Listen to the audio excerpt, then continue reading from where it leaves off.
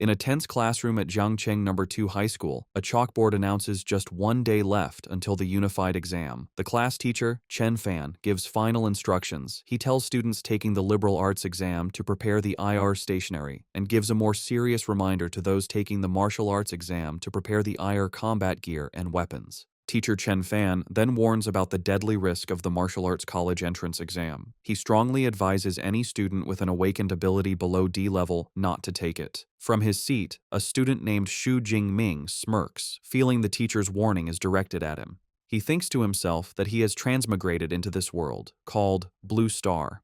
It is technologically similar to his old one, but it is also inhabited by ferocious, bloodthirsty beasts. To counter this, some humans have awakened superpowers. In this world, people can awaken various abilities at age 16, which are rated on a scale from F to S. However, the majority of people only awaken skills between F and D.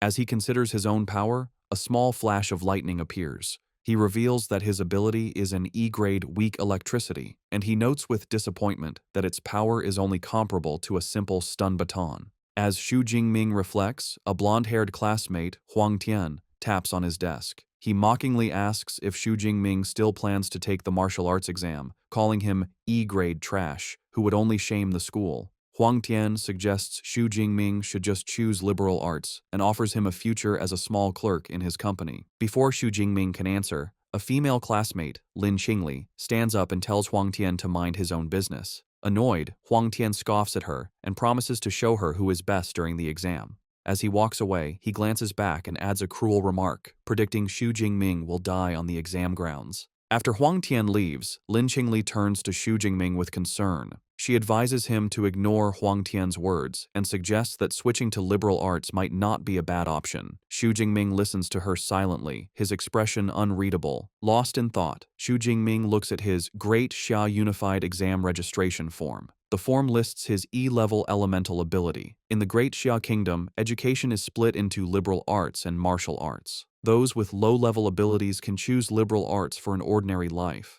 The martial arts path is far more dangerous. Students must enter a designated area and fight fierce beasts to the death to pass. Only by surviving can one hope to enter an ability user university. There, with years of training, even an unranked person can become a truly powerful ability user. Xu Jingming understands why his teacher and Lin Qingli are worried. He knows they fear what might happen if he takes the exam. However, he also recognizes that he cannot escape the constant threat of the beasts. This thought triggers a painful memory of a beast tide from his past, where he knelt as a child crying over the lifeless bodies of his parents. The memory strengthens his resolve. He doesn't want to be powerless again. With determination, he holds up his registration form and firmly declares that he will still choose the martial arts exam. As the sun sets, Xu Jingming is in a training hall, practicing relentlessly with a long spear. He channels his electrical ability into the weapon, causing blue lightning to crackle along its length. With a cry, he executes a powerful swing. The intense training quickly leaves him drained. He lets out a large yawn, complaining about how tired he is, and then collapses onto the floor, his spear falling beside him.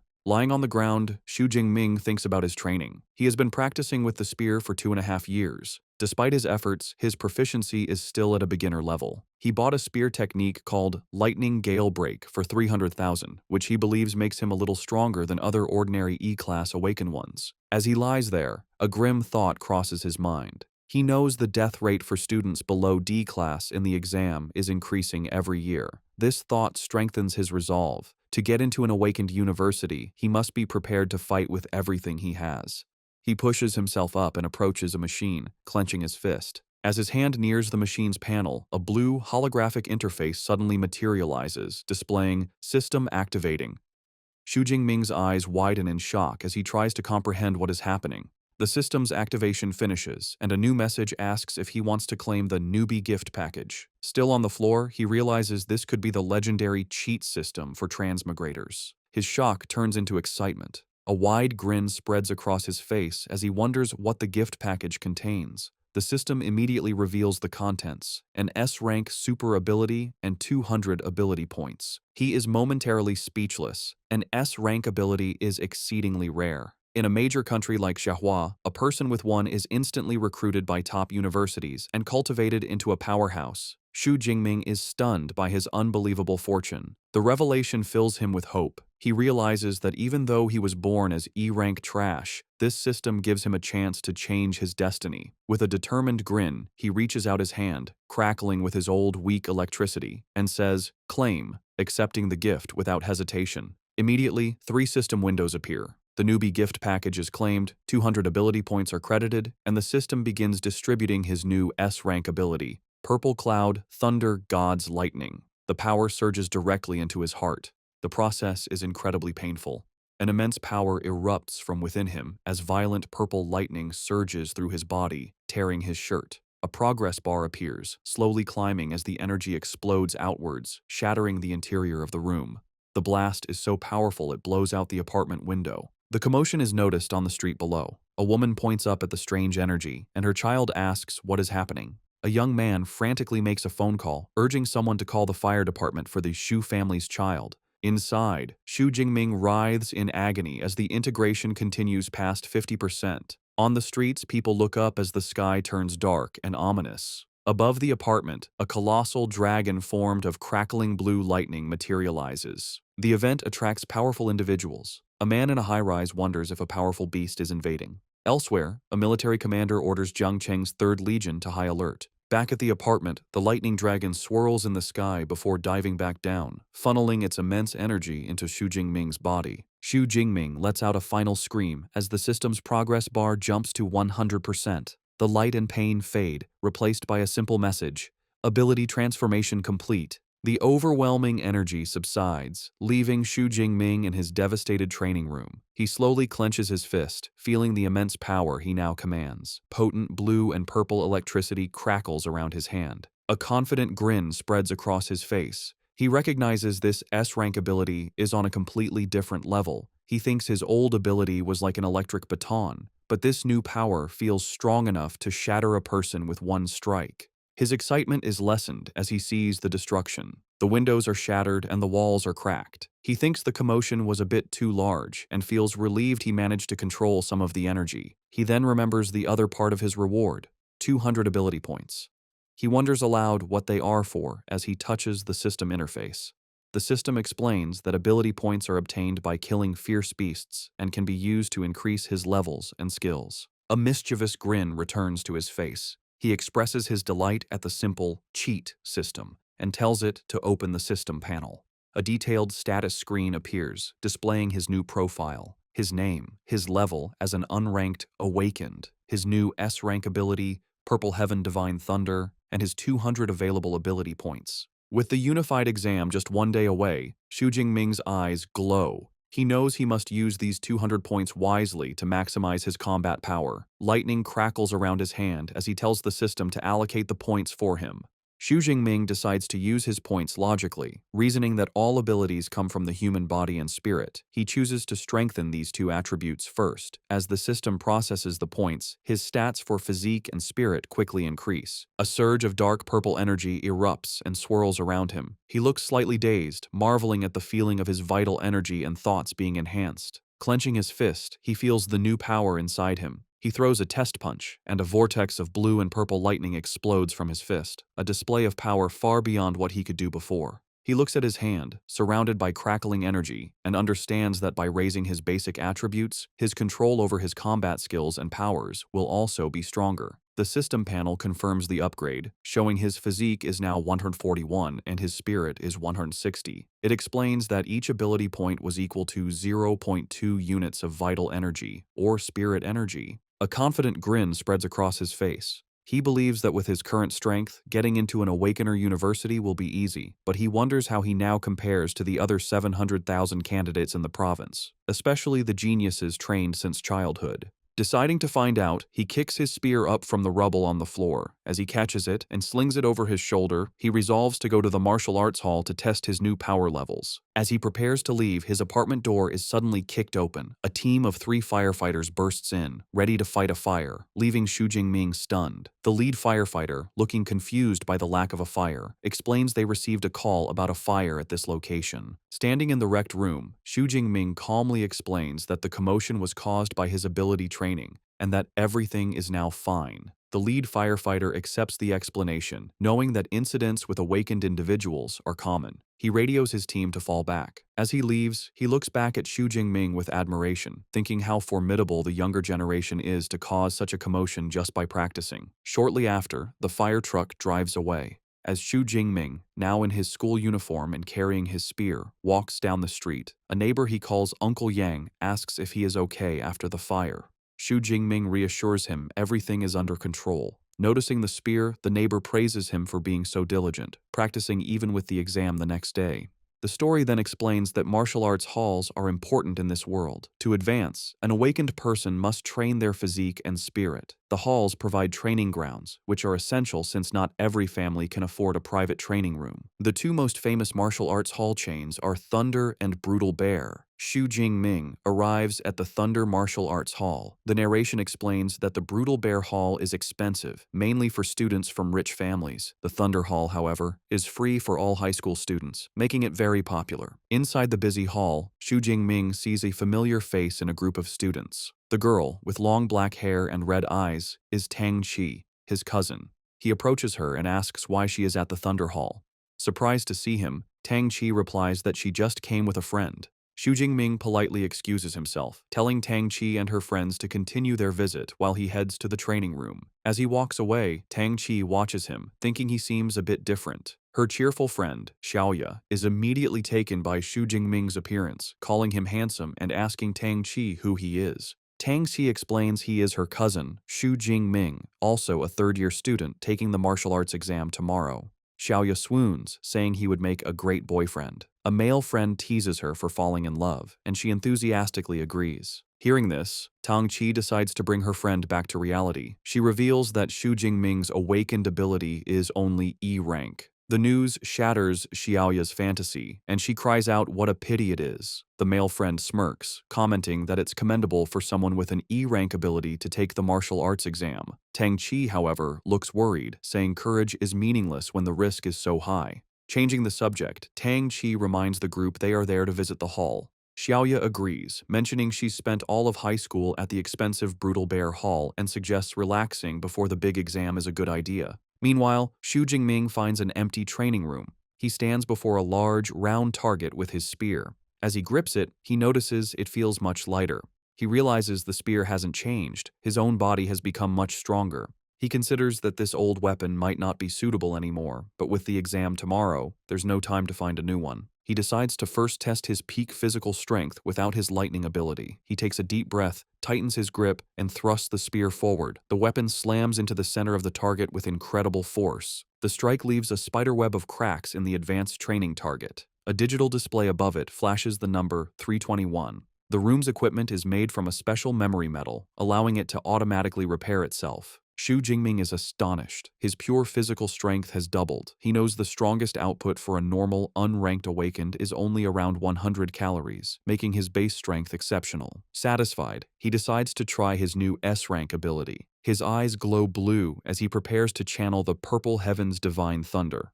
Arcs of purple and blue lightning crackle around his body. With a powerful leap, he brings his spear down on the target, creating a massive explosion of electrical energy. He looks up at the new reading, an incredible 3,021 calories. Xu Jingming is thrilled by how powerful his S-rank ability is. The standard for a first-tier awakened is only 1,000 calories. The fact that he, still unranked, can unleash an attack comparable to a mid-tier first-tier awakened shows his new potential. But he isn't done. With lightning still crackling around him, he declares that this is not his limit. He decides to use his true killer move, a technique stacking his enhanced strength, his ability, and his combat skills into one strike. He channels all his energy into the spear, which becomes covered in intense purple lightning. He swings the spear in a wide arc. As the spearhead nears the target, the lightning condenses into a single, bright sphere of power. With a fierce cry of "Break!" he unleashes the attack. The spear connects, resulting in a massive explosion of purple energy that completely engulfs the target. The force of the attack sends a shockwave through the entire martial arts hall. In the main stadium, students are shaken, with one crying out, wondering if it was an earthquake. On the training room floor, Tang Qi, Xiaoya, and their friends are thrown off balance. The male friend recognizes the powerful energy fluctuations, stating they are on the level of a true awakener. They wonder if a new awakener-level high school student has just appeared since all the known ones train at the other hall. Driven by curiosity, Tang Chi says they should go see. The group follows the trail of energy down the corridor. As they turn a corner, they come face to face with Xu Jingming, who is leaving the area with his spearhead now wrapped in a cloth. Tang Chi calls out to him, surprised to see him there. Xu Jingming calmly says he is heading home to prepare for the exam, giving no hint of the power he just used. His friend wishes him luck but dismissively tells the group to forget him, pointing to the training room Xu Jingming just left, saying the energy came from there. The group approaches the door. Peeking inside, they see a scene of total devastation. The advanced memory metal target has been completely destroyed, and the reinforced wall behind it is a massive crater of rubble. The entire room is a wreck. Tang Chi, Xiaoya, and the others can only stare in pure shock, unable to comprehend the level of destructive power that was just unleashed in a high school training room. Staring at the destruction, Xiaoya exclaims that even the advanced memory metal was blasted through, which would require an incredibly intense attack. She wonders if any high school student in their city of Jiangcheng is actually that powerful. The brown-haired male friend dismisses the idea. Touching the crater's edge, he says the residual energy feels too violent for a high school student. He theorizes it was a powerful second-order ability user who mistakenly entered the student-level floor. Another friend agrees, adding that even a genius from the provincial capital couldn't do this, making it impossible for such a person to be in their small city. Xiaoya, however, suggests a different theory. She points out that the only person they saw nearby was Xu Jingming and excitedly suggests he might be a hidden super genius. Her friends ridicule the idea, with one asking if she's been reading too many novels. The other points out that Xu Jingming is a known E-class user who would be lucky to have an attack strength of 300. Her friend offers a more logical explanation, suggesting the powerful user simply left through the other corridor. He then turns to Tang Chi, who has been silent, and asks for her opinion. Tang Chi simply answers, "Maybe," stepping forward to inspect the damage. As she runs her hand along the shattered wall, she notices the impact marks look like they were left by a long spear. The image of her cousin with his spear flashes in her mind. A deep suspicion forms, and she silently wonders if Xu Jingming taking the martial arts exam is really him overestimating his abilities. The next day is clear and bright, the day of the martial arts exam.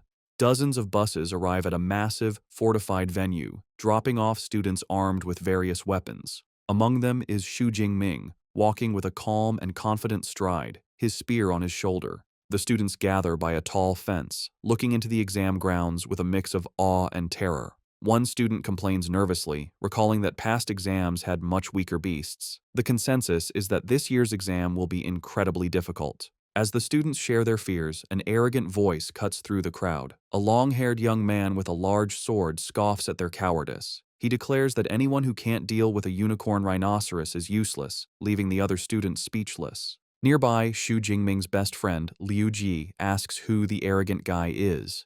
Xu Jingming identifies him as Zhou Mingyang. Liu Ji explains that Zhou Mingyang is a well-known genius with a B-class ability who has already advanced to become a first-order ability user, a rare feat for a high school student. Xu Jingming looks at the prodigy with a confident smile and a competitive glint in his eye, silently wondering who is stronger. Suddenly, a loud voice calls for the candidate's attention. A stern-looking man with a scar, dressed in a military-style uniform, introduces himself as Wang Haiyang, the chief commander of the exam. He says that before the exam begins, he will review the important precautions. Standing on a military vehicle, Commander Wang Haiyang announces the exam will last 12 hours, from 9 a.m. to 9 p.m. He gestures to the vast, ruined town that serves as the exam venue. He explains that it is divided into 4 zones: outer, central, inner, and core. Students earn points by killing beasts, with the score increasing based on the beast's rank and strength. The commander's expression turns grave as he gives his final warning. He says the core area is like a bonus question, meant only for the top students. He urges everyone to act according to their abilities and not foolishly risk their lives for a higher score. Listening to the commander, Xu Jingming reflects on his own abilities. Before his power-up, he would have been limited to the outer area, but now, filled with power and ambition, he is determined to charge deep into the inner circle, and perhaps even challenge the core area. An announcement is made for students to get their exam supplies. Xu Jingming and his friend approach their teacher, Chen Fan, who is handing out tactical backpacks. Xu Jingming receives his pack, which contains a smartwatch for tracking points, a backpack with energy bars, a drink, and a medical kit, and a safety ball that can create a high-voltage grid to ward off beasts. As teacher Chen Fan hands Xu Jingming his supplies, he offers one last piece of advice. He reminds Xu Jingming that his life is more important than anything, even if using the safety ball ends the exam early. Xu Jingming respectfully thanks his teacher. Just then, a familiar voice calls his name. He turns to see his classmate, Lin Qingli, running towards him. She kindly offers him a spot on her team. With her is their class president, Liu Qin, a C-class user who says he will protect Xu Jingming in the exam hall. However, another student objects, arguing that the exam is a serious competition. He complains that taking on an E-rank student like Xu Jingming will hurt their chances of getting a high score. Another teammate angrily agrees, accusing Liu Qin of changing their plan. The two objectors make it clear they don't want to be saddled with a burden. The insults infuriate Xu Jingming's friend, Liu Ji, but Xu Jingming calmly holds him back. With a polite smile, Xu Jingming declines the offer. He tells Liu Qin and Lin Qingli that he appreciates their kindness, but plans to go in alone. A concerned Lin Qingli reluctantly accepts his decision, urging him to be careful. The student who had complained smirks and suggests they go find the powerful Huang Tian to team up with instead, letting out a mocking laugh as they walk away. Xu Jingming watches them go with a confident smirk of his own, thinking that he is more than capable of getting a high score by himself.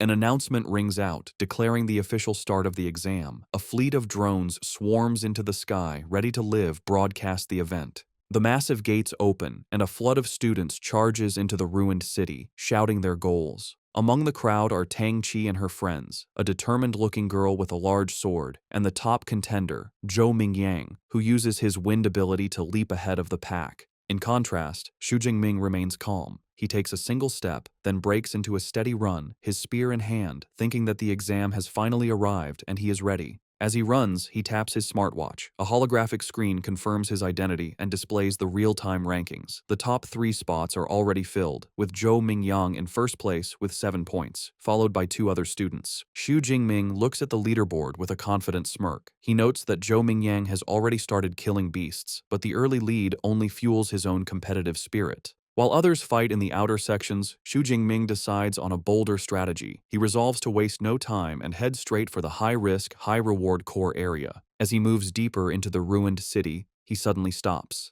Ahead, he discovers a gruesome scene: the lifeless body of another student in a pool of blood.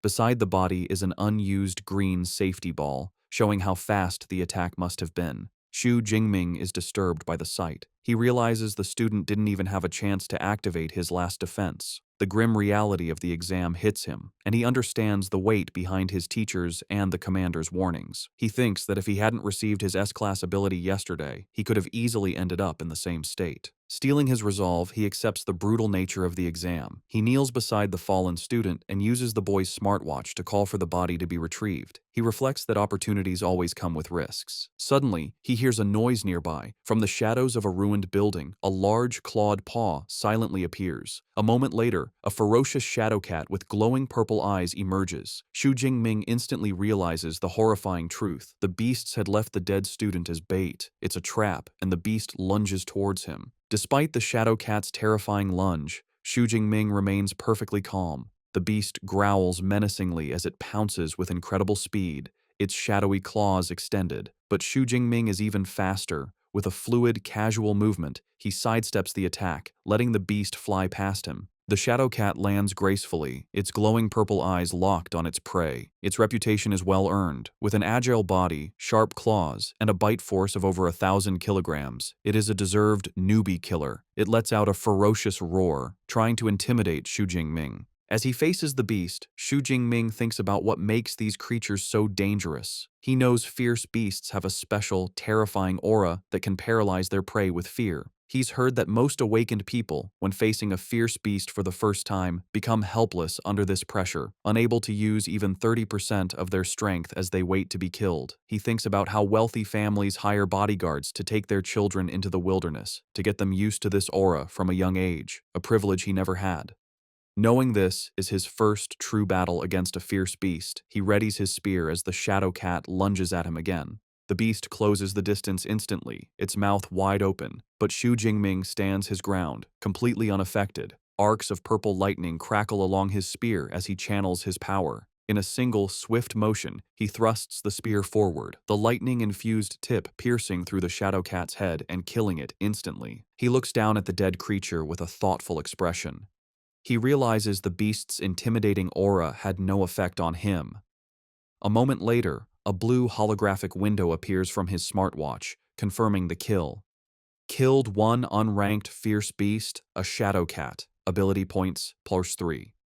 A note explains that fierce beasts are ranked from 1 to 9, and those below rank 1 are unranked, corresponding to unranked human awakened people. Xu Jingming looks at the map of the venue on his watch. He considers that killing beasts grants him ability points, but he seems unimpressed by the small reward, thinking that unranked beasts give far too few points. Realizing he is unaffected by the intimidating aura of fierce beasts, Xu Jingming concludes there is little point wasting time in the outer area. He resolves to get to the more dangerous central area as quickly as possible. He begins his journey deeper into the exam venue, cutting a bloody path through the unranked beasts. He effortlessly kills shadow cats, iron-furred pigs, and wolf-like creatures, gaining a steady 3 to 5 ability points with each kill. However, he identifies a flaw in his approach. While he has gained ability points, he recognizes that he lacks actual combat experience. His new S-rank ability is so overwhelmingly powerful that it kills unranked beasts instantly, preventing him from honing his fighting skills. He also considers the high energy cost of his new power. He knows higher-ranked abilities consume more energy. Unlike his old E-rank ability that could last for hours, he can't maintain his S-rank power at full strength for even an hour. With the exam lasting 12 hours, he understands he cannot waste energy before reaching the core area. He decides on a new strategy. He will kill fierce beasts using only his spear technique to gain experience and conserve power. Just as he makes this decision, a new, much larger threat appears, a formidable bipedal unicorn rhinoceros. The massive beast roars and charges, tossing a wrecked car aside with its immense strength. Instead of retreating, Xu Jingming stands his ground and faces the charge head-on. The powerful impact of the rhino's horn sends him flying backward. With incredible agility, Xu Jingming uses the momentum to flip himself in midair, positioning himself directly above the beast. Before the rhino can react, he dives down, landing on its back and plunging his spear deep into its skull with a single, precise strike. The massive beast collapses, defeated. Breathing slightly, Xu Jingming is surprised by how much faster his killing speed has become, noting that even a powerful beast like the rhinoceros wasn't much of a challenge. A thought strikes him, and he wonders if his spear technique broke through to a higher level without him realizing it. He summons his system panel, which confirms his suspicion. His spear technique has leveled up to the intermediate stage, and his ability points have risen to 256. He concludes that relying on his spear technique is the most effective way to boost his strength. Feeling how fluid the intermediate technique is, he wonders what would happen if he improved it further. Using his accumulated points, he decides to upgrade his spear skill again. The effect is instant. A massive influx of advanced spear techniques and complex movements floods his mind, integrating into his muscle memory. He clutches his head, amazed by the sheer volume of skill he just acquired. With a wealth of new techniques, Xu Jingming feels a surge of confidence. Gripping his spear, he stands tall amidst the ruins with a predatory smile. He declares that he can't wait to find a first-rank, fierce beast to test his new skills on. At the same time, in another part of the outer area, Lin Qingli and her team are moving through the streets. Suddenly, Lin Qingli stops, puzzled. In the distance, she thought she saw a familiar silhouette. She voices her thought, saying she thinks she just saw Xu Jingming. One of her teammates dismisses the idea, asking if she's seeing things. He argues it couldn't be Xu Jingming, as it would be suicide for someone with his E-rank strength to be this deep into the exam zone. Lin Qingli is filled with doubt, but can't shake the feeling that she saw her classmate. She begins to worry about him. Her thoughts are interrupted when another teammate calls them over. The group rushes to find him standing before the massive, freshly killed corpse of the unicorn rhinoceros. They see that the blood on its wounds isn't dry, meaning it was killed just minutes ago. They examine the fatal injury, a clean, penetrating wound to the head made by a long-handled weapon. One of them exclaims that it's a spear wound. The pieces click together in Lin Qingli's mind. The spear wound, the timing, and the silhouette all point to one conclusion. She wonders aloud if the person she saw could really have been Xu Jingming. The skeptical teammate scoffs at the suggestion, arguing that a unicorn rhinoceros is a beast that only a C-rank awakened person could defeat alone.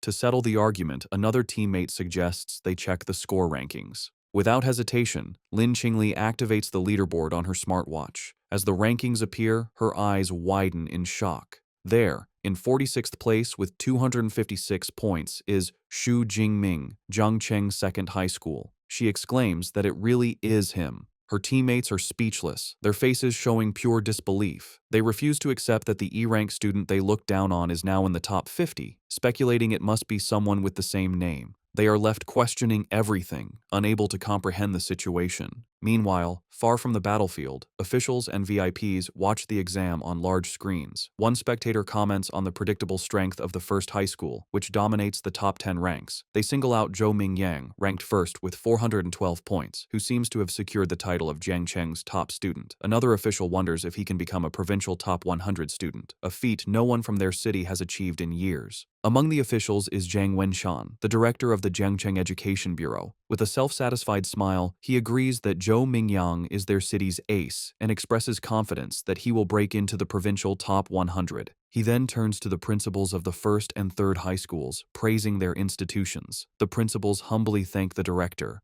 While praising the top schools, Director Zhang Wenshan turns to the principal of the second high school, Zhao Yao. He condescendingly tells him that his school needs to work harder, noting their best student is only ranked 18th. The principal sweats nervously, bowing and stammering his agreement. Principal Zhao Yao is inwardly fuming. He knows that among the top 50 students, only 8 are from his school. He mentally lists his top students, including Xu Jingming, urging them to get their act together. A moment later, he pauses. The name Xu Jingming doesn't sound familiar. He wonders aloud who this student is and why he's never seen the name before. He turns to the teacher beside him, who is Chen Fan, and asks about Xu Jingming. Upon hearing that his supposedly weakest student is in the top 50, teacher Chen Fan has a jaw-dropping reaction of pure shock. He takes a moment to compose himself, wiping sweat from his brow. He recalls that Xu Jingming is an E-rank awakened and wonders if the boy had been hiding his true strength, but he dismisses the thought as impossible. He looks up at the monitors in frustration, realizing that since only the top 10 students have dedicated camera feeds, there is no way for him to see how Xu Jingming is accumulating so many points. Meanwhile, back in the exam venue, Xu Jingming has pushed through the outer area and arrived at the central area, a zone with a much higher danger level. He walks calmly through the streets, crushing a bottle underfoot.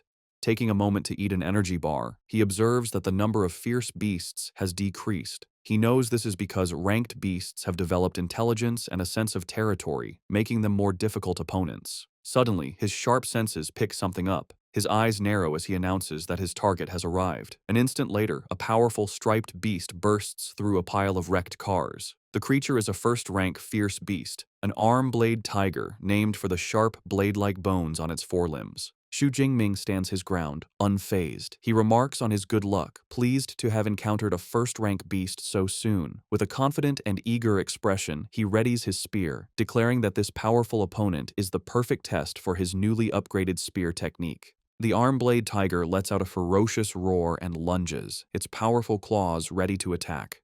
Xu Jingming remains calm and composed, holding his spear defensively. With a graceful spin, he deflects the tiger's initial pounce, expertly parrying the beast's attack with the shaft of his spear. The force of the blow causes the tiger to recoil slightly. Xu Jingming, however, seems completely unimpressed. With a confident smirk, he mockingly asks if this is all the power a first-tier beast has, musing that it would take a Tiger King to make him use more effort. His taunt enrages the beast. Declaring that he is sending it on its way, Xu Jingming goes on the offensive. He leaps forward with incredible speed, his spear becoming a blur as he lands a clean, deep strike on the tiger's shoulder, drawing blood. The beast roars in pain and fury, but Xu Jingming gives it no time to recover, maintaining his calm, focused stance. His attack has only enraged the first-rank beast further. Its eyes begin to glow with a menacing teal light. It rises up on its hind legs, towering over Xu Jingming, and lets out a deafening roar as it prepares to unleash its full power. The arm-blade tiger brings its massive, bladed paws down in a devastating swipe. Xu Jingming, showing incredible reflexes, dodges the attack and uses the momentum to swing himself around a nearby lamppost, avoiding the deadly claws and setting himself up for a powerful counterattack. Landing gracefully after his acrobatic move, Xu Jingming acknowledges the tenacity of the first-tier beast. He can see that despite its injuries, the arm-blade tiger still wants to put up a desperate struggle. Deciding to end the fight, he declares that any further resistance is futile. He begins to channel his spear technique, Lightning Gale Break, and a vortex of blue energy swirls around his weapon. With a powerful war cry, he unleashes the technique. His body becomes a blur as he executes a devastating spinning attack, the energy from his spear creating multiple slashing arcs of light. The attack connects, and the tiger lets out a final, agonized cry as the powerful technique tears through its body. The massive beast collapses to the ground, defeated. A notification immediately appears on Xu Jingming's smartwatch, confirming the kill of a first-tier armored tiger and awarding him 14 ability points. He notes with satisfaction that the points from a first-tier beast are almost double what he gets from an unranked one. A new perspective dawns on him. He realizes that while the exam hall is a place of danger for others, for him, it is a perfect treasure ground to level up.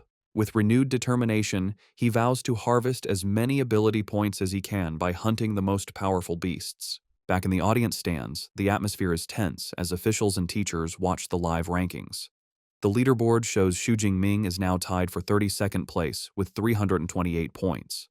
An official turns to teacher Chen Fan, asking if this surprising student is from his class. Suddenly, Chen Fan is the center of attention. Other teachers praise him, marveling that only students from his class have broken into the top 50 from their school. They compliment his teaching methods. A flustered Chen Fan humbly deflects the praise, insisting it is all due to the student's own hard work. Their conversation is cut short when someone shouts and points at the screen. Xu Jingming's ranking has skyrocketed again, jumping to number 25. One official exclaims in disbelief that he somehow gained 44 points at once.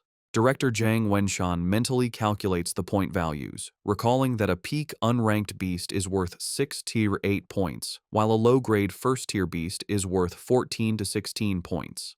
Principal Zhao Yao continues the thought, his face pale with shock. He remembers that the kill count updates every 4 seconds, and an impossible realization begins to form in his mind. Director Zhang Wenshan completes the stunning calculation. Within a mere 4 seconds, Xu Jingming must have killed either 5 peak unranked beasts or 3 low-grade first-tier beasts. A pleased smile spreads across his face as he remarks that this kind of performance hasn't been seen in years. He turns to Principal Zhao Yao and comments that this student is a very good prospect, asking why he has never heard of him. The principal, still flustered, admits he has only just found out about Xu Jingming himself and says they will have to ask the boy's homeroom teacher. He immediately summons a nervous teacher Chen Fan, telling him to explain Xu Jingming's situation to the leaders, specifically asking about his talent. Standing before the city's top education officials, a sweating Chen Fan stammers out the unbelievable truth. Xu Jingming awakened an E-grade ability. Weak electricity. The principal is incredulous, asking if Chen Fan is certain he hasn't remembered incorrectly. Chen Fan insists that he is sure. He adds that he specifically advised Xu Jingming not to participate in the exam due to his low-rank ability. Director Zhang Wenshan listens with growing curiosity. He deduces that for a student with only an E-grade ability to get this far, he must have other outstanding qualities. This mystery piques his interest. He decides to wait, confidently predicting that with Xu Jingming's momentum, he should soon break into the top 10. At that point, they will get a dedicated camera feed and will finally understand how he is doing this. He adds a stern warning, however, that if the student is cheating, there will be consequences. Just as he finishes speaking, both teacher Chen Fan and Principal Zhao Yao's eyes go wide with shock. A new update appears on the leaderboard. Xu Jingming has done the impossible and broken into the top 10, now at 9th place. Just below him, at number 12, is his cousin, Tang Qi. Elsewhere in the exam hall, Tang Qi, now with cat-like ears and a tail, sits atop a defeated beast. She looks off into the distance with a knowing smile, now certain her cousin was the one who caused the destruction at the martial arts hall. The top-ranked student, Zhou Mingyang, also notices the new name on the leaderboard. He notes with some surprise that, with 6 hours still left, a new face has squeezed into the top 10. He thinks to himself that he has never heard of Xu Jingming before. Because he is in the top 10, a dedicated camera drone is sent to follow Xu Jingming. The feed shows him effortlessly killing another first-tier beast with his spear. As the beast falls, a notification awards him another 14 points. He comments to himself that the efficiency of killing beasts is much higher in the central area. He then notices the drone and realizes he must have entered the top 10. Standing over his latest kill, Xu Jingming reflects on the nature of the exam. He understands it's a test of strength and potential, where better results lead to greater recognition. With this in mind, he decides he has no reason to hide his true power, declaring that breaking into the top 10 is just the beginning. Before challenging the core area, he decides to improve his strength again. He checks his system panel, which shows his spear technique is now at the advanced level, and he has 312 ability points. He notes with some disappointment that his level hasn't automatically promoted from Awakened. He deduces that the only way to advance to a true ability user is by learning a specific cultivation method, which he cannot do during the exam. Since he can't increase his rank, he decides to continue improving his basic attributes. He spends some points, boosting his physique by 40 and his spirit by 22. Feeling a surge of new power, he clenches his fist, ready to finally head to the core area. He soon arrives at the entrance to the core area, where the danger level is highest. He is greeted by a brutal scene, a pack of 9 armored tigers devouring the corpse of a large, rhino-like beast. From a safe distance, Xu Jingming observes the pack. He quickly identifies the one in the middle, which is larger and has a more powerful aura, as the armored Tiger King. Far from being intimidated, he sees this as a great harvest of points waiting for him. Just as he prepares to move, he senses another presence. He calls out, telling the hidden person to come out. From behind a corner, Zhou Mingyang emerges, looking impressed. He compliments Xu Jingming on his sharp perception and admits he didn't expect the mysterious student who broke into the top 10 to be him. Xu Jingming recognizes the top-ranked student and asks how Zhou Mingyang knew who he was. Zhou Mingyang explains that he is familiar with every strong candidate who could enter the core area. Since Xu Jingming was an unknown who rose through the ranks, he naturally deduced his identity. Zhou Mingyang then reveals he has been watching the tiger pack and prepares to draw his sword. Xu Jingming immediately becomes wary, asking if he intends to steal his monster. Zhou Mingyang clarifies that he has no intention of stealing the kill. He explains that the armored Tiger King is a powerful mid-grade first-tier beast, and with its pack of 9 other tigers, it's an opponent no single person can handle alone. He proposes they cooperate to take down the pack. However, Xu Jingming flatly rejects the offer with 2 simple words: no need. With a look of absolute confidence, he declares that he is more than enough by himself. Dismissing Zhou Mingyang's offer, Xu Jingming confidently steps out into the open to confront the pack of armored tigers. His sudden appearance immediately draws their attention. They let out warning growls, and the Tiger King, perched on its kill, roars to assert its dominance. Xu Jingming's eyes narrow as he observes his opponents. He notes that, as expected of a group led by a Beast King, the tigers have enough intelligence for a simple battle formation, with the stronger ones in front. The pack growls menacingly, preparing to attack as one. One of the tigers breaks from the pack and charges, roaring as it lunges at him. From his hiding spot, Zhou Mingyang watches with a mix of disbelief and intrigue. He decides to observe the encounter, curious to see if Xu Jingming is just marching to his death or if he has some special skill to back up his incredible confidence. Facing the charging beast, Xu Jingming remains perfectly still, a calm aura around him as he prepares his spear. In a blur of motion, he begins to spin the weapon with blinding speed, the shaft becoming a near-invisible circle as he gathers energy for his attack. He unleashes a devastatingly wide spinning sweep, sending a massive arc of force tearing through the air towards the attacking beasts. The attack connects with overwhelming power. In a single, brutal motion, his spinning spear cuts through several of the tigers at once, sending a spray of blood across the street. System notifications instantly pop up, confirming his kills and awarding ability points. The lifeless bodies of the tigers collapse onto the blood-soaked pavement, the initial wave of the pack annihilated by his single, powerful strike. The armored Tiger King is enraged by the slaughter of its pack. Xu Jingming, however, looks at the carnage with a hint of dissatisfaction. He remarks that it's a pity his physical strength is still lacking, as he was unable to kill all the tigers in one blow. The remaining tigers, led by their enraged king, surround him, ready to avenge their fallen pack members. The Tiger King unleashes a deafening roar, a powerful sonic attack meant to disorient its opponent. The force of the roar is so immense that it shatters the windows of nearby buildings, creating a rain of glass. Even Zhou Mingyang, watching from a safe distance, is affected by the sonic blast, clutching his head in pain. Xu Jingming, however, stands firm amidst the shattering glass, completely unfazed. He recognizes the Tiger King's attempt to intimidate him. With a defiant look, he declares that while the beast might scare others, it can't scare him. As the remaining tigers lunge at him from all sides, Xu Jingming meets their charge with fluid grace and deadly precision.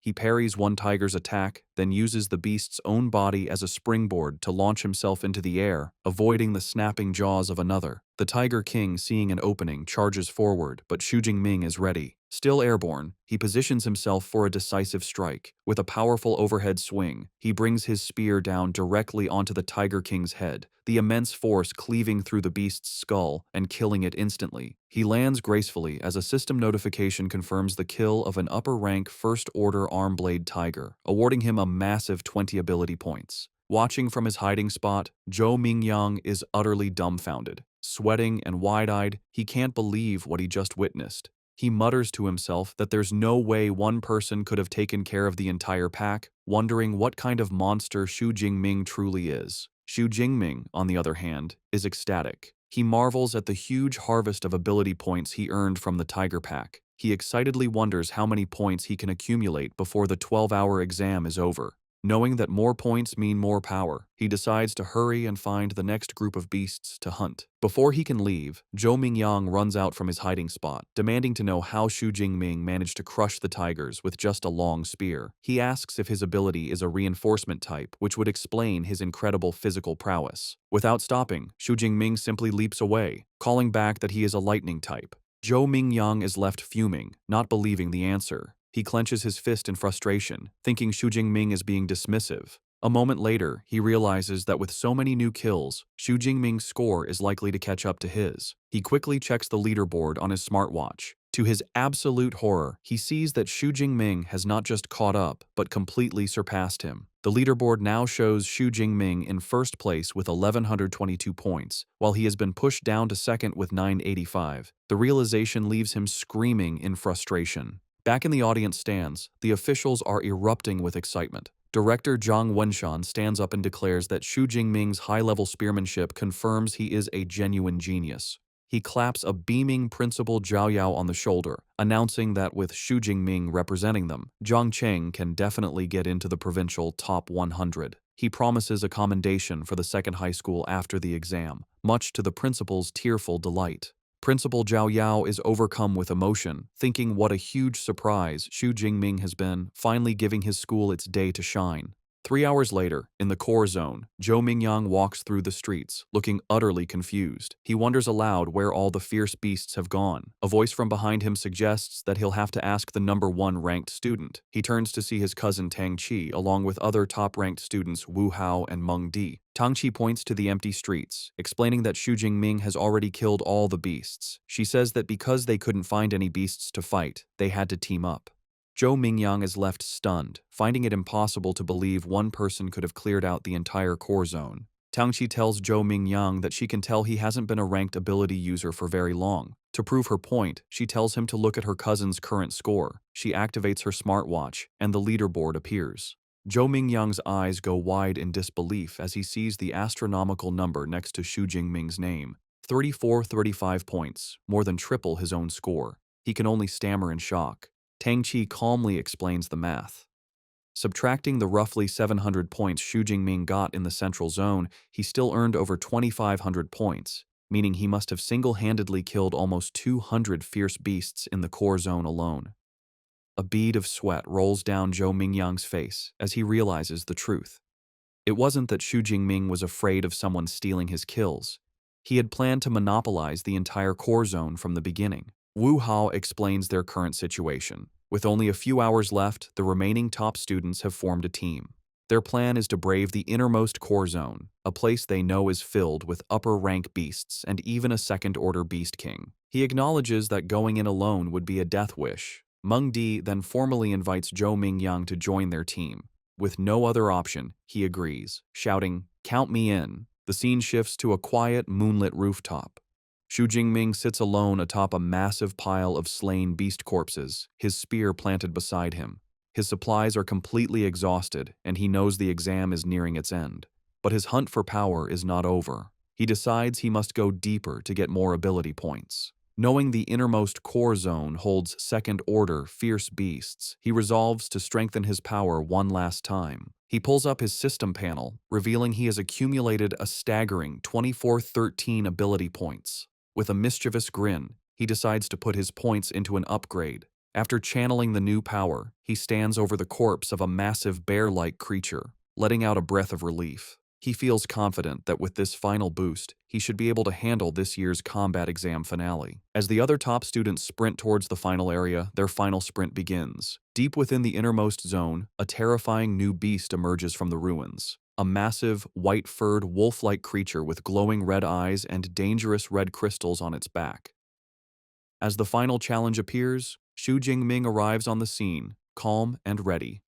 He holds his spear, a confident look on his face as he wonders what kind of second-order fierce beast the exam has arranged for him this year. Just as Xu Jingming arrives for the final challenge, the team of top-ranked students also reaches the innermost core zone. They immediately identify the massive, crystal-backed creature as a bloodthirsty savage bear. The beast shows its incredible power by smashing a wrecked car with a single swipe of its paw. The sight fills the team with dread. Zhou Mingyang exclaims that they are in big trouble. Mengdi explains that this rare beast has a hide as tough as E-grade alloy, which even missiles can't pierce. She adds with terror that a single strike from its paw could kill them all instantly.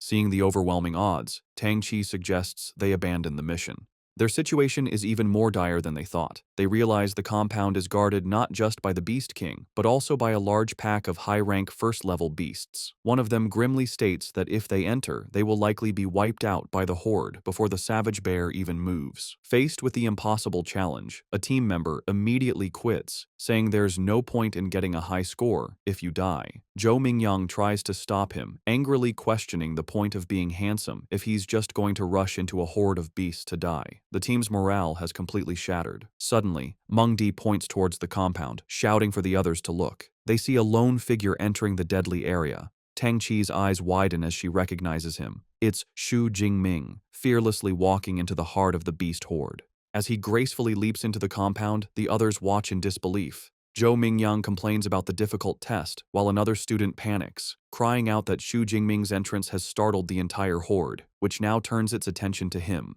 Enraged by the intrusion, the entire horde of fierce beasts charges at him. Xu Jingming stands his ground in the center of the street, and in an instant, he is completely engulfed by the snarling creatures. Watching from the rooftop, the other students are horrified. Tang Qi worries for her cousin, but Wu Hao remarks that he was too reckless. Tang Qi declares she has to go help him. Meng Di grabs her arm, trying to stop her, and Wu Hao calls her crazy, saying it's a pointless death. Tang Qi desperately insists that Jingming is her cousin, and she can't just watch him die. Before she can act, a massive explosion of purple and blue lightning erupts from the center of the beast horde. The raw power creates a blinding flash, forcing the students on the roof to shield their eyes. Zhou Mingyang stares, wondering aloud if this is the lightning superpower Xu Jingming mentioned earlier. The lightning dissipates, revealing a scene of utter carnage. The entire horde of first-level beasts has been wiped out, their charred bodies scattered around a lone, unharmed figure. Xu Jingming stands in the devastation, purple lightning crackling around him. He acknowledges that his physical strength alone wasn't enough, so he had to use his superpower. A confident smile plays on his lips as he feels the immense power of his S-grade ability. Having cleared the lesser threats, he turns his attention to the final challenge, the bloodthirsty savage bear, standing over the corpses of its minions. The massive beast lets out a deafening roar. Xu Jingming remains calm, analyzing his opponent. He notes the savage bear is massive and likely not agile, concluding that with his powerful thunder ability, it should be manageable. He then notices the beast is not alone. It has several smaller but still dangerous minions. Realizing these creatures might be an annoyance, he decides there's only one thing to do. With a look of fierce determination, his eyes glowing, he declares that he will clear the area first. He bursts into motion, his body enhanced by his S-grade lightning ability, moving with blinding speed as he blitzes through the remaining beasts. He effortlessly dispatches a high-rank Shadow Cat, his smartwatch confirming the kill and awarding him 13 points. With a confident grin, he marvels at the enhancement his superpower provides to his physique, but acknowledges he can't maintain the dangerous state for long. Knowing it's enough to clear the minions, he cuts down the last of the lesser beasts with a powerful sweep of his spear, earning another 15 points for a high-rank unicorn rhino. With the area cleared, the final confrontation begins. The savage bear roars in fury, slamming its massive paws into the ground and creating a shockwave that shatters the pavement. The beast charges, shaking the ground. Xu Jingming, wreathed in his lightning aura, meets the charge head-on. With a powerful leap, he dodges the charge and swings his spear in a devastating arc, shattering one of the large red crystals on the beast's back. The battle continues in a blur, with Xu Jingming expertly dodging the bear's attacks and landing precise strikes, shattering more crystals and wounding the beast. His smartwatch continuously updates with points as he dismantles the Beast King's defenses. The savage bear roars, enraged as it watches its minions fall. Xu Jingming, wreathed in lightning, taunts the beast, asking if it's getting angry. He promises to deal with it after taking care of the last minion. As he charges the final rhino, the Bear King watches with cunning intelligence. Just as Xu Jingming is about to strike, the Bear King moves with unexpected speed, smashing its own minion to bits to intercept him. Xu Jingming is surprised, realizing the beast anticipated his move. The Bear King claps its paws together, sacrificing its last minion to create a devastating shockwave that obliterates the ground and nearby cars. The final rhino is torn apart in the explosion. However, the attack fails to harm its target. Xu Jingming, surrounded by his lightning aura, gracefully flips through the air, landing safely and untouched by the explosion. With the battlefield cleared of lesser threats, only the two kings remain. Xu Jingming grins fiercely, his body crackling with power. He declares that with no minions left, it's time to see if the beast's armor-like hide can withstand the force of his thunder. With a powerful thrust, Xu Jingming plunges his lightning-covered spear into the bloodthirsty savage bear's head. The impact creates a huge explosion of purple energy that covers the drone following him, cutting its camera feed. The students on the rooftop are hit by the shockwave, shielding their faces from the blast. In the audience stands, the officials stare in stunned silence at the static-filled screen. Director Zhang Wenshan, shocked, turns to Principal Zhao Yao. He yells, asking if he calls the power they just saw an E-class ability and accusing him of kidding. Another official, also amazed, remarks that Xu Jingming could instantly kill a high-tier rank 1 beast and fight a rank 2 boss, a feat even an A-class user would struggle with. Principal Zhao Yao, sweating and at a loss, can only guess it might be a rare ability mutation. Regardless, director Zhang Wenshan laughs and says that after today, the great Xia nation will be shaken by Xu Jingming's name. Back on the battlefield, the result of Xu Jingming's attack is clear. The bloodthirsty savage bear is wounded with a deep gash on its head, but it is not defeated. The beast roars and swats Xu Jingming with its paw, sending him flying. He is shocked his powerful attack only left a shallow wound. He lands hard on the ground, using his skills to recover. He quickly analyzes the situation. He realizes the savage bear's hide is resistant to blades and doesn't conduct electricity. He admits to himself that with his current strength, it will be hard to kill the beast in one shot. The enraged savage bear begins to gather dark energy around its body. Xu Jingming, sensing the immense power, can only look on in shock, saying, "What?" Dark energy gathers around the bloodthirsty savage bear as it powers up, rolling forward like a monstrous boulder. It smashes through everything, the ground seeming to buckle under its power. Xu Jingming leaps back onto debris as purple lightning crackles around him, readying himself. He is surprised the beast activated its berserk skill so quickly, recognizing the beast truly hates him. A note explains, berserk is a beast's counter skill, like a human combat technique. The enraged beast, now covered in dark energy, hunches over. It lets out a deafening roar, then charges with greater speed and ferocity. Xu Jingming is impressed, remarking on the astonishing strength of a beast in its berserk state. He knows, however, that the berserk state has a cost. The beast loses its intelligence, acting purely on instinct. He quickly forms a new strategy. He must avoid its attacks and use his superior agility to keep it at a distance. He puts his plan into action, dodging the beast's relentless attacks with incredible speed. He knows he must wait for the perfect chance to temporarily stop it. As the beast lunges, he channels lightning into his spear and thrusts it forward, unleashing a blast of energy that strikes the beast's side. The attack freezes the massive creature for a crucial second, its body shaking from the electric shock. This is the opening he needed. With the beast stunned, Xu Jingming's eyes glow as he prepares his ultimate attack. He raises his hand, gathering a massive amount of purple and blue energy. He calls on the full power of his S-rank ability, shouting, "Nine Heavens Divine Lightning, blast it!" A huge torrent of divine lightning comes down from the sky, slamming into the bloodthirsty savage bear. The beast is engulfed in the blast, its roars drowned out by the crackling energy. When the light fades, the massive beast lies motionless, smoke rising from its charred body. Xu Jingming stands over it, a confident smile on his face as purple lightning dances around his fingertips. He remarks that after half a minute of his purple divine lightning, even the thickest defense couldn't withstand it. However, the battle isn't over. The beast's eye snaps open, glowing with a furious red light. With a final, desperate roar, it lunges, its massive jaws open for a final bite. The electrical power surging through its body causes a temporary paralysis, freezing it just inches from its target.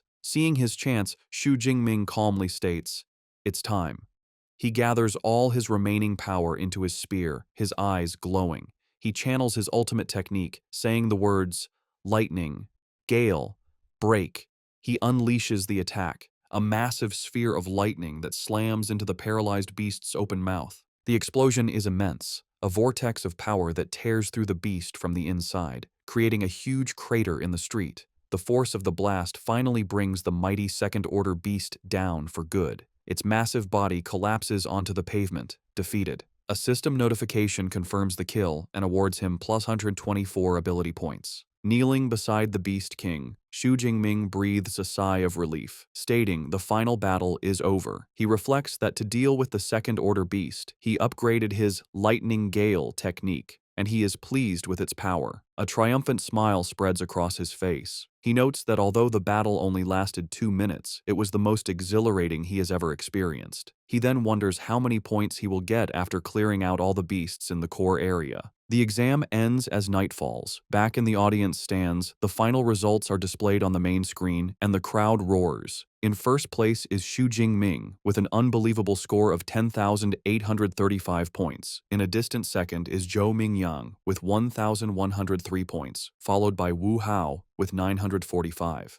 The officials are ecstatic. Director Zhang Wenshan, Principal Zhao Yao, and teacher Chen Fan leap to their feet, cheering. They celebrate that Xu Jingming not only broke their city's record, but the entire Jiangnan province record. They call him a genius. They recall last year's provincial champion only scored just over 8,000 points. With his score, they declare Xu Jingming has practically pre-booked this year's champion title. Standing amidst the destruction, Xu Jingming looks at the sky and notes there isn't much time left. He reflects on his accomplishments with a confident smirk. He has killed all the fierce beasts in the inner circle and core area. With time left, he decides to head back to the central area to kill as many remaining beasts as he can. As he walks back, he passes the rooftop where the other top students are gathered. They stare in disbelief. Tang Qi is amazed her cousin killed a Tier 2 Beast King, while Zhou Mingyang is bewildered, wondering why Xu Jingming is going back when he is already in first place. Mingdi correctly guesses he is heading back to the central area. The horrifying realization dawns on her, and she wonders aloud if he is going back to clear out all the remaining beasts. The other students are speechless at his ambition.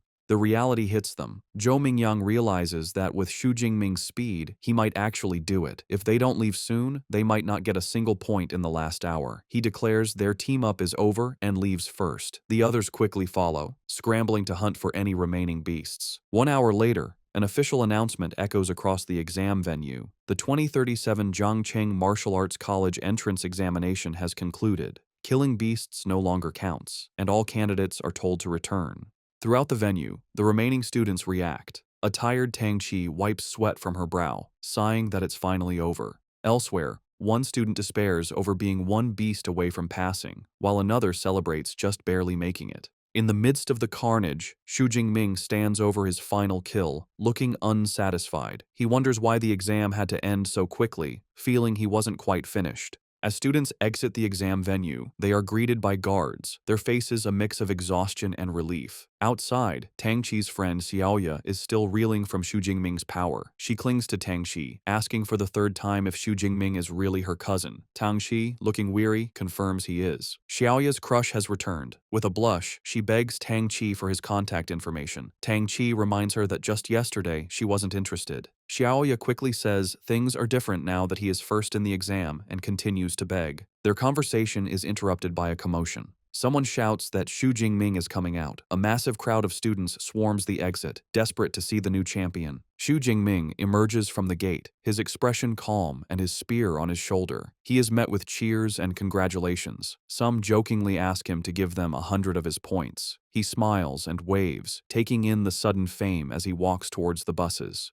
In the crowd, Wu Hao and Zhou Mingyang look on. Wu Hao remarks that Zhou Mingyang should have been the one in that position, but Zhou Mingyang humbly replies he is content with his score, admitting he never knew the second high school could produce such a monster. Before Xu Jingming can get on the bus, he is stopped by Principal Zhao Yao, who congratulates him and introduces him to Director Zhang Wenshan. The director informs Xu Jingming that he wants to give him a ride himself. Xu Jingming looks at the chaotic crowd and realizes it's for the best, knowing the bus ride would be full of questions. He gets into a sleek black car with the officials, which speeds away. Inside the car, Director Zhang asks Xu Jingming which superpower university he wants to attend.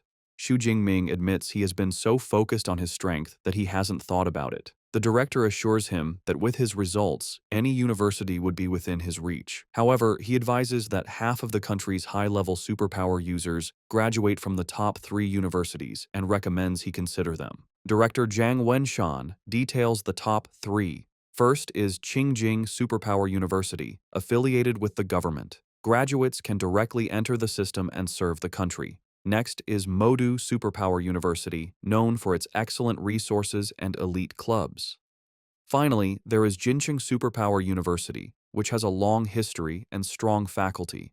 All 3 have top-tier cultivation methods that are not public. Xu Jingming listens intently. He understands awakened individuals need these special methods to become true superpower users. He asks what makes a top-tier cultivation method special. The director explains that with a beginner method, it would take 3 to 4 years to advance. With a top-tier method, it only takes half a year. He reassures Xu Jingming that with his results, he will qualify for special admission from even the top 3 universities. Having dropped off the officials, Xu Jingming arrives back at his apartment late at night. The next day, he is in the shower, feeling refreshed. He checks his system panel and sees he has 2,534 ability points remaining, which he believes is enough for a superpower university. As he dries off, he wonders if there will be beast-killing competitions after he enrolls, deciding he will have to enter the wilderness to continue growing stronger. Meanwhile, his cousin Tang Qi arrives at his apartment with her mother, Xu Qingwan. Tang Qi notices the door is broken and decides it's a perfect chance to sneak in and surprise him. They enter, and Tang Qi cheerfully shouts a surprise greeting. Her timing is terrible. Xu Jingming, wearing only a towel, has just stepped out of the bathroom. He is shocked to see his aunt and cousin. His aunt, equally flustered, asks what he is doing, while Tang Qi is left blushing and speechless. His aunt then sees the ruined apartment and angrily asks how it got into such a mess. A flashback explains that after his parents passed away, his aunt stayed with him, taking good care of him and giving him the warmth of a home. She fulfilled her guardian duties, even occasionally feeding him his favorite meal. After the initial shock, Xu Jingming sits with his aunt and cousin. His aunt, Xu Qingwan, expresses her relief. She admits she was incredibly worried when she learned he was taking the martial arts exam. Now that she sees he is unharmed, she is relieved. She reassures him his score isn't important. Xu Jingming is confused and asks if Tang Qi didn't tell her the results. Tang Qi winks, saying it's better if he tells his mother himself. With a bashful smile, Xu Jingming tells his aunt he did quite well, scoring over 10,000 points. The news is so shocking his aunt spits out her drink. She coughs, asking him to repeat his score. Tang Qi confirms it's true, telling her mother he scored 11,124 points. His aunt is speechless. A moment later, she bursts into tears of joy and pulls him into a tight hug, exclaiming that the Xu family finally has a successor and his parents in heaven must be so proud. Meanwhile, in a high-tech conference room, university recruiters are reviewing the exam results. A woman presents the data on Xu Jingming, noting his age, his supposed E-class ability, and his rank as an unranked awakener. One recruiter insists they must recruit this student if the score is real. Another is skeptical, arguing that based on his rank, he couldn't have achieved such a high score. The debate continues, with some arguing his ability is at least A-class, or even S-class. Another recruiter scoffs, suggesting he must have cheated. Before the argument can escalate, a senior figure tells them to stop. A woman with a commanding presence makes a decision. She instructs the team to list Xu Jingming as an S-class special recruit for now. As for whether the score is genuine, she declares she will personally go to Jiangcheng to investigate. The day after the exam, Xu Jingming gets a notification on his phone that the Jiangnan Province martial arts exam rankings are out. He is informed that he placed first in the province with an astonishing score of 11,124 points. A look of surprised delight spreads across his face as he sits down, celebrating his achievement as the top scholar of Jiangnan province. News of his success quickly spreads online, taking over the hot search topics. The public debates how a dark horse from Jiangcheng could become the provincial top scholar, questioning who Xu Jingming is and if an E-class individual could truly achieve such a score. Skeptics reject the possibility, while others demand to see the exam video for proof. In response to the doubts, an awards ceremony is held where Principal Zhao Yao addresses the media. A female reporter directly asks him to explain the authenticity of Xu Jingming's results.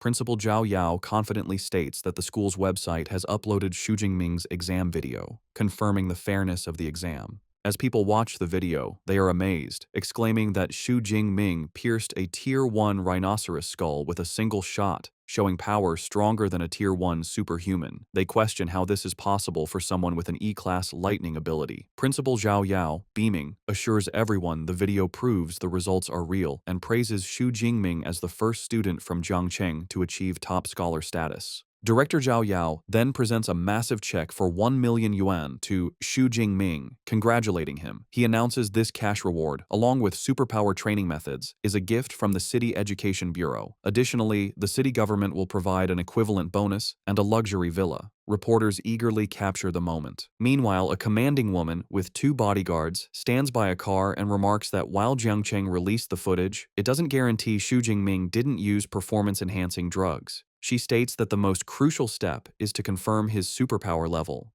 Back at the ceremony, Director Zhao Yao asks teacher Chen Fan why Xu Jingming, the day's protagonist, has not yet arrived.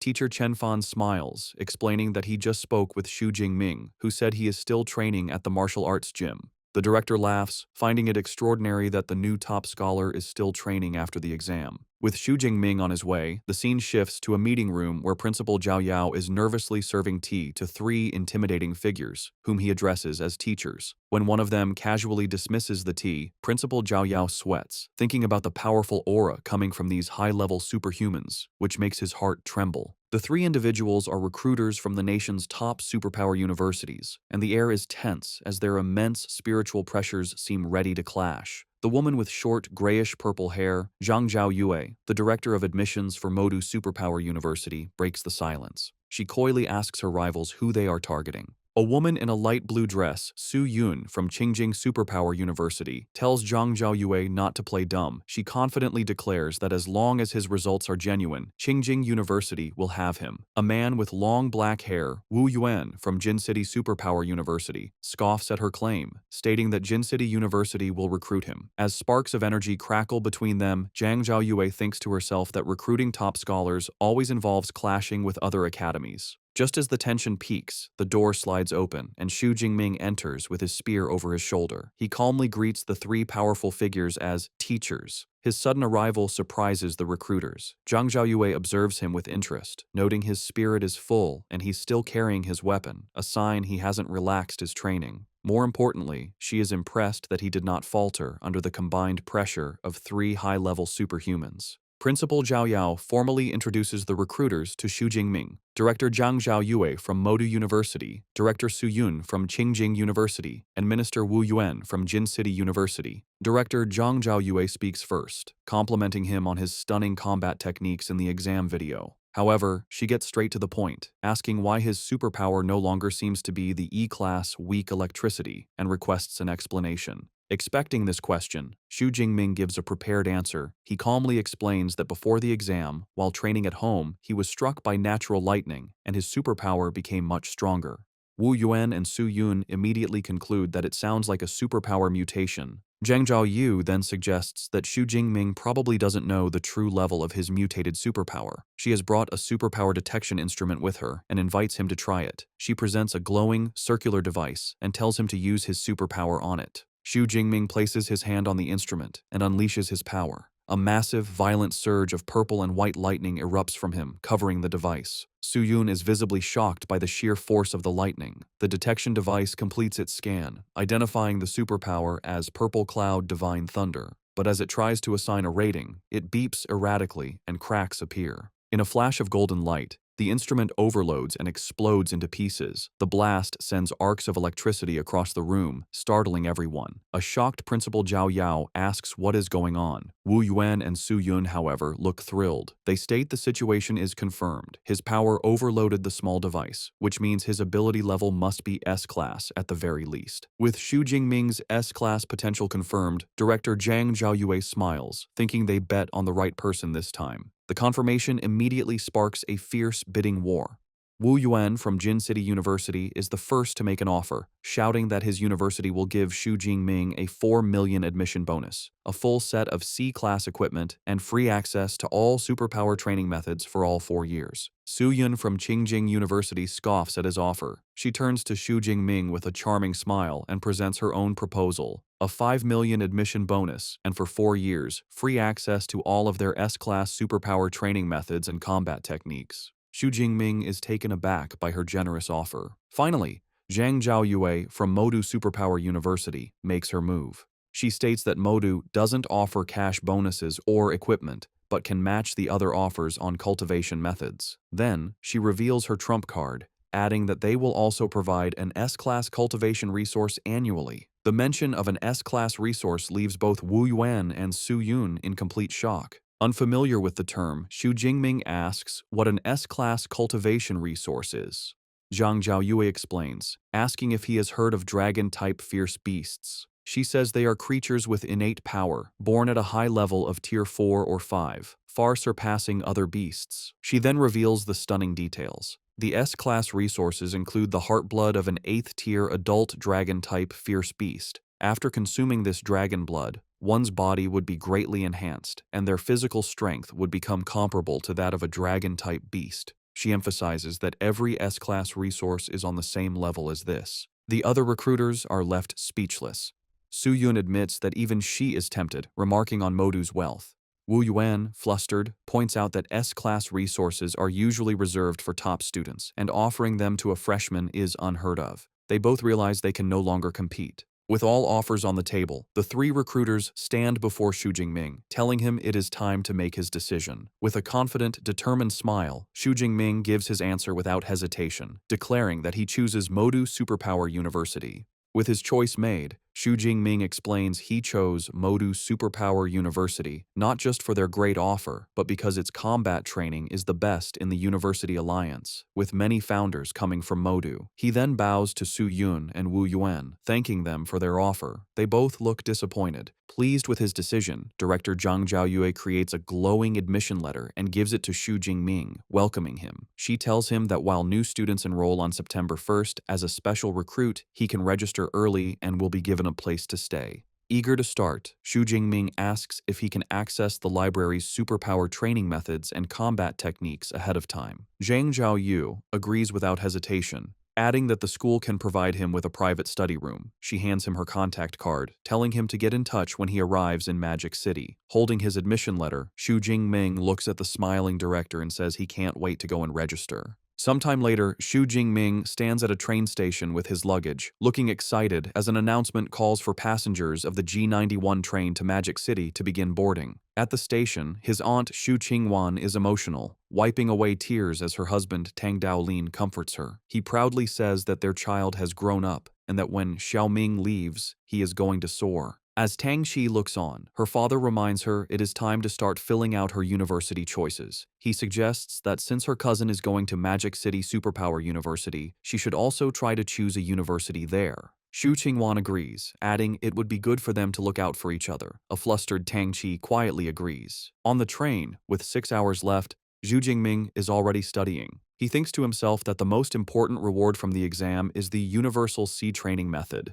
Like superpowers, training methods also have different ratings: beginner, intermediate, advanced, and top tier. A graph shows that the higher the level of the method, the faster the training speed and the greater the power gained. While on the train, Xu Jingming focuses on studying the Universal C training method. He identifies it as an intermediate level technique and notes that with his spiritual power of 180, it took him half a day to memorize it. He recalls that by following the method, he was able to sense the special energy in the world on his first day of practice. This unlocked a new option on his system panel, showing a plus sign next to his level, meaning he could now advance from an awakened to a superpower user. However, he decides not to level up yet. He remembers the training manual said the higher the level of the training method used for the breakthrough, the greater the benefits. Knowing he will soon have access to top-tier methods at the university, he resolves not to waste this chance by using an intermediate one. Upon arriving in Magic City, Xu Jingming is in awe of the university campus. From the car, he sees the school grounds are several hundred meters wide.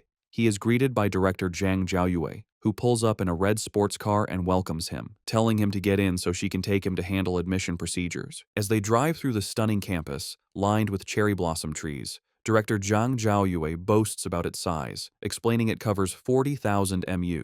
She adds that even visiting students can't tour the entire campus in one day. Xu Jingming is impressed, remarking that seeing it is better than hearing about it. After a quick registration, Director Zhang Zhaoyue hands him his new student ID, an all-in-one card he can use to access the dorms. As they approach his new accommodation, Xu Jingming thinks about his past life, where he saw dorms from 4-person rooms to 3-bedroom apartments. However, nothing prepared him for what he sees next.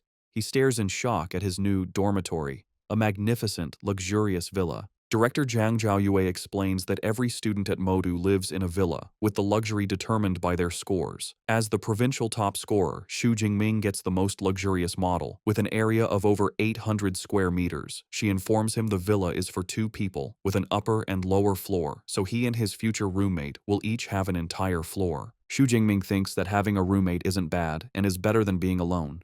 He reflects on his life as an orphan and admits he still prefers the warm feeling of a communal 4-person dorm as he follows the director up the steps. Inside the villa, Director Zhang Zhaoyue sits down with Xu Jingming and informs him that she will now explain a few important things about the university. She highlights 2 main points, the credit system and the mentor system. She begins by explaining that at Modu, credits are everything. They are used for all transactions, from buying meals to powerful equipment. She clarifies that 1 credit is roughly equivalent to 10,000 Daxia currency. Director Zhang Zhaoyue explains there are many ways to get credits, one of which is a fixed amount given each year based on a student's rating.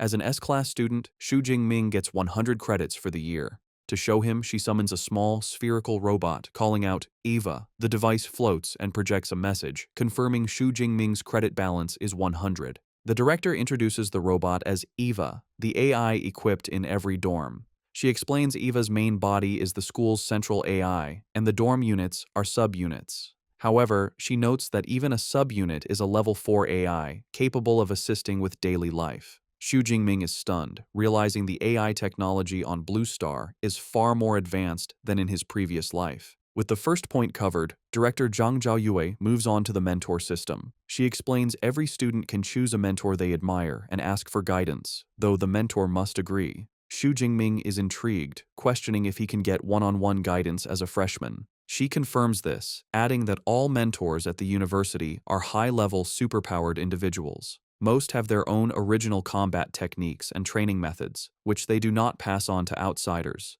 These secret techniques can only be learned after becoming their official disciple. Given Xu Jingming's abilities, she informs him the university has 4 mentors who specialize in the lightning element. Her top recommendation is Yang Zhentian, the dean of the Weaponry Academy. At her command, Eva projects a profile of the dean. It reveals Yang Zhentian is a 52-year-old, Tier 7 high-rank superpowered individual with an A-rank lightning superpower. He is a master of various weapons, especially the spear, earning him the title Thunder Spear. The profile also notes he once fought an 8th-tier demonic whale for 3 days and nights before killing it alone. The director also provides information on the other 3 potential mentors, but tells Xu Jingming the final choice is his. After reviewing the options, a confident smile spreads across Xu Jingming's face. He notes Dean Yang Zhentian is not only a lightning user, but also a spear specialist, concluding he is the best choice for his mentor. Having made his choice, Xu Jingming heads to the mentor's residential area,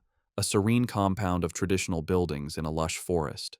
As he arrives at the grand gate of Dean Yang Zhentian's residence, he thinks that a mentor's home is far more high class than the student villas. Before he can proceed, a young man with brown hair, leaning against a stone lion, asks if Xu Jingming is also there to seek mentorship. The young man looks surprised when he realizes Xu Jingming is still an awakened, guessing he must be a specially recruited student.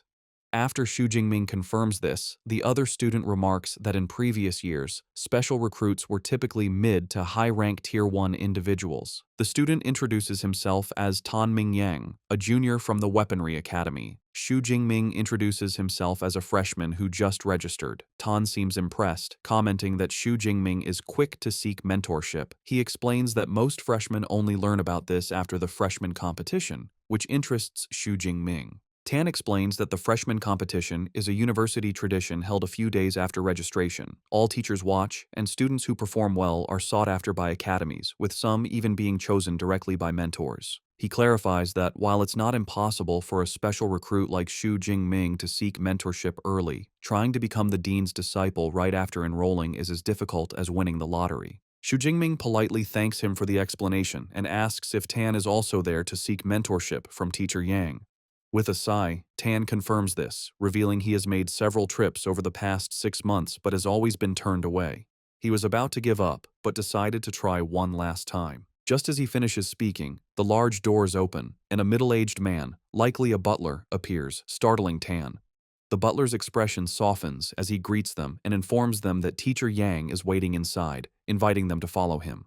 Tan is taken aback by the warm reception, wondering if the fact that the dean is waiting inside means he might finally have a chance. The butler leads them into a room where they are brought before 2 men. Xu Jingming immediately feels an incredibly powerful presence from the older man, who has a commanding posture, a full gray beard, and sharp eyes. He recognizes him as the dean of the Weaponry Academy, Yang Gentian. A younger man with long hair stands beside him. Dean Yang Gentian addresses Xu Jingming directly, stating that he must be the one Director Zhang Zhaoyu told him about. Ignoring Tan completely, he tells Xu Jingming to follow him to the training room. In a traditional training room filled with weapons, Dean Yang Gentian tells Xu Jingming that he has seen his martial arts exam video. He praises his combat skills and marksmanship. However, before deciding, the dean insists on seeing his S-rank ability, the Purple Heaven Divine Thunder, with his own eyes. Xu Jingming calmly agrees. As the dean observes, Xu Jingming channels his power, and arcs of purple lightning crackle around his arms. He then unleashes a massive, violent burst of purple and white energy that fills the room, the raw power crackling with immense force. Dean Yang Gentian is visibly impressed, a grin on his face as he recognizes the S-rank ability. He mentally compares it to his own A-rank ability, acknowledging that the gap between A-rank and S-rank power is impossible to bridge. He sees immense potential in the student, thinking that if Xu Jingming hones his skills, his future could rival his own. With the demonstration done, the dean states that with Xu Jingming's potential, becoming his disciple is not an issue.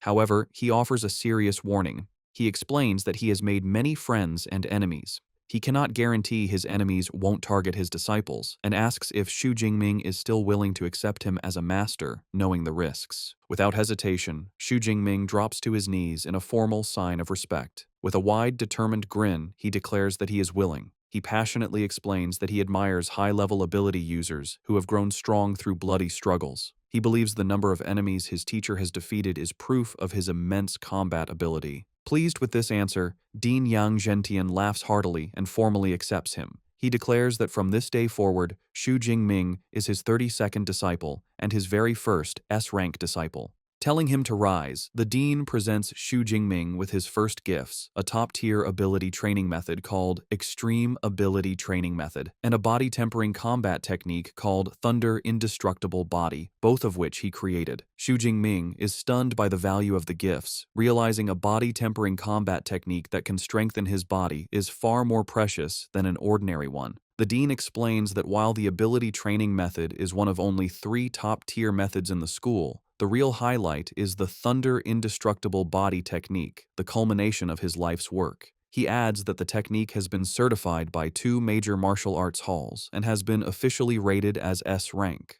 The revelation leaves Xu Jingming utterly speechless, shocked to learn of an S-rank combat technique. Combat techniques, like abilities, have their own ratings, from F to SSS. The higher the rank, the more difficult it is to master, but the more powerful it will be. Xu Jingming reflects on this, realizing the terrifying extent of his new master's talent. He knows that most 7th-level masters are exceptional if they can create an A-rank combat technique. For his master to have created an S-rank technique, his martial arts talent is terrifyingly high.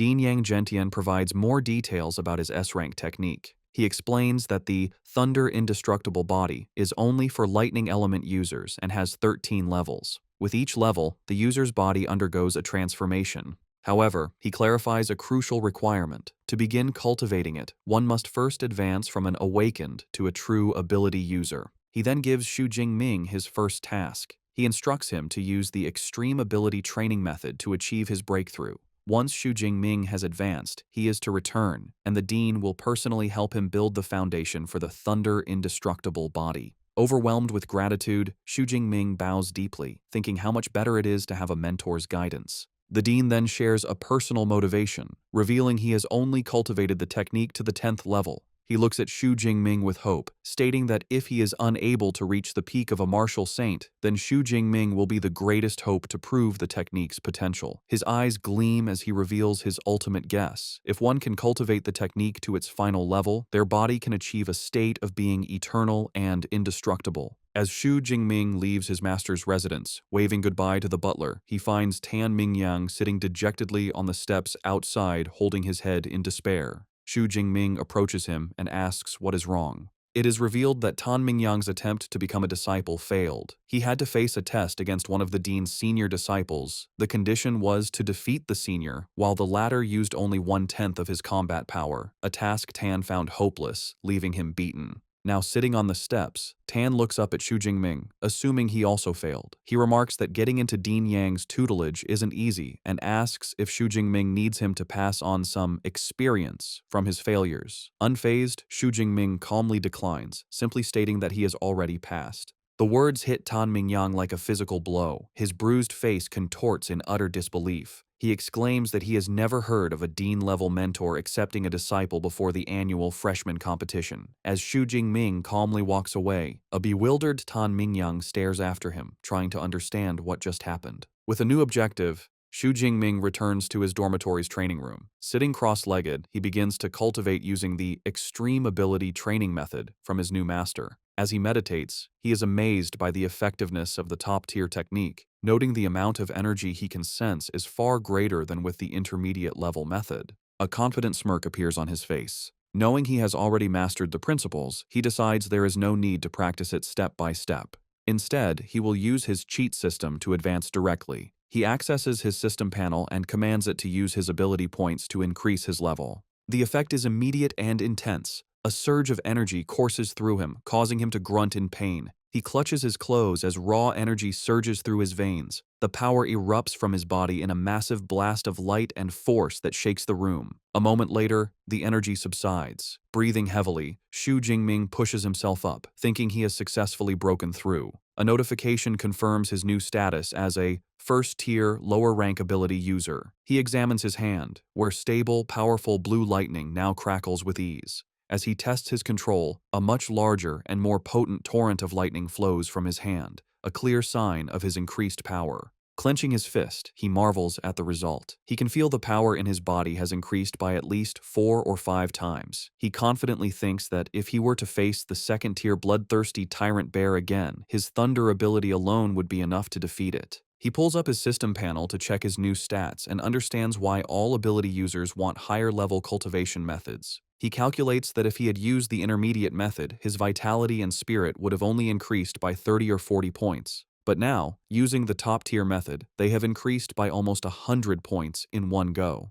The gap in results is undeniable. He notes the advancement only cost him 300 ability points, and he decides to save the rest. He knows that learning a powerful combat technique like the Thunder Indestructible Body is even more important. As an S-rank technique, he expects the consumption of ability points to master it will be incredibly high. With his breakthrough complete, Xu Jingming is ready for the next stage. A new thought enters his mind. Since he's at the university, perhaps it's time to visit the school's library. The next day, Xu Jingming returns to his master's residence. Dean Yang Gentian is utterly astonished to see him, questioning how he could have advanced so quickly. The dean paces, remarking that in his 20 years of teaching, he has seen countless geniuses, but even the best took a significant amount of time to transform into an ability user.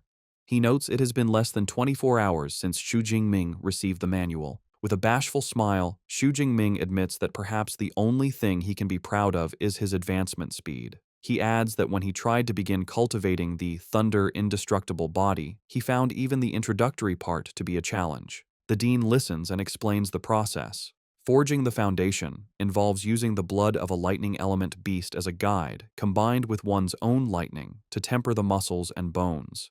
He emphasizes a critical point. The final strength of the technique is related to the grade of the beast's blood used. Now that Xu Jingming has advanced, the dean declares he will help him forge the foundation that very day. He reveals that high-level lightning beasts are rare, and his original plan was to use the blood of a 7th-tier storm giant bear. However, after learning Xu Jingming was entitled to one S-rank resource every year, he made a special request. He decided to combine the resources and pleaded with the university's principal to grant Xu Jingming an even more precious SS-rank resource. With that, he presents Xu Jingming with a small vial containing a glowing red liquid, the essence blood of a ferocious 8th-tier beast, the Thunder Tyrannosaurus.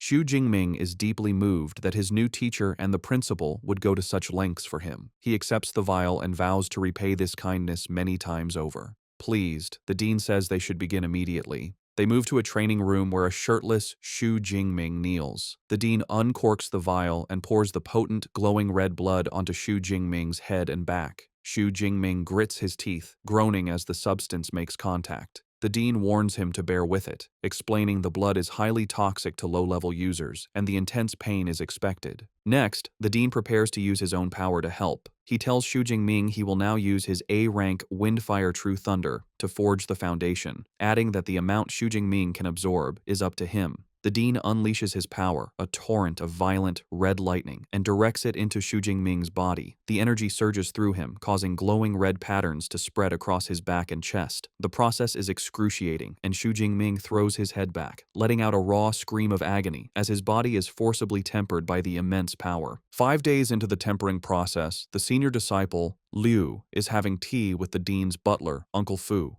Liu remarks on how resilient the new junior is to have lasted for 5 days. He reflects with some jealousy that he only lasted 2 days during his own tempering, which used weaker 7th-tier beast blood. He admits Xu Jingming's performance deserves the 8th-tier dragon-type beast's essence blood. Liu adds that with an S-rank lightning ability, he is looking forward to seeing the result of his new junior's thunder indestructible body. Suddenly, a loud crash from the training room startles them. Liu rushes upstairs, wondering if his junior's foundation forging is complete. He cautiously peeks through the door and is met with a terrifying sight. Xu Jingming stands shirtless and splattered with blood, his eyes glowing red.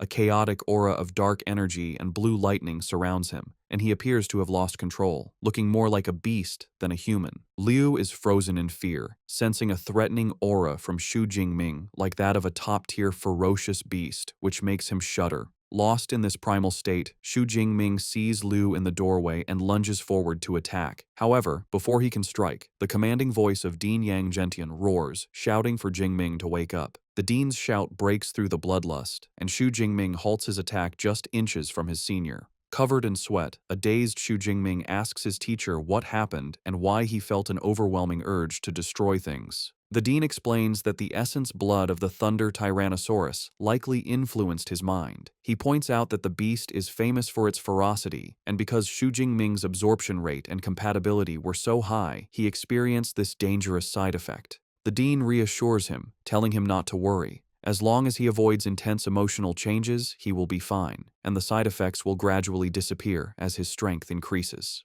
A wave of relief washes over Xu Jingming. He looks down at his hands, expressing his fear of being controlled by his emotions. With the crisis averted, Dean Yang Gentian's tone changes to delight. He tells a confused Xu Jingming to cheer up, announcing the forging was a perfect success with an incredible 98% absorption rate. He proudly explains that among the disciples who have cultivated the Thunder Indestructible Body, the highest rate ever recorded was only 92%. With this, Xu Jingming has broken a long-standing record. His senior disciple, Liu, approaches with a congratulatory smile. He tells his new junior that with the foundation successfully forged, his future in martial arts is now smooth sailing. The dean formally introduces him as senior disciple Liu Ming, an ability user at the peak of the 3rd tier, and tells Xu Jingming to ask Liu for help with any future cultivation questions. Xu Jingming greets his senior, who promptly pulls out his phone. Liu explains that since he didn't prepare a gift, he will transfer some credits instead. Xu Jingming is shocked when a notification on his phone says he received 200 credits, exclaiming that it's too much. He quickly calculates the gift is worth 2 million Great Sha coins. The dean dismisses his concern, stating that 200 credits is not a large sum for Liu and that it is a senior's duty to care for his juniors. He adds that when Xu Jingming has his own juniors, he will also need to prepare gifts, a lesson Xu Jingming humbly accepts. With the training complete, the dean tells Xu Jingming that after 5 days without food or water, he should go back and rest. He gives him his next instructions. Come back the following morning to learn fist and spear techniques with Senior Liu. Xu Jingming gratefully thanks his teacher and leaves. Back at his luxurious villa, Xu Jingming finds a young man with spiky white hair and red eyes on the couch, focused on a video game. The young man turns, realizing he's not alone, and greets Xu Jingming, guessing he must be his new roommate. He introduces himself as Liu Wentao. When Xu Jingming introduces himself, Liu Wentao's eyes widen. He excitedly points and exclaims that he is the top scorer from Jiangnan province. When Xu Jingming asks how he knew, Liu Wentao proudly declares his nickname is Mr. Know-It-All, as he knows about most freshmen. He admits he didn't specifically look up Xu Jingming, but the stir he caused was so big he couldn't help but hear about him. He marvels that the legendary Dark Horse top scorer is his new roommate. Putting a friendly arm around his shoulder, he starts bombarding our boy with questions, asking if he is really from Zhangcheng, if he was truly just an awakened during the exam, and commenting that his ability does not look like it's only E rank. Despite the endless questions, Xu Jingming finds he likes the friendly chatterbox. He reflects that he has always hated loneliness. Flashbacks reveal his past. Growing up in an orphanage without a sense of belonging, school was better as he had friends. His happiest memories are from his college days, joking around and playing games with roommates. He recalls getting his master's and PhD, never imagining that after drinking too much at his graduation, he would wake up in a different world. He thinks about how he didn't expect to still be an orphan after transmigrating, but with a roommate like Liu Wentao, he feels he won't be lonely. Meanwhile, Liu Wentao proudly boasts that he is a top student from Sichuan province with an A-rank ability and is currently a first-tier middle-rank ability user. He declares his ambition to major in college tactics and command a military region to slaughter all the ferocious beasts on Blue Star. Changing the subject, Xu Jingming mentions he is heading to the martial arts hall. Intrigued, Liu Wentao decides to join him, admitting he hasn't visited the university's hall yet. They arrive at the impressive Thunder Martial Arts Hall, Magical University branch. Inside, they see a lively and chaotic scene, with students training and showing off their powers. The AI, Eva, appears and explains they are in the public training room, which can hold 300 people. The hall is constructed with C-rank alloy mixed with memory metal, making it durable enough to withstand damage. Eva also points out private training rooms, but Xu Jingming decides the public area is fine. Liu Wentao gets caught up in the competitive atmosphere, shouting with excitement and pointing out an A-rank enhanced werewolf user. Xu Jingming dryly comments that his roommate isn't being quiet himself. Xu Jingming then asks Eva about the large numbered pillars in the center of the room. Eva explains they are punch power challenge boards. There are 5 leaderboards, one for each of the 5 tiers of ability users. She informs them that if they get into the top 3,000 on their boards, they will receive a 50 credit reward. Liu Wentao eagerly accepts the challenge, thinking it sounds easy. Eva clarifies there are just over 4,000 students in the university. Eager for the reward, Liu Wentao decides to try. Eva instructs him to swipe his student ID to start, adding the crucial rule that abilities and combat techniques are forbidden. Liu Wentao eagerly steps up to the pillar and swipes his student ID. The AI, Eva, announces his attempt. His activation draws the attention of older students, who mockingly note he is only a first-tier, middle-rank freshman. Feeling the pressure, a determined Liu Wentao resolves not to lose face. With a loud cry, he unleashes a powerful punch, striking the pillar with impressive force. The result flashes on the screen, a punch power of 476 kilograms. Pleased, Liu Wentao thinks he didn't embarrass himself, and getting into the top 3,000 should be no problem. His pride is short-lived, as Eva delivers a devastating update. His rank is beyond 100,000. Liu Wentao is left in shock, screaming in disbelief and questioning how this is possible with only about 4,000 students at the university. Ava coldly clarifies the leaderboard tallies the scores of all students since the university's founding 100 years ago. The humiliating realization dawns on Liu Wentao. The crowd was waiting to see him make a fool of himself. The older students erupt in laughter, with one remarking how hilarious it is. As his roommate wallows in embarrassment, Xu Jingming offers some consolation, reminding him that as a spiritual element user, physical punch power isn't his strength. A grateful Liu Wentao encourages Xu Jingming to try, certain he will be stronger. Xu Jingming agrees, admitting he wanted to test his strength anyway. He swipes his ID and Eva announces his challenge. The crowd's attention shifts to him, but they are even more dismissive, noting he seems weaker, at a first-tier, lower rank. They doubt his punch power will even reach 400 kilograms.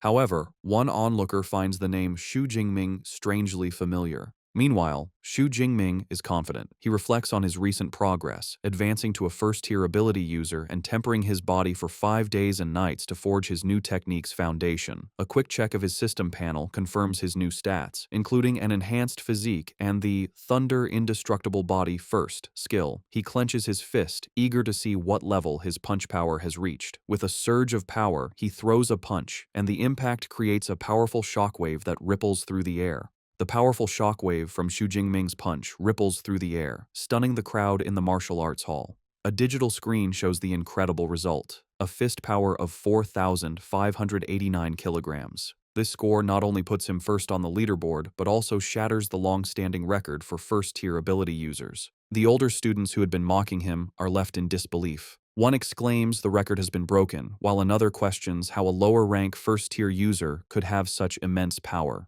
A third student grimly points out that a punch with that force could turn him into meat paste, finding it impossible to believe this is a freshman.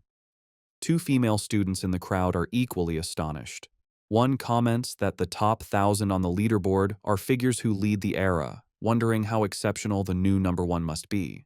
Her friend adds the record had stood for over 10 years and feels she must record the historic moment. His roommate, Liu Wentao, is ecstatic, grabbing Xu Jingming and declaring he is truly his brother and will follow him from now on. A smiling Xu Jingming modestly tells him not to exaggerate. Looking at his fist, Xu Jingming inwardly reflects, pleased with the outcome.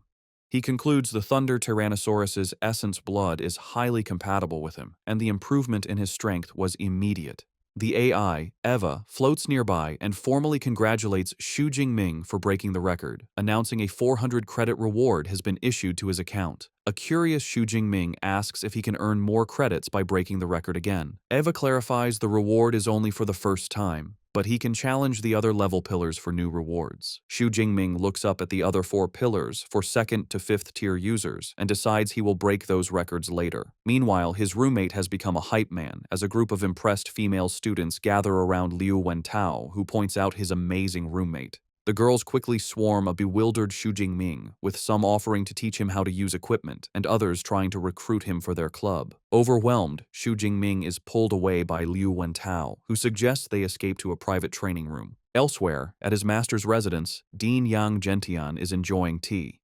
His senior disciple, Liu Ming, shows him his phone, reporting that his junior brother Xu is a hot topic on the campus forums. Dean Yang Gentian marvels at our boy's exaggerated physical strength, questioning why he ran off to break records instead of resting. Liu Ming then reflects on his own past. He recalls when he was a high-rank first-tier user and had just mastered the first layer of the Thunder Indestructible Body. His fist power was only a little over 3,500 kilograms. He concludes with awe that his new junior brother is much more than just a little stronger than he was. In a luxurious apartment, a young man with dark hair and a brown jacket stares at his phone. Suddenly, he erupts in rage, slamming his hand on the marble countertop. The glass beside him shatters as his hand is covered in orange flames and blue lightning. He fumes, cursing that Xu Jingming has also come to Magic Capital. Clenching his fiery fist, his face contorts with anger. He thinks about how Xu Jingming's success made him miss his chance to be the top scorer of Jiangnan province, turning him into a laughingstock in his home city. He fiercely vows that this time, he will take back all the honor he believes is his. Meanwhile, back in his university's training room, Xu Jingming sits calmly, holding a small knife. He reflects on the effects of his new Thunder Indestructible Body technique,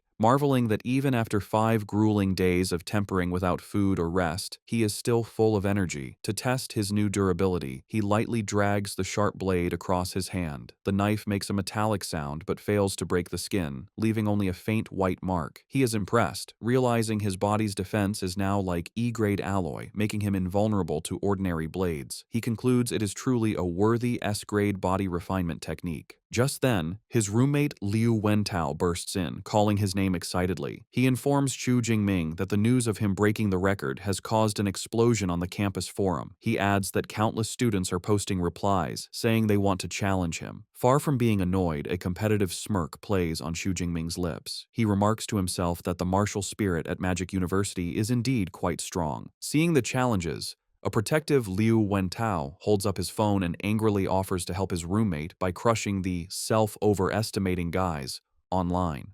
Xu Jingming calmly pushes his roommate's arm down, telling him to forget it and not waste his time. He explains he has more important things to do, as he is heading to the Battle Technique Library, and tells Liu Wentao to head back to the dorm. Xu Jingming arrives at the massive and modern Battle Technique Library. As he approaches the entrance, he holds his hand out to a scanner, and a complex, glowing orange security circle appears, confirming the building's advanced protection. He is amazed by the security, recalling a rumor the library is personally guarded by the university's vice principal, a legendary 9th-tier superpower user. He realizes that with such a powerful figure watching over it, even the strongest martial saints couldn't steal the treasures inside.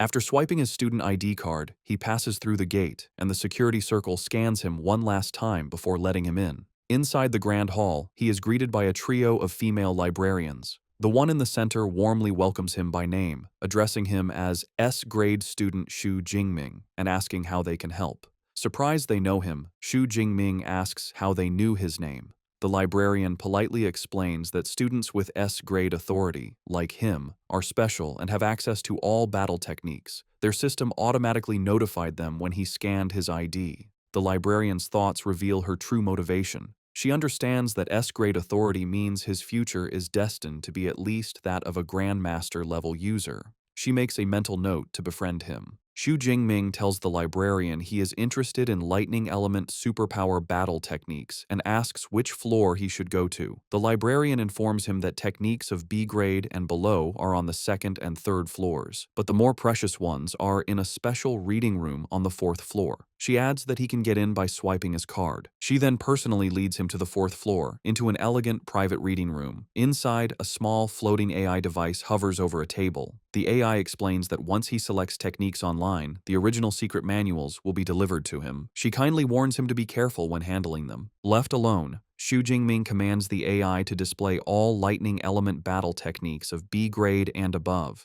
In response, the AI projects dozens of blue holographic screens that fill the room, each showing a different technique. As he looks through the selection, 2 techniques catch his eye. The first is an SSS grade technique called 10,000 Prisons Heavenly Thunder Guidance, which creates a massive thunderstorm domain. However, it is restricted to users who are at least 5th tier.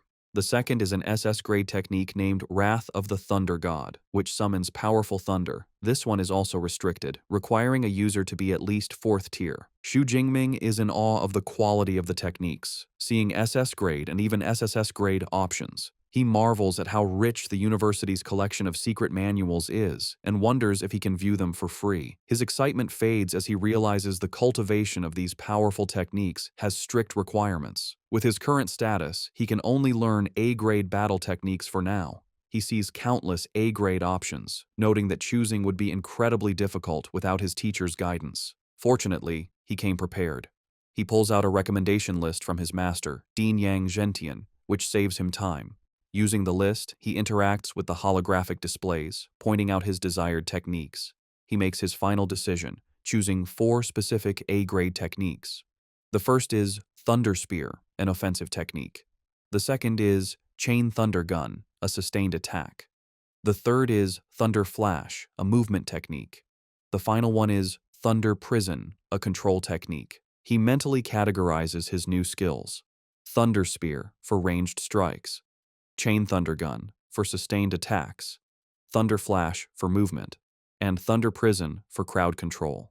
He confidently believes that with these 4 battle techniques and his S-rank Thunder Indestructible body, his combat style will have hardly any flaws. The AI, Eva, analyzes his selection, informing him the average time to learn each A-grade technique to an elementary level is 6 months. It recommends mixing in lower-level techniques for a more balanced approach. However, Xu Jingming confidently dismisses the advice. A short while later, the librarian returns, presenting him with the 4 physical manuals for his chosen techniques. As he reaches for them, Xu Jingming marvels at how luxurious they are. He reflects on their market value, knowing even C-grade secret manuals cost millions, making these 4 priceless A-grade originals an incredible treasure. As he opens the first manual, a golden light shines from its pages. He is struck by the profound artistic conception and powerful aura, realizing it is an experience a copy could never reproduce. He settles down and begins to study the manuals intently. As hours go by, his focus turns to frustration. Sweat beads on his forehead as he clutches his head, struggling to comprehend the complex content. Despite the difficulty, he perseveres, turning page after page. After a long study period, he leans back, having finished all 4 manuals. He then calls out to his system, Deep Blue, and commands it to add points. The system responds instantly. 4 notifications appear, confirming 200 superpower points have been consumed for each technique, and all 4 have been successfully learned to the elementary level. He then pulls up his system panel to view his updated status. His new skills, Thunder Spear, Thunder Flash, A-grade Chain Thunder Gun, and Thunder Prison, are all listed at the elementary level. His body refinement technique, Thunder Indestructible Body, remains at the first layer, and his available superpower points have decreased to 1434. Standing up, Xu Jingming clenches his fist, a faint aura of power around him. Having acquired so many powerful battle techniques, he looks upward with a confident and predatory expression, wondering which lucky person will be the first to taste the power of his new arsenal. In their luxurious villa at night, Liu Wentao sits on the couch and tells Xu Jingming about a notification from Eva. The freshman assembly is the next day at Training Ground 1. He also mentions a new group chat for the freshmen and suggests Xu Jingming should join. Xu Jingming calmly agrees. Liu Wentao then asks what level of combat techniques Xu Jingming chose at the library. Xu Jingming casually replies that he picked up 4 A-rank combat techniques. This answer shocks Liu Wentao. He exclaims that learning 4 A-rank techniques would normally take a student until their sophomore or junior year. He concludes that his roommate doesn't take the usual route. Liu Wentao's curiosity grows. He realizes that to browse A-rank techniques, Xu Jingming must have A-rank permission. Xu Jingming corrects him, stating his permission level is S-rank. The revelation stuns Liu Wentao, who jumps to his feet. He shouts in disbelief, questioning why the school would have a permission level higher than A-rank. A sudden realization dawns on him, and he stammers that the online rumors about Xu Jingming being E-rank must be false, asking in shock if it means Xu Jingming has an S-rank superpower. Xu Jingming simply smiles, teasingly remarking that the know-it-all has just learned something new. The confirmation leaves Liu Wentao in awe.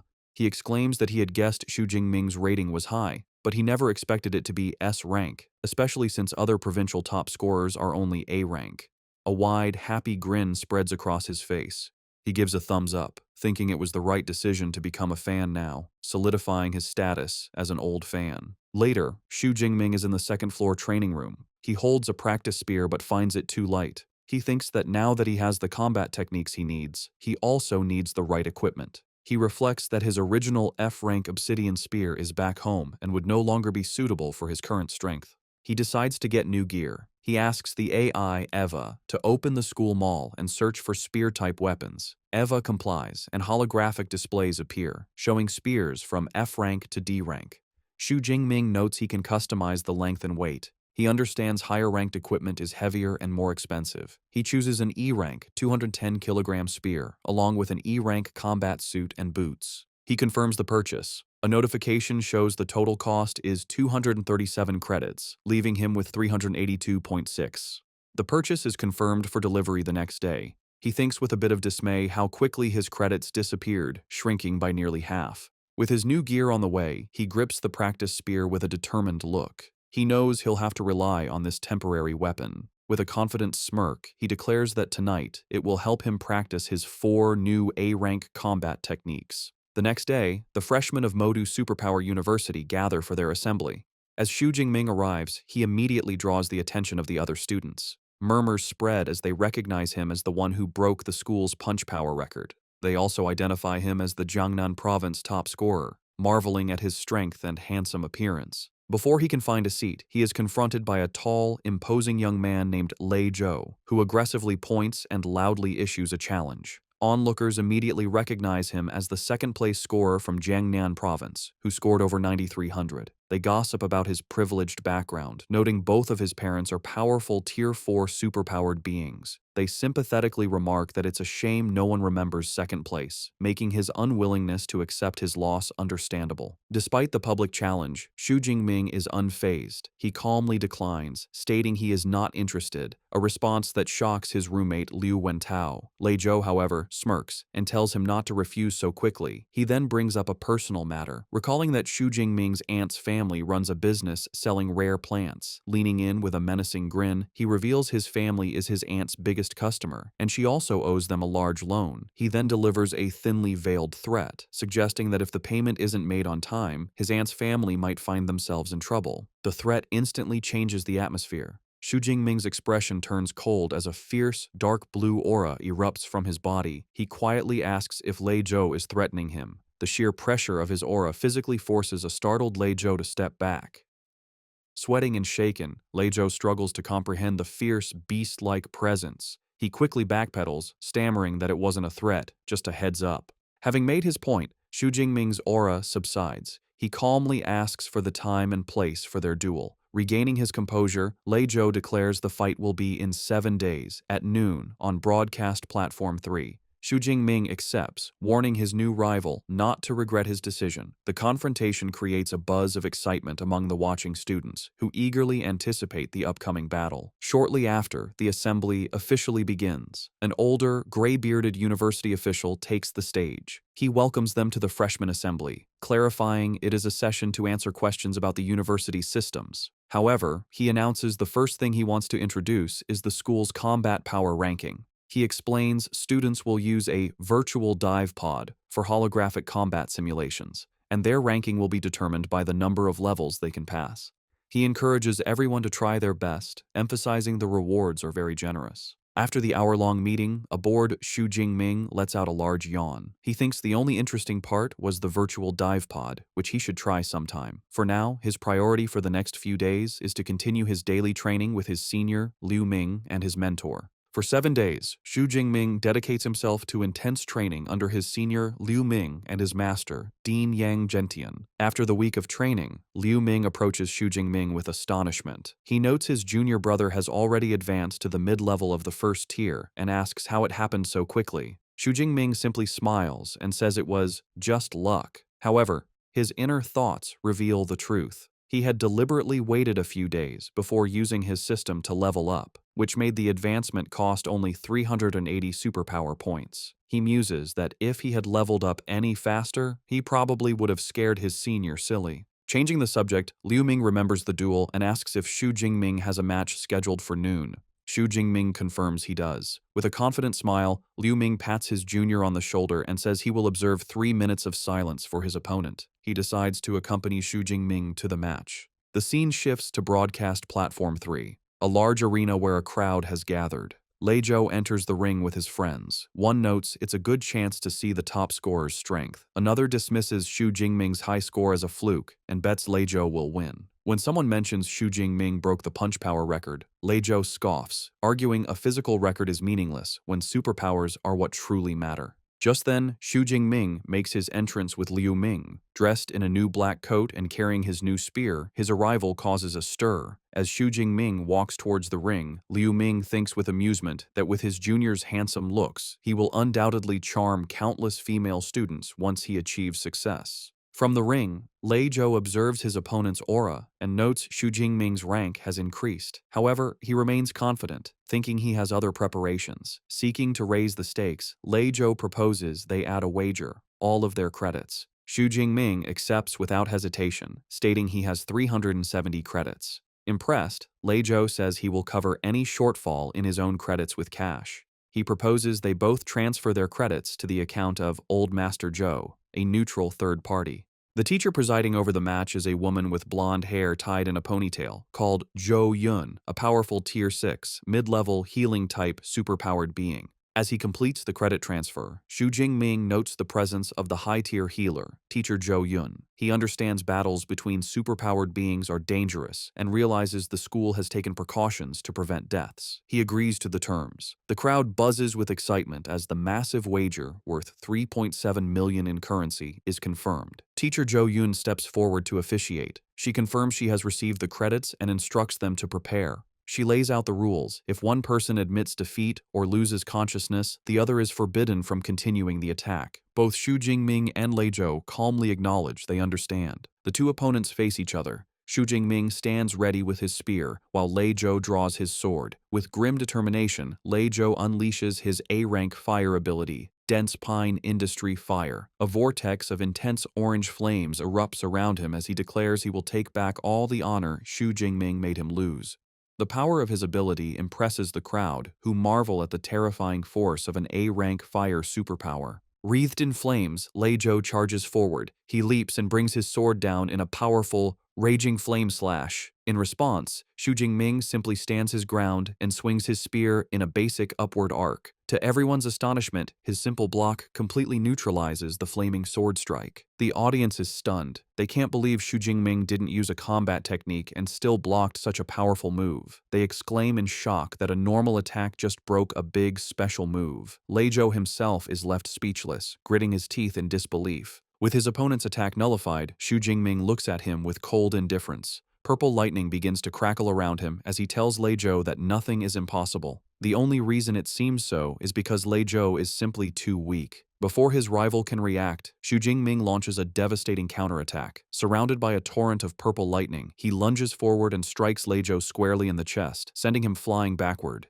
The purple lightning from Xu Jingming's attack courses through Lei Zhou's body, making him cry out in agony. The force of the blow sends his sword flying amidst a spray of blood as he is thrown backward. He lands hard on the floor of the ring, slumping over in defeat as smoke rises from his body. The crowd is stunned by the swift and decisive outcome. Lei Zhou's supporters are in disbelief, with one exclaiming that the fight is over after only 2 moves from Xu Jingming. Another angrily questions the claim that Lei Zhou was stronger now that he's been instantly defeated. The onlookers agree that Xu Jingming's strength is on a completely different level from the other freshmen. Watching from the sidelines, Liu Ming looks completely unimpressed. He thinks to himself that the match was too boring and didn't even make his junior brother use 1/10 of his real power. Back in the ring, Teacher Jo Yun begins to announce the winner. However, a wounded Lei Zhou struggles to his feet, calling out to her. He grits his teeth, insisting he is not lost, and the match is not over. In a desperate move, he pulls out a small, red pill. Teacher Jo Yun immediately recognizes it, shouting in alarm and identifying it as a rampaging blood pill. She warns him against taking it, telling him this is just a match and not worth risking his life. The audience also recognizes the dangerous item. They murmur that while the pill can boost a user's strength several times over for a short period, it has severe side effects that could leave him bedridden for months. They question if the risk is worth it. With a major university competition only a month away, Lei Zhou ignores their concerns, stating that he will bear any consequences himself. He is determined to take the gamble and will accept his loss only if he is defeated after this. In the crowd, some students, including Liu Wentao, protest, asking if using a performance-enhancing drug is allowed. Teacher Jo Yun addresses the complaints, clarifying that since this is an unofficial battle, there are no strict rules. She explains that weapons, combat suits, and drugs are all considered permissible resources. As she speaks, Lei Zhou swallows the pill. She finishes by stating that if Xu Jingming had a similar pill, he would also be allowed to use it. As the pill takes effect, Lei Zhou's body erupts in an even more intense fire aura. His eyes begin to glow with a menacing orange light as he roars with newfound power. Teacher Jo Yun watches with a worried expression, noting the pill is high-grade and has boosted Lei Zhou's power to the lower level of the 2nd tier. She concludes that Xu Jingming is now in serious trouble. Faced with his opponent's desperate power-up, Xu Jingming's own battle intent surges, becoming even more potent as a torrent of purple lightning erupts around him. From the sidelines, teacher Zhou Yun observes this with approval, thinking that Xu Jingming's fighting spirit is becoming even more vigorous and that he has the mindset of a great general. Gripping his spear, a confident smile plays on Xu Jingming's lips. He thinks to himself that finally the fight is no longer like an adult beating up a child. He takes a single step forward, and the lightning around his combat boots shatters the floor of the ring. He then charges at his opponent with blinding speed. Lei Zhou is shocked by his incredible velocity. The two fighters clash in the center of the ring, their superpowered attacks meeting with explosive force.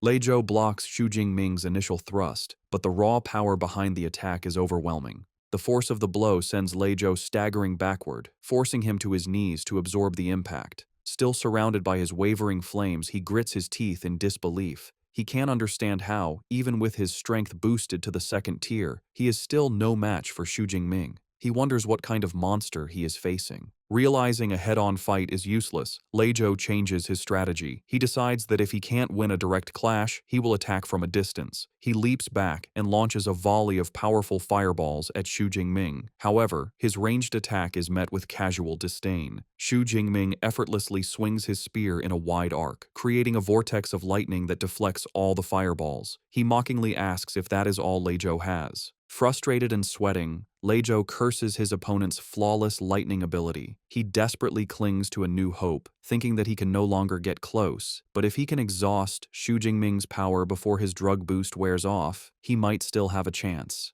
But Xu Jingming has no intention of letting the fight drag on. He decides to end it. He raises his hand and summons a massive amount of purple energy, condensing it into a solid spear of pure, crackling lightning. His A-rank technique, Thunder Spear. He hurls the condensed energy weapon at his opponent. The spear flies through the air and slams directly into Lei Zhou's shoulder, piercing his defenses. Stumbling back in shock and pain, clutching his wound, Lei Zhou has a horrifying realization. His opponent also has a devastating long-range attack. Before Lei Zhou can recover, Xu Jingming follows up with another technique. A powerful sphere of lightning materializes above Lei Zhou, and torrents of purple energy rain down, electrocuting him. Stunned and in pain, he looks up, wondering what new battle technique this is. With a cold expression, Xu Jingming points forward and declares the name of his A-rank control skill, Thunder Prison. A cage of crackling purple lightning forms around Lei Zhou, trapping him completely. He curses, realizing he is caught in a restriction-type technique. In a desperate move, he summons his remaining power to create a flame barrier, a swirling vortex of fire around his body. Trapped but defiant, he taunts Xu Jingming, declaring that if he can't get out, then Xu Jingming can't get in, challenging him to a battle of attrition. Xu Jingming, however, is unfazed. He looks at the fiery defense with disdain, thinking the flame barrier looks weak and wondering how many of his attacks it could withstand. Instead of a battle of wills, he leaps high into the air, easily clearing the flame barrier and positioning himself directly above his trapped opponent.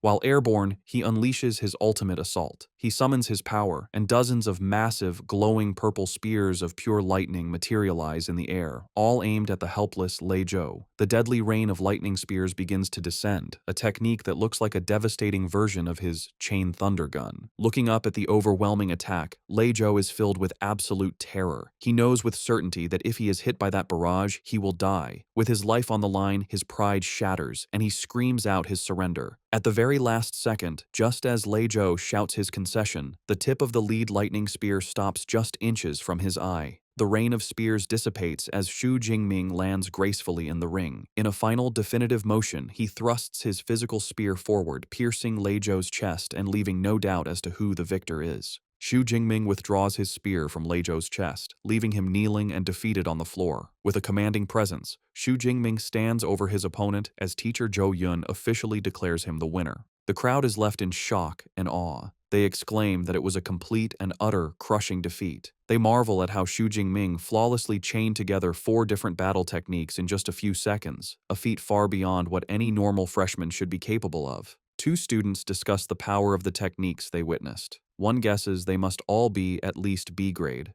His friend is amazed, admitting the best technique he has learned is only C grade. Watching from the sidelines, Liu Ming overhears their speculation and looks stressed. He thinks to himself that they are severely underestimating his junior brother. He knows the truth.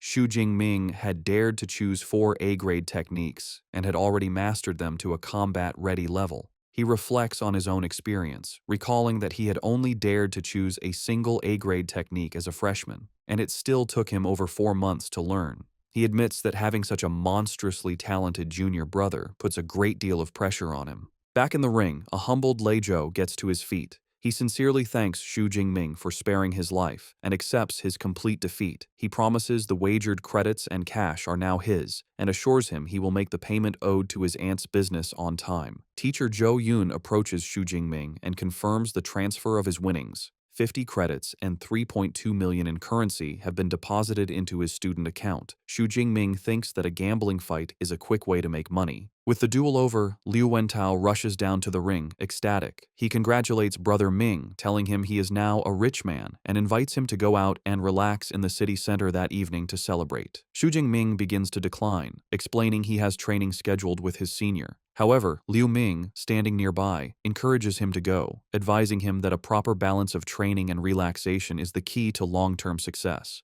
Taking his senior's advice, Xu Jingming agrees to go out. As they prepare to leave, Liu Wentao excitedly points towards Liu Ming, gushing about his reputation as the vice president of the Ash Club, a user of an A-rank lightning superpower. As he and Xu Jingming walk off together, Liu Wentao comments that the famous senior is even more impressive in person. As they leave the arena, Liu Wentao tells Xu Jingming to just follow his lead, as he has arranged the entire program for the evening. A slightly suspicious Xu Jingming looks back and asks what kind of program he is talking about. Liu Wentao turns with a wide, mischievous grin and points at his friend. He reveals his grand plan, the one unmissable event of university life, a social mixer between the male and female dormitories. A table is lavishly spread with food for a social gathering. Liu Wentao approaches Xu Jingming, who is seated at the table. He excitedly tells Xu Jingming how popular he has become, explaining that he posted an invitation for a social mixer on the campus forum.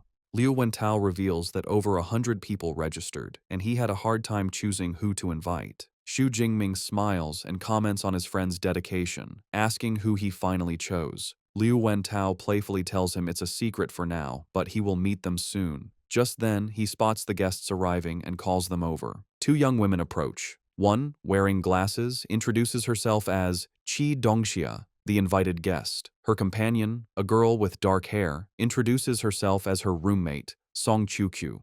Liu Wentao proudly introduces them to Xu Jingming, highlighting their abilities. He explains that Qi Dongxia has an A-rank beast-type ability, while Song Qiuqiu is a high-level first-tier user with an A-rank light element ability, and was also the top scorer in her province. Xu Jingming politely introduces himself. Upon hearing his name, Song Qiuqiu's expression shifts to one of surprise.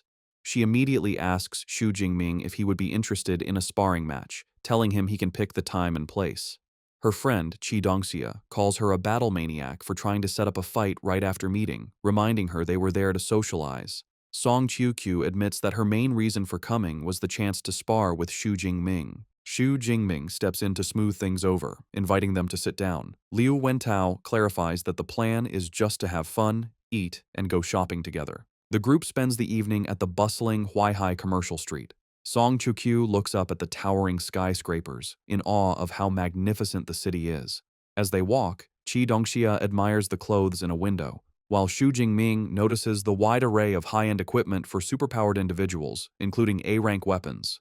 He observes a display of blades and elixirs, thinking this commercial center offers a far greater selection of gear than his hometown of Jiangcheng. Their outing continues as they enjoy some street food together. Later, they browse a clothing boutique. As the girls shop, Xu Jingming offers to hold Song Qiuqiu's shopping bag, and their hands briefly touch as he takes it. Afterward, Xu Jingming watches as the 2 girls walk ahead, looking at a jewelry display. By the end of the evening, Xu Jingming is holding many shopping bags, surprised they spent several million in just a few hours. Liu Wentao remarks that despite Song Qiuqiu's simple style, she is quite a wealthy young woman. When Xu Jingming seems curious, Liu Wentao leans in to explain that her family background is also incredibly powerful. Just then, Qi Dongxia cheerfully calls out to them to help carry one final bag, while Song Qiuqiu thinks it is probably time to head back. The night ends with Xu Jingming and Liu Wentao walking the girls back to their impressive villa.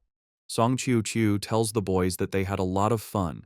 Both Xu Jingming and Liu Wentao wave goodbye as the girls head towards their home. However, before leaving, Song Chu-kyu stops and faces Xu Jingming with a serious expression. She tells him she was serious earlier and promises that one day she will formally challenge him to a sparring match. Her determined declaration surprises Xu Jingming for a moment, but he quickly recovers, a confident smile on his face as he accepts her challenge, saying he is looking forward to it. Song Chu-kyu seems pleased before turning to go inside. Once inside, Chi Dongxia begins to tease her friend. She remarks that she has never seen Song Chu-kyu show a pleasant expression to any boy since they started university, with Xu Jingming as the only exception. She happily concludes it was a great idea to bring her. Song Chu-kyu explains the reason for her usual coldness. She reveals her A-rank light element ability, lets her perceive the inner thoughts of others, so she is constantly exposed to the impure thoughts of the boys around her. However, she says Xu Jingming is different. Her ability revealed he only holds a sense of appreciation with no impure intentions. She concludes thoughtfully that he is special. Hearing this, Chi Dongxia gets a mischievous look, teasingly concluding that Miss Song has developed a crush. Meanwhile, as the boys walk back, Liu Wentao sighs with satisfaction, commenting that it's nice to relax once in a while, and Xu Jingming quietly agrees. Xu Jingming, however, is lost in thought. He reflects on Song Chu-kyu and her high-level status, realizing he still has a long way to go. The thought motivates him to work hard and grow even stronger. 15 days later, Xu Jingming is meditating in his training room. Sensing he is ready, he decides it is time to level up and commands his system, Deep Blue, to use his points for an upgrade. A violent surge of purple lightning erupts from his body. System notifications confirm he is undergoing a dual advancement, from a mid-level to a high-level first-tier user, while also leveling up his Thunder Indestructible Body technique to its second level. As the energy subsides, Xu Jingming reflects on his progress. He notes the rank up has significantly increased his power, and that the second level of his body tempering technique is focused on strengthening his bones and muscles. He then consults the training manual, which reveals that upon reaching the third level, he will unlock a special ability called the Thunder Extreme State, which provides a temporary but immense boost to power and speed. He pulls up his system panel to check his new status. While pleased, he is disappointed to see he only has 62 ability points left, not enough to reach the next level. He realizes it is time to ask his master for leave to go to the wilderness, hunt beasts, and get more ability points. Later, when Xu Jingming visits his master's residence, Dean Yang Gentian is shocked by his rapid advancement, asking if he has broken through again.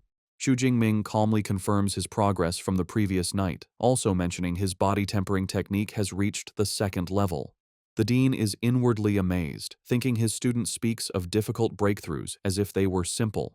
He concludes that with an S-rank ability and such hard training, there is nothing Xu Jingming cannot achieve. His senior disciple, Liu Ming, remarks that his junior brother is a monster, recalling it took him half a year to make the same advancement. Dean Gentian tells Xu Jingming that leveling up is important, but he must not neglect combat training. To test his new strength, the dean suggests a sparring match against his senior, Liu Ming, which Xu Jingming eagerly accepts. In the training room, Liu Ming says he will suppress his own power to that of a low-level second-tier user, instructing Xu Jingming to fight with full strength. After a countdown, the match begins. Both warriors leap forward, and their spears meet in the center with a powerful clash, erupting in a brilliant explosion of purple and green energy. The force of their clash leaves Liu Ming surprised. He thinks to himself that his junior brother's power is incredibly strong, almost on par with his own, even with his power suppressed. Xu Jingming, covered in purple lightning, feels a thrill of excitement. He realizes that for the first time since getting his system, he is facing an opponent of equal strength.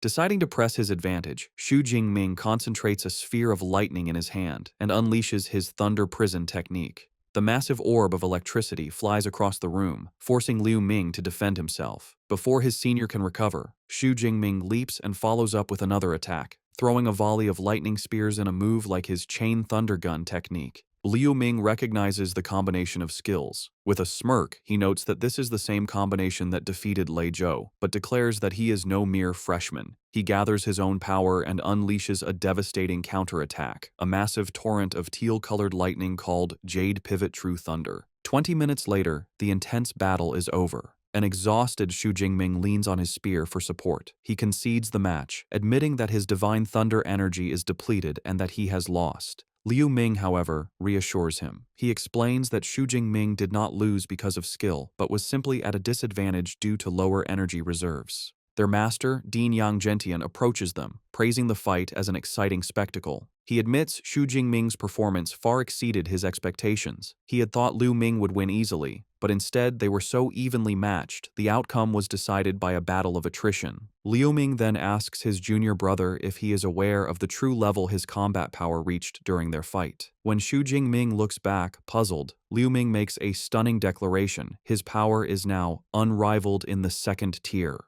The weight of this new assessment leaves Xu Jingming looking thoughtful and determined. After the intense sparring session, Dean Yang Gentian announces that the training is over and tells everyone to rest. The butler, Uncle Fu, brings over a tray of spirit fruits, explaining they are perfect for recovering after training. Seizing the moment, Xu Jingming approaches his master with a request. He reveals his intention. He is preparing to leave the university to go on a trip to the wilderness. The dean is taken aback and asks how long he plans to be gone. Xu Jingming explains he intends to stay for over a month, planning to return just before the freshman competition. The long duration of the trip clearly worries his master. With a stern expression, the dean warns him that the wilderness is far more dangerous than the exam grounds. He explains there is no army protection, and beasts roam without predictable patterns, making it easy to encounter a high-level creature. He emphasizes the dangers of staying for over a month are immense. However, seeing his disciple's determination, the dean relents. He decides that if Xu Jingming is set on going, he will not stop him. He places a firm hand on his student's shoulder, giving him one piece of advice.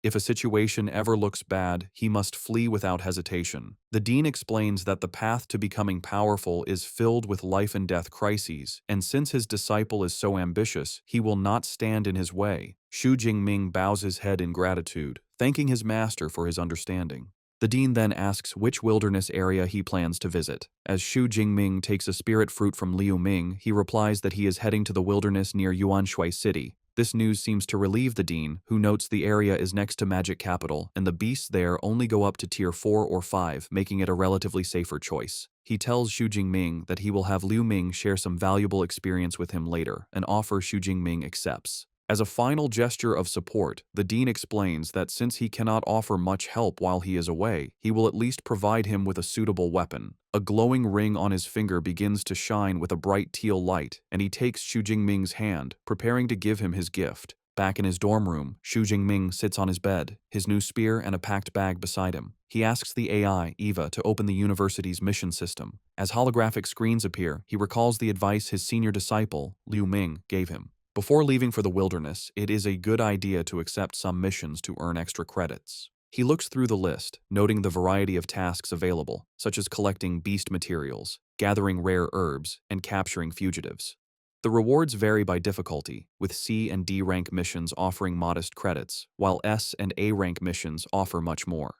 Xu Jingming observes that all the high-reward missions involve combat, remarking to himself that this must be the training model of Modu University, pushing its students into dangerous situations to grow stronger. He remembers a saying that the most outstanding students are not found on campus but out in the world. With this in mind, he selects 1 A rank and 3 B rank missions for his trip. With his preparations complete, Xu Jingming puts on his new combat attire, slings his backpack over his shoulder, and prepares to leave. As Eva wishes him good luck, he thinks to himself that there is no time to waste and he must set out immediately. His journey takes him to the Yuanshui City Supply Base, a bustling town in a mountainous region that serves as a forward base for those venturing into the wilderness. The streets are filled with adventurers trying to recruit members for their beast hunting teams. Xu Jingming arrives, taking in the lively atmosphere with satisfaction, thinking that he has finally made it. He walks through the streets and enters a grand building that serves as a registration hall for adventurers. The hall is filled with other armed individuals. A woman in an elegant red dress who works as a receptionist greets him warmly and asks how she can assist him. Xu Jingming states his purpose, explaining he wants to register as an adventurer. He holds up his identification, knowing that to enter the wilderness, one must first register for a nationally recognized adventurer identity. The receptionist takes Xu Jingming's university ID and is impressed that he is a student from Modu Superpower University. She remarks that it is rare to see a first-tier user like him venturing into the wilderness so soon. She informs him it will take a little while to process his registration and suggests he rest in the hall while he waits. As Xu Jingming waits, he walks through the hall, observing the other adventurers. Suddenly, a commotion erupts near the entrance. A group of men exclaim in excitement as a newcomer arrives. They recognize her as the goddess Jiang Chuxuan, commenting on her beauty and powerful aura, noting that such a presence is expected from a student of Modu University. The center of attention is a stylish woman with long white hair and sunglasses, who walks through the hall with confidence, followed by two large bodyguards and a cameraman. She is Jiang Chuxuan, a second-year student from Modu Superpower University. The onlookers gossip, speculating she must be there to film new material for her online videos. They praise her content and marvel at her popularity, with one man stating she has at least 10 million fans. Another corrects him, claiming she has over 15 million followers and passionately declares he would trade 10 years of his life to be her boyfriend. From a distance, Xu Jingming observes the scene. He recognizes she is a fellow student, and internally notes her beauty is on par with Song Chukyu's. His observation is interrupted when the receptionist calls him over. She hands him his new adventurer card and a satellite smartwatch, explaining the watch has a map of the wilderness detailing beast activity and danger levels. Xu Jingming thanks her. As he turns to leave, a shady-looking man stops him. The man guesses this is Xu Jingming's first trip into the wilderness and warns him it is dangerous to go unprepared, offering to sell him some essential elixirs. Intrigued, Xu Jingming asks about the price. The man eagerly opens his coat to reveal hidden pills, offering first-grade healing elixirs for 20,000 and antidote elixirs for 15,000. He also mentions he has more potent second-grade versions, though they are more expensive. Xu Jingming casually remarks that the prices don't seem that high. The merchant laughs, pleased, and boasts that he is well known for selling cheap and effective elixirs.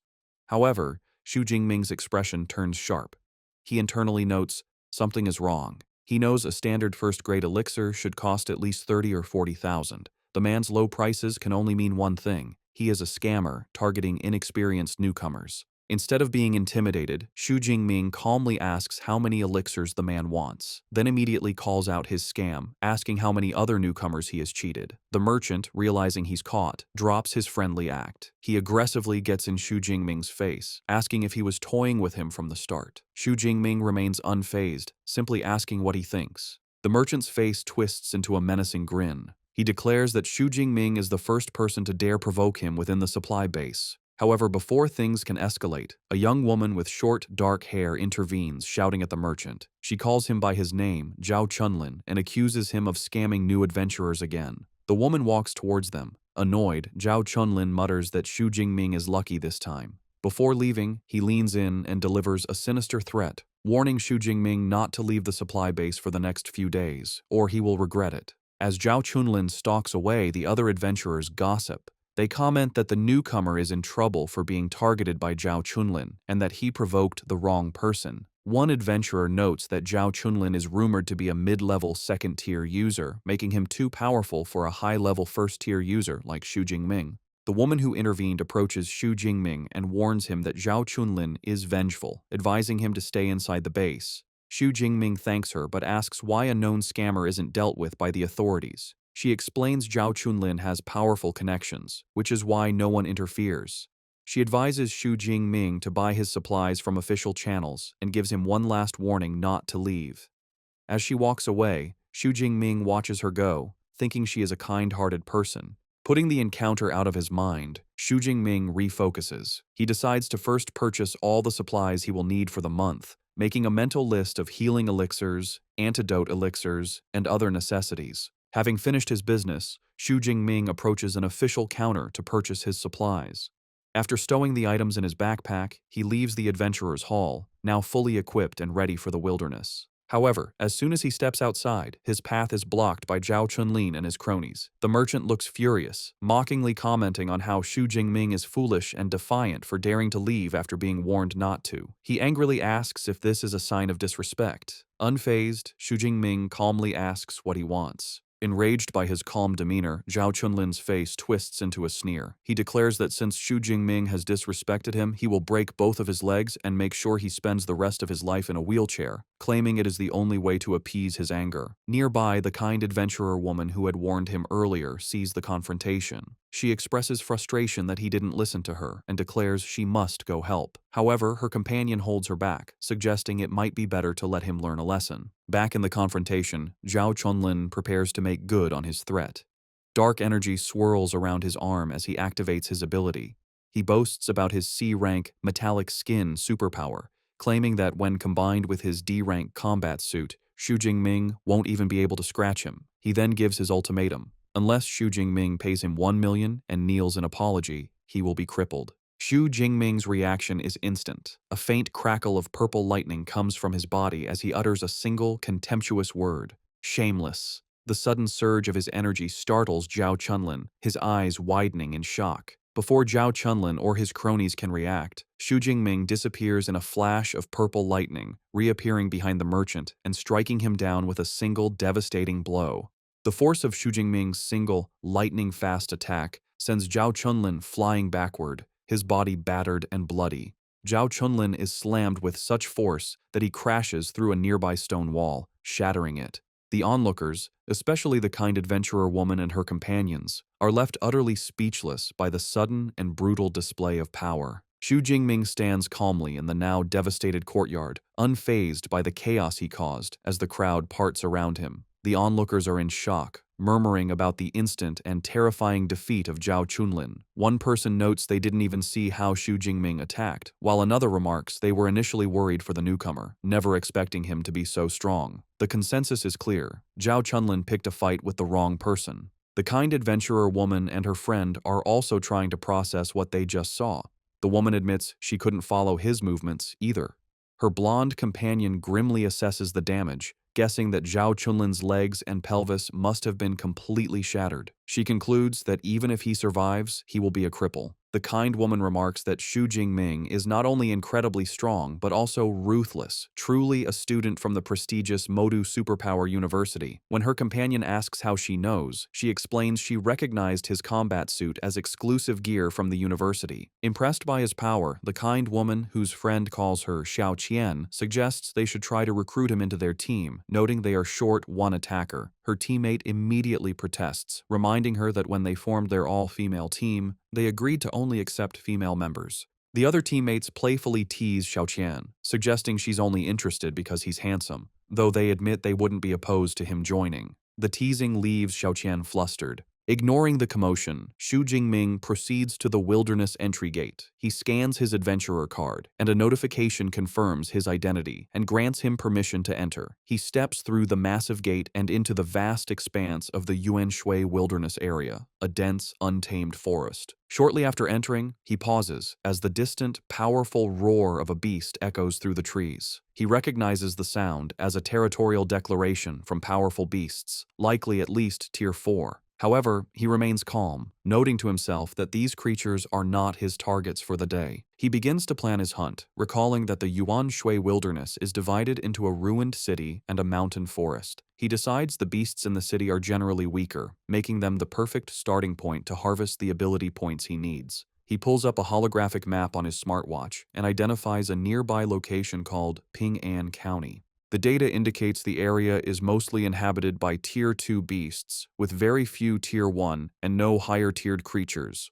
With its large area and an estimated 500 to 600 beasts, he concludes it is the ideal hunting ground. With a determined cry, Xu Jingming declares his arrival in Ping'an County and breaks into a full sprint, his body covered in a faint blue aura as he moves with incredible speed through the forest. He soon enters the desolate, ruined streets of the county, where his presence immediately attracts a ferocious, wolf-like beast that lunges at him from the shadows. Xu Jingming calmly identifies his attacker as a Tier 2 Shadow Cat, seeing it as a timely delivery of ability points. However, as he prepares to fight, he suddenly clutches his chest in pain. He feels the violent, negative emotions from the Thunder Tyrannosaurus blood stirring within him, filling him with an overwhelming urge to kill. He realizes the more he tries to suppress this impulse, the stronger it becomes. A savage, manic grin spreads across his face as he decides he has had enough of holding back. Unleashing a torrent of purple lightning, he embraces the bloodlust, his sudden transformation, and terrifying aura leaving the Shadow Cat frozen in fear. The scene then shifts to 1 month later.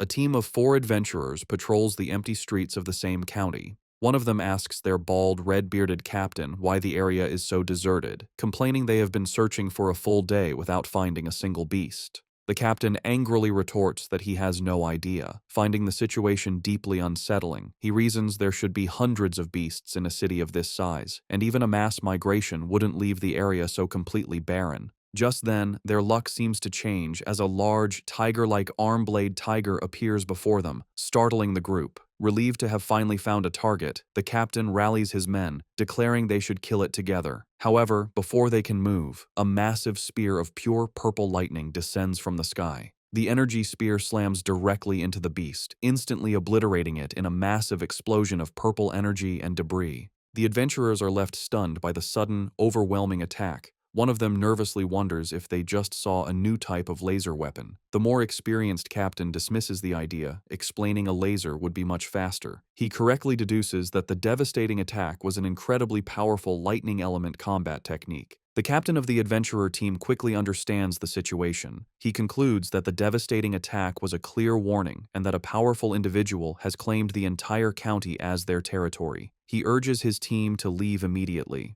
His men scramble to follow, with one commenting on how terrifying the lightning spear was, while another finally understands why they couldn't find any beasts. They had all been wiped out by this powerful lightning user. The captain yells at them to hurry, fearing the consequences if they linger and anger the mysterious powerhouse. The scene shifts to reveal the powerhouse, Xu Jingming, perched calmly on a high-rise structure. A system notification pops up, confirming his kill of a Tier 2 arm-blade tiger and awarding him 19 ability points. He reflects on his progress, pleased that after reaching a high level of proficiency, his Thunder Spear technique now has a range of over 1,000 meters. He then pulls up his status panel to review his accomplishments over the past month. By accumulating over 8,000 ability points, he has advanced from a high-level first tier to a high-level second tier user, and his Thunder Indestructible body has broken through to the third level. He also proudly notes that he has managed to raise several of his A-rank combat techniques to the intermediate level, a feat he believes no one else could achieve in such a short time. Having cleared out the entire county, Xu Jingming decides it is time to pack up. He plans to return to the supply base for the night before venturing deeper into the wilderness the next day. Back at the Yuanshui supply base, a group of adventurers watch in disbelief as Xu Jingming returns, weighed down by an impossibly large and overflowing backpack. They joke about the situation, wondering if his bag has grown legs and speculating that he must have foolishly hauled back the entire carcass of a beast. Unseen by them, Xu Jingming thinks to himself that it was a good thing he bought the reinforced version of the backpack. Otherwise, it never would have held the more than 400 kilograms of beast materials he had collected. He proceeds to the adventurer's hall and approaches the receptionist's counter to sell his haul. The woman politely asks what materials he wishes to sell and directs him to a large scale. Xu Jingming opens his massive pack, revealing a mountain of valuable, high-quality beast parts. He informs the stunned receptionist that he has over 400 kilograms of Tier 2 beast materials and asks her to see how much they are worth. Still in awe, the receptionist examines the parts, noting they are all the most valuable and pristine components, such as tiger tendons, claws, and rhino horns. Completely overwhelmed, she apologetically asks Xu Jingming to wait, explaining the quantity of materials is too large for her to handle alone and that she needs to call for help. Shortly after, a well-dressed man, with 2 female attendants in red dresses, approaches. He introduces himself as Zhao Yi, the manager in charge of acquisitions. After Xu Jingming introduces himself, Manager Zhao Yi shakes his hand, expressing his admiration that someone so young could hunt so many beasts. He offers to have his staff take care of the inventory and invites Xu Jingming to sit with him while they wait. While Xu Jingming sits with manager Zhao Yi, the adventurer's hall staff, aided by floating scanner drones, meticulously appraise the massive pile of beast materials. The manager is clearly impressed by his young client's skill and decides to foster a good relationship. He presents Xu Jingming with a platinum membership card for the supply base, which grants a discount on all purchases, and asks him to accept the small token. Xu Jingming politely accepts, thanking the manager. Soon after, a female employee delivers the final inventory report. She states they have counted a total of 89 high-tier, 107 mid-tier, and 221 low-tier Tier 2 beast materials.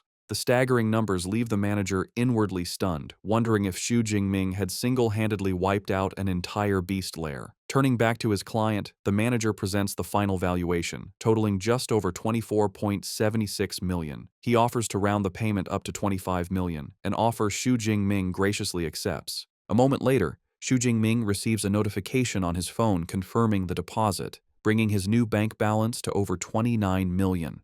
He smiles, realizing he has become incredibly rich overnight. As he prepares to leave, manager Zhao Yi gives him his business card, inviting him for tea sometime. Xu Jingming politely agrees and leaves. The manager watches him go, thinking the young man has a future with limitless potential. Just as Xu Jingming departs, the manager's phone begins to ring. He answers, and the caller is revealed to be Zhao Chunlin. From a hospital bed, heavily bandaged and in a wheelchair, the enraged merchant yells into the phone that he saw the person who attacked him return to the base and furiously demands that the manager help him get revenge. The manager, now revealed to be Zhao Chunlin's powerful contact, calmly asks if he is referring to the high-level first-tier user and inquires how he wants to proceed. Zhao Chunlin furiously demands that he dispatch the Tiger Shark Squad to make Xu Jingming's life a living hell. The manager agrees to lend him the elite squad, but makes one condition clear. After this, their association is over. Zhao Chunlin accepts the terms, vowing to leave the city as soon as his revenge is complete. After ending the call, manager Zhao Yi feels a sudden sense of unease. He tries to dismiss it as paranoia, reassuring himself that the Tiger Shark Squad is an elite team of Tier 2 users and should have no trouble dealing with a single first-tier opponent.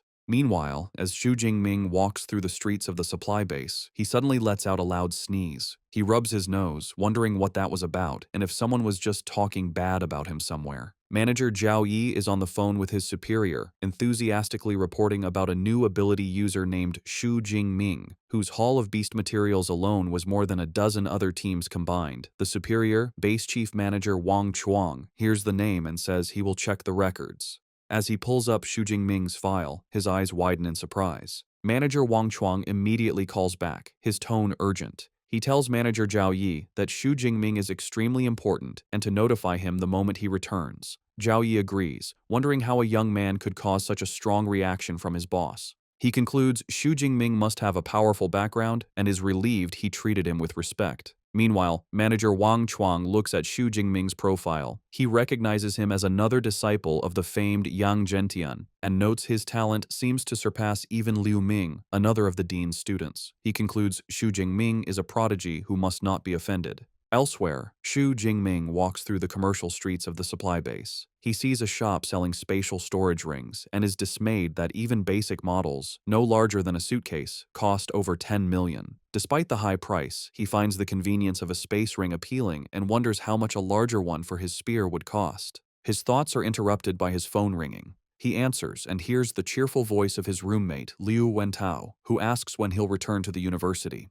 Xu Jingming says he will be back in about half a month and asks if something is wrong. He doesn't know he is being watched. From a hidden alley, a vengeful Zhao Chunlin sits in a wheelchair, surrounded by mercenaries, the Tiger Shark Squad. The squad leader, a man with a blonde buzz cut and an arm in a sling, points out their target. He orders them to break Xu Jingming's hands and feet, then bring him to Zhao Chunlin. A female squad member coolly acknowledges the command. As Xu Jingming continues his phone call, Liu Wentao starts telling him about an arrogant new freshman at the university. Suddenly, Xu Jingming pauses, sensing hostile gazes. Liu Wentao asks what's wrong, but Xu Jingming, aware of the ambush, looks over his shoulder and calmly tells his roommate it's nothing, and to continue. As Xu Jingming walks into the deserted alley, the Tiger Shark Squad is waiting. The squad leader signals that the target is in position and orders a member named He Ji to analyze his strength.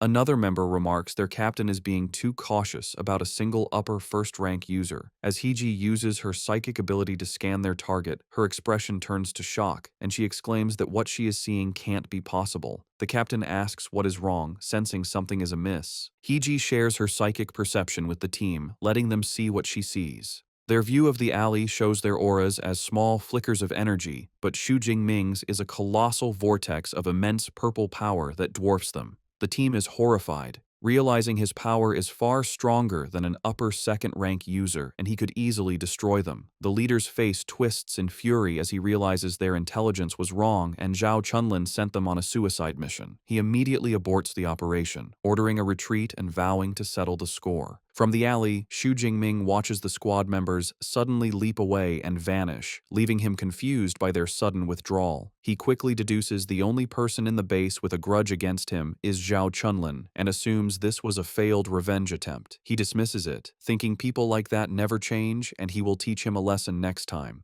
The enraged Tiger Shark squad returns to Zhao Chunlin. The squad leader storms up to the merchant and slaps him powerfully across the face. The force sends Zhao Chunlin flying from his wheelchair. Stunned and in pain, he demands to know why he was attacked. The leader looks down with contempt, yelling that Zhao Chunlin's faulty intel was a death trap. He reveals the shocking truth. Their target wasn't an upper first-rank user, but a powerful upper second rank. The news leaves Zhao Chunlin speechless, unable to understand how Xu Jingming grew so powerful in just over a month. The squad leader, his face cold with disgust, declares he doesn't care. He terminates their mission, leaving Zhao Chunlin broken on the ground as his team departs. The Tiger Shark squad leader reports back to manager Zhao Yi, who is surprised to see them return so soon. The squad leader confirms the mission was terminated. He explains that Zhao Chunlin's intelligence was wrong. The target was an upper second-rank user. He corrects himself, saying it's worse. Their scanner showed his combat strength is at least third rank, which is why they retreated. Manager Zhao Yi is enraged, wondering how Zhao Chunlin could make such a huge mistake. A sense of dread dawns on him, and he asks for the target's name.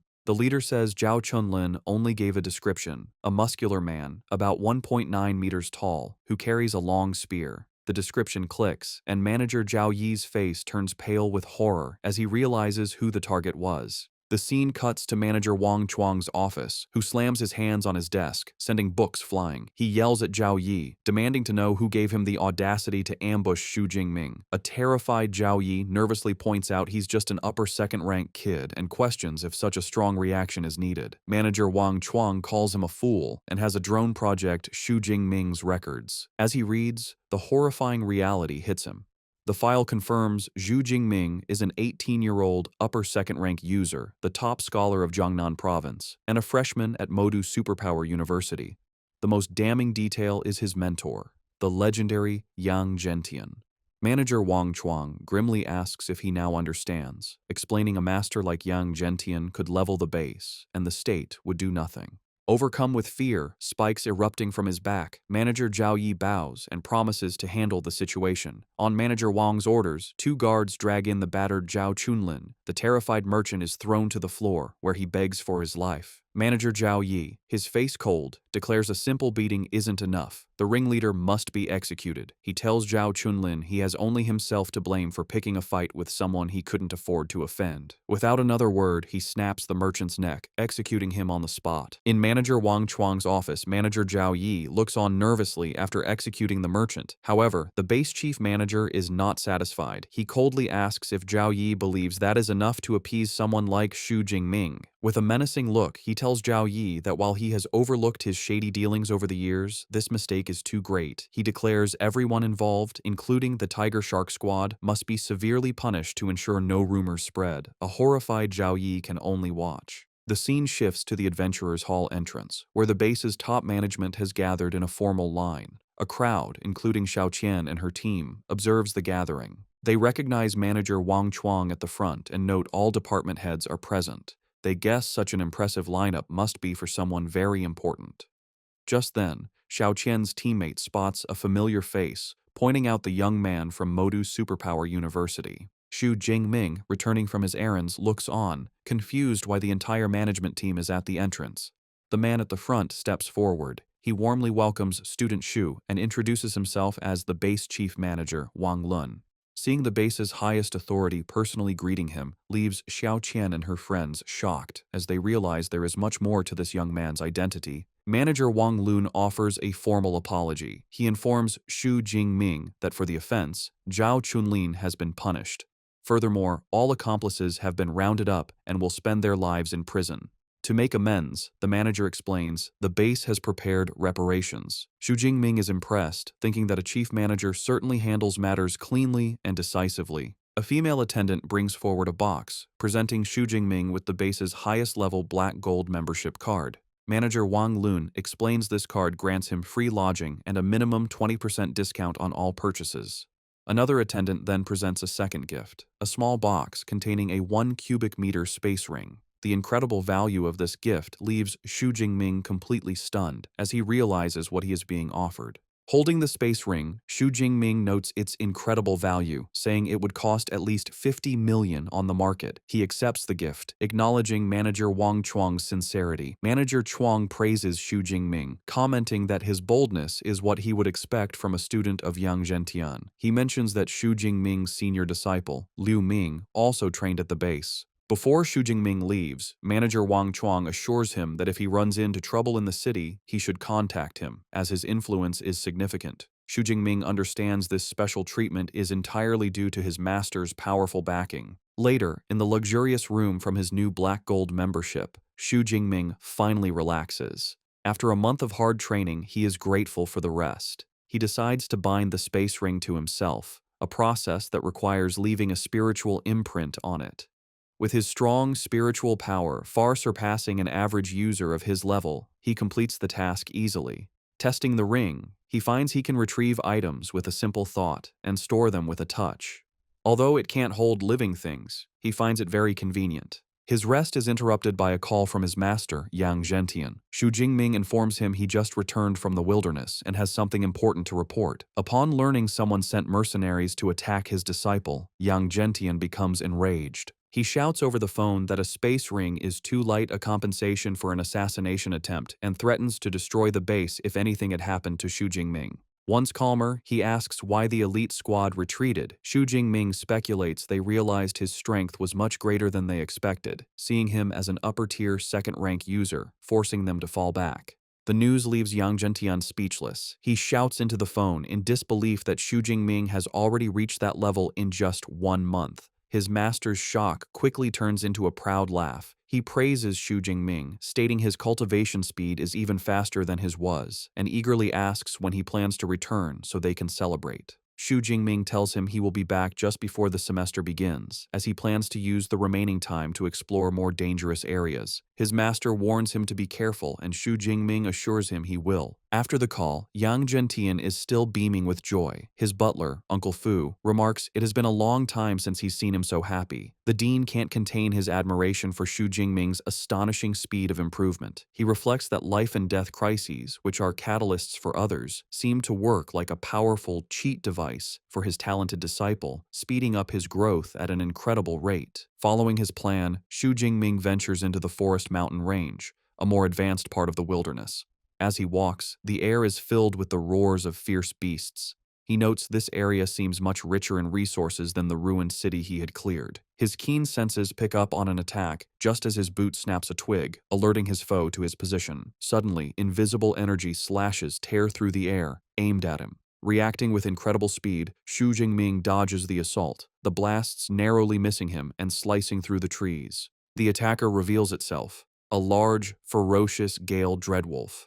Xu Jingming calmly analyzes it, guessing that most third-rank beasts have special abilities. He identifies the wolf as a wind element creature, likely at a mid-tier third-rank level, and wonders how many ability points its defeat will give him. As Xu Jingming prepares to fight the beast, he senses another group approaching. It is the popular streamer Zhang Chuxuan, with her bodyguards and a cameraman. One of her men points out the Gale Dreadwolf, suggesting it would be perfect for Miss Zhang to defeat on camera. The team leader orders his subordinate to block the wolf's escape, intending to claim the beast for themselves. Xu Jingming observes this, thinking they are trying to steal his kill, which is against the wilderness rule where the first person to find a resource has claim to it. However, Zhang Chuxuan expresses her disapproval. She states that she dislikes taking another's prey just for filming content. The leader tries to frame it as a heroic rescue for their stream. Zhang Chuxuan is not convinced, saying she doesn't need fake praise and pointing out that Xu Jingming appears calm and capable, not needing help. Following her wishes, the team leader complains quietly but agrees to find another beast. He orders his team to leave. Xu Jingming watches them go, thinking Zhang Chuxuan's character is surprisingly decent for a famous online personality. However, he also notes the team leader seemed to have little authority. He dismisses the thought and refocuses on his hunt. The Gale Dreadwolf, annoyed that Xu Jingming stood his ground, lunges in a furious attack.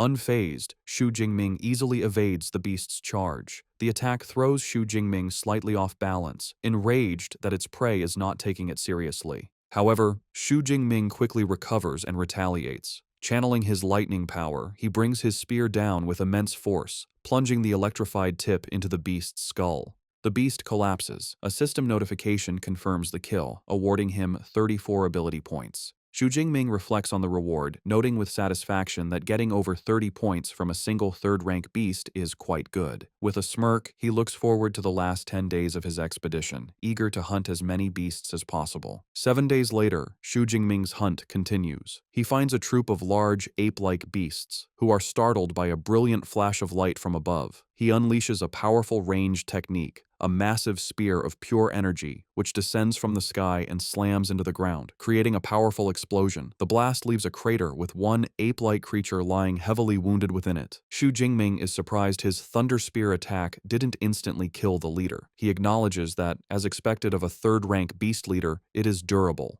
With a menacing look, purple lightning crackling around him, he decides not to waste time on the lesser beasts. He resolves to finish them all off quickly. He charges into the remaining group, his body covered in lightning. He moves like a blur, weaving through their attacks and striking them down with his spear. Standing over the defeated ape-like beasts, Xu Jingming's hunt in this area is a success. He checks his system panel, a satisfied smile on his face as he sees he has over 3,000 ability points. He thinks this amount should be enough to finally learn the powerful S-rank combat techniques he has been eagerly anticipating. Just as he is about to move on, his smartwatch beeps, projecting a holographic distress signal. Elsewhere, Jiang Chuxuan is desperately fleeing for her life, leaping through the trees at incredible speed. She is being pursued by a massive, armored, dragon-like creature. Through her panicked thoughts, she reveals her team was scattered by a powerful fourth-rank beast, and in the chaos, she ran into another foe, a low-tier, third-rank ground-digging dragon. She knows any beast associated with dragons is very fierce. As a mid-tier second-rank user, she understands she has no chance of winning, even with a power-boosting pill. Her only hope is that another superpowered person will see her distress signal and come to her aid. Her situation becomes worse when she breaks out of the dense forest into an open clearing. She realizes, with a sense of doom, that without cover, the beast will surely catch her. As she feared, the creature closes in, cornering her completely. Just as the beast is about to strike, a massive spear of pure purple lightning descends from the sky, slamming in front of the creature and stopping its attack. Xu Jingming appears in a flash of lightning, standing protectively between her and the stunned beast.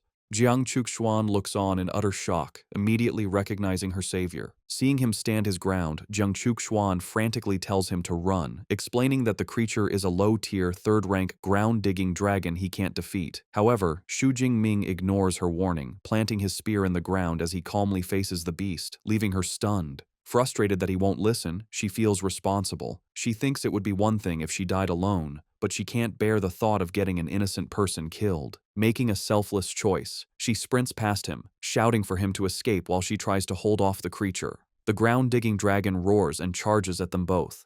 Jiang Chuxuan prepares to fight. Before she can act, Xu Jingming unleashes his power behind her. He summons a massive spear of crackling lightning and hurls it over her head at the charging beast, leaving her to watch in stunned silence. The energy spear descends at incredible speed, piercing directly through the beast's armored head in a massive explosion of purple lightning and gore. The creature collapses, its head completely destroyed.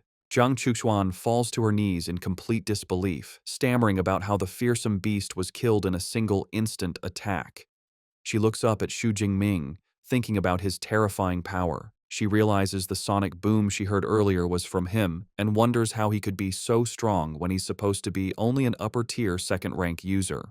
A notification appears for Xu Jingming, confirming the kill and awarding him 36 ability points. He smirks, thinking that, as expected of a beast with dragon in its name, it provides more points than a normal beast of the same rank. After the battle, Xu Jingming approaches Jiang Chuxuan, who is still on the ground, and asks if she is all right. She says she is fine, just weak in the knees, and thanks him for saving her. He modestly replies that anyone would have done the same and helps her up. Standing, Jiang Chuxuan says she owes him a great debt for saving her life, and he can ask for anything in the future. Xu Jingming politely declines, but says an autographed photo for his roommate would be the best reward. The request surprises her, but she agrees, saying she doesn't have one with her but can give it to him at the supply base. Her attention is then drawn to his weapon. She recognizes it as the famous Dark Cloud Gale Spear, and asks if he's a student at Modu University. He confirms it was a gift from his master.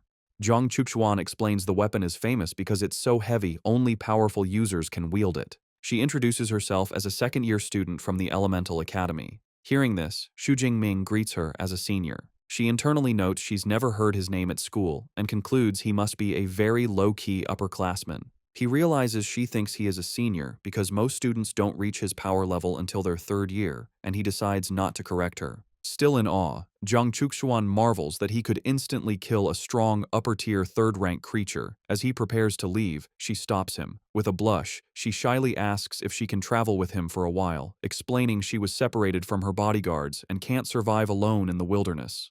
Xu Jingming agrees to escort her to the ruined city, from where she can get back safely. She happily thanks him. As they walk, she suggests they check the beast's cave for valuable items, which is why it attacked her. Xu Jingming agrees it's worth a look. On the way, she asks which academy he belongs to. When he says he is from the Weaponry Academy, she comments that she knows their dean, Yang Zhentian, has a very fierce nickname. Xu Jingming calmly informs her the dean is his master. The revelation leaves Zhang Chuxuan flustered and embarrassed, and she apologizes profusely for speaking badly of his teacher.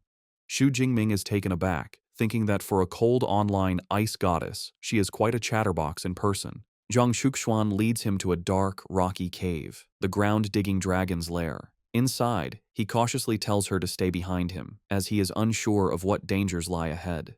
She agrees, following closely as he leads with his spear crackling with protective lightning. Their caution soon turns to amazement. Deeper inside, they discover a hidden oasis. A small spring of clear turquoise water is surrounded by a garden of rare and fragrant flowers. Xu Jingming is stunned, identifying several high-grade medicinal herbs. His shock grows as he realizes the spring is an S-grade Earth Spirit Spring, a legendary healing treasure.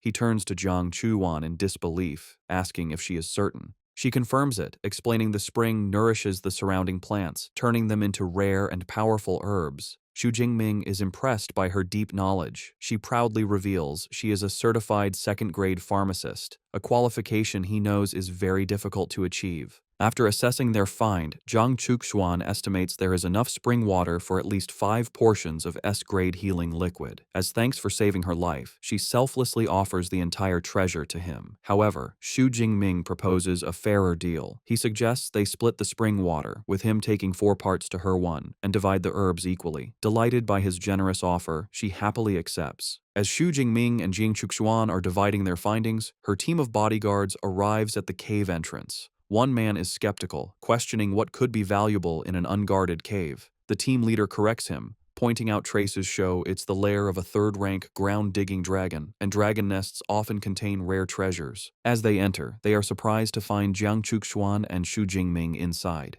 She is startled by their sudden appearance, internally worrying that if this elite team of third-rank users discovers the S-grade spring, there will be trouble. The leader greets her, saying they've been searching for her. He then curiously notes Xu Jingming's presence. Thinking quickly, Zhang Chuxuan explains Xu Jingming is a senior from her school she just met. She gestures to the treasure, suggesting that since the herbs are high quality, they should all share. The leader smirks and accepts, but a subordinate whispers to him that the spring seems to be the legendary S-grade Earth Spirit Spring, a priceless treasure. The revelation instantly changes the atmosphere. The bodyguards' eyes glow red with greed as they realize the immense value. Both Xu Jingming and Zhang Chuxuan sense the immediate shift in their demeanor. The leader's friendly facade drops, replaced by a menacing grin as he remarks that she doesn't seem very honest. Realizing the danger, Zhang Chuxuan decides to surrender the treasure. She says the team can have everything and tries to pull Xu Jingming away. When he does not move, she urgently whispers that the bodyguards are all peak third-rank users and they stand no chance. However, Xu Jingming calmly replies that he doesn't consider himself weaker than them. He adds that even if they gave up the treasure, the team wouldn't let them go alive, a chilling thought she realizes is true. The team leader laughs, confirming Xu Jingming's words. He admits that while the boy's tone is arrogant, his guess is correct. He explains their ruthless logic. Zhang Chuxuan is famous.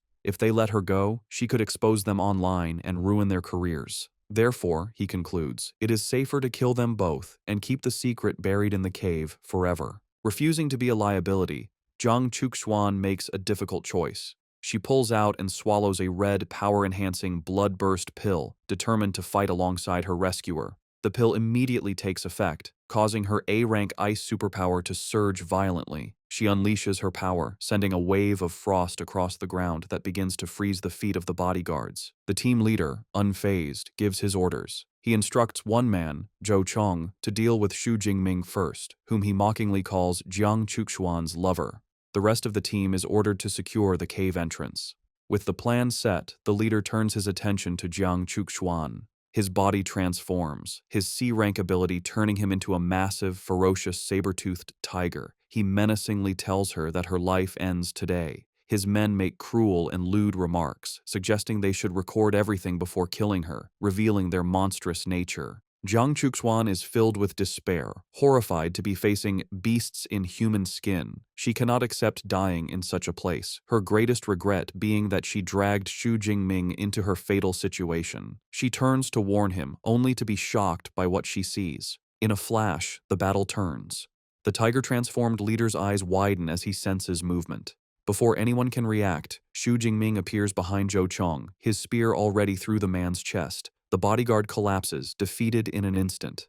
Xu Jingming looks down on his fallen foe coldly, remarking that even a third-tier fighter isn't much of a threat. The leader is stunned by Xu Jingming's incredible speed, unable to understand how his mid-tier third-rank subordinate was taken down so easily. He realizes with a grim expression that he has misjudged the situation. Xu Jingming is the true threat. Roaring with fury, he unleashes his own attack, swinging his massive axe in a devastating tiger roar slash. However, Xu Jingming effortlessly dodges the powerful blow, his body a blur of purple lightning. As he dodges, he analyzes his opponent's strength. He concludes that the peak third-tier captain's raw power is far stronger than his, and he realizes he can no longer afford to hold back. The tiger-transformed leader and his men are left confused by Xu Jingming's display of power. Realizing he is facing a much stronger opponent than he thought, Xu Jingming decides he can no longer hold back. He unleashes a hidden power, activating his Thunder Extreme mode.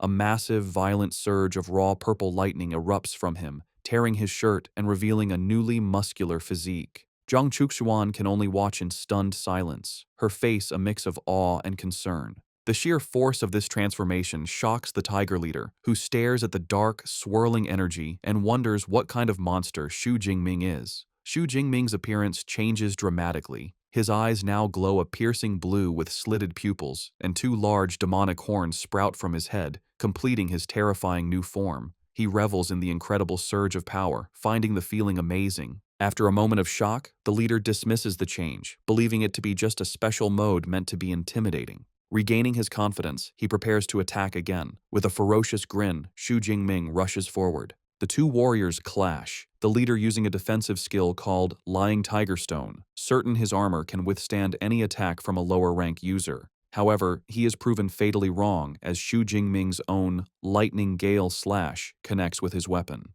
The force of Xu Jingming's attack is overwhelming, shattering the leader's powerful armor. The impact sends the massive Tiger Man flying backward, completely defeated. Xu Jingming stands confidently in his transformed state, declaring his body is now 3 to 4 times stronger, a level of power the leader's tough, beast-like hide could not withstand. The battle is not over. With their leader defeated, another bodyguard lunges at Xu Jingming, unleashing a powerful B-rank skill, the Flame Claw. Even in his transformed state, Xu Jingming's control is absolute. He effortlessly blocks the fiery assault with his own lightning. The bodyguard is left in utter disbelief, unable to comprehend how his advanced technique could be so easily stopped by a supposedly lower-ranked opponent. Xu Jingming stands over the now-defeated bodyguard. Acknowledging his opponent's resilience, he remarks that it's expected from a peak third-tier fighter, but declares he will end the fight with one final blow. Terrified, the man begs for his life, offering Xu Jingming the Earth Spirit Spring and all his savings. Xu Jingming coldly dismisses his plea, stating that it is too late for begging. Jiang Chuxuan watches the scene, her mind reeling in disbelief. She thinks that the team she hired, who cost a fortune and whose captain was rumored to be invincible, was utterly dismantled. She has never heard of any student from her university with such a powerful record, leading her to wonder if his ability might even be S rank. With the others defeated, Xu Jingming turns his attention to the remaining bodyguards. In his transformed state, he feels the violent, bloodthirsty urges from the Thunder Tyrannosaurus blood resurfacing, and he menacingly tells them it is their turn. The two men are frozen in terror, calling him a demon. Xu Jingming scoffs, retorting that compared to murderers like them, he considers himself far more human. Realizing they are outmatched, the remaining men make a desperate final stand. On their leader's command, they all consume their own blood-burst pills, preparing to fight to the death. The battle that follows is swift and brutal. The scene cuts to the aftermath, where Xu Jingming, now back in his normal form but shirtless, stands victorious amidst the defeated bodies of the entire team. The immense power of his Thunder Extreme mode has taken its toll. He leans against a rock wall, breathing heavily and completely exhausted. He reflects that while his transformation is incredibly powerful, the energy drain is severe. Using it for just over 10 minutes, he realizes, is more draining than fighting for several hours. After the intense battle, a concerned Jiang Chuxuan rushes to Xu Jingming's side, asking if he is all right. Despite his exhaustion, he reassures her that he is fine and suggests they collect the valuable spring water and herbs before they rest. Standing by the pristine spring, Jiang Chuxuan expresses her relief that the bloody fight did not contaminate the precious resource. They proceed to carefully fill several glass bottles with the potent water from the Earth Spirit Spring. After they finish, Xu Jingming notes they collected even more than they had estimated. He hands 1.5 bottles to Jiang Chuchuan, insisting she take them as her share, acknowledging that she also fought hard. Overjoyed by his generosity, she thanks him enthusiastically. However, their moment of relief is cut short. Suddenly, Jiang Chuchuan stumbles and cries out in pain. She collapses forward against Xu Jingming, realizing with dread that the severe side effects of the bloodburst pill she took earlier are finally kicking in. The severe side effects of the bloodburst pill finally hit Jiang Chuxuan. She cries out in pain and collapses forward against Xu Jingming, who is surprised but catches her. Lying on the ground, she thinks about how she is powerless, unable to use her energy, and too weak to even get clothes from her space ring. Trembling and blushing, she feels deeply embarrassed and worries about the bad impression she's making. Seeing her condition, Xu Jingming says the pill's side effects are strong and that he will take her somewhere to rest. Without waiting for a response, he lifts her into his arms, which surprises and flusters her. As he carries her, her heart beats rapidly, and she wonders if it's because this is the first time she has been so close to a man. Xu Jingming carries her to a small grassy clearing and gently sets her down. He tells her to rest there while he goes to collect the remaining herbs. Before leaving, he takes off his own black shirt and offers it to her so she can cover herself. Jiang Chuchuan accepts it, thinking about how kind and considerate he is. While she recovers, Xu Jingming turns his attention to the defeated bodyguards. He takes a space ring from one and examines its contents.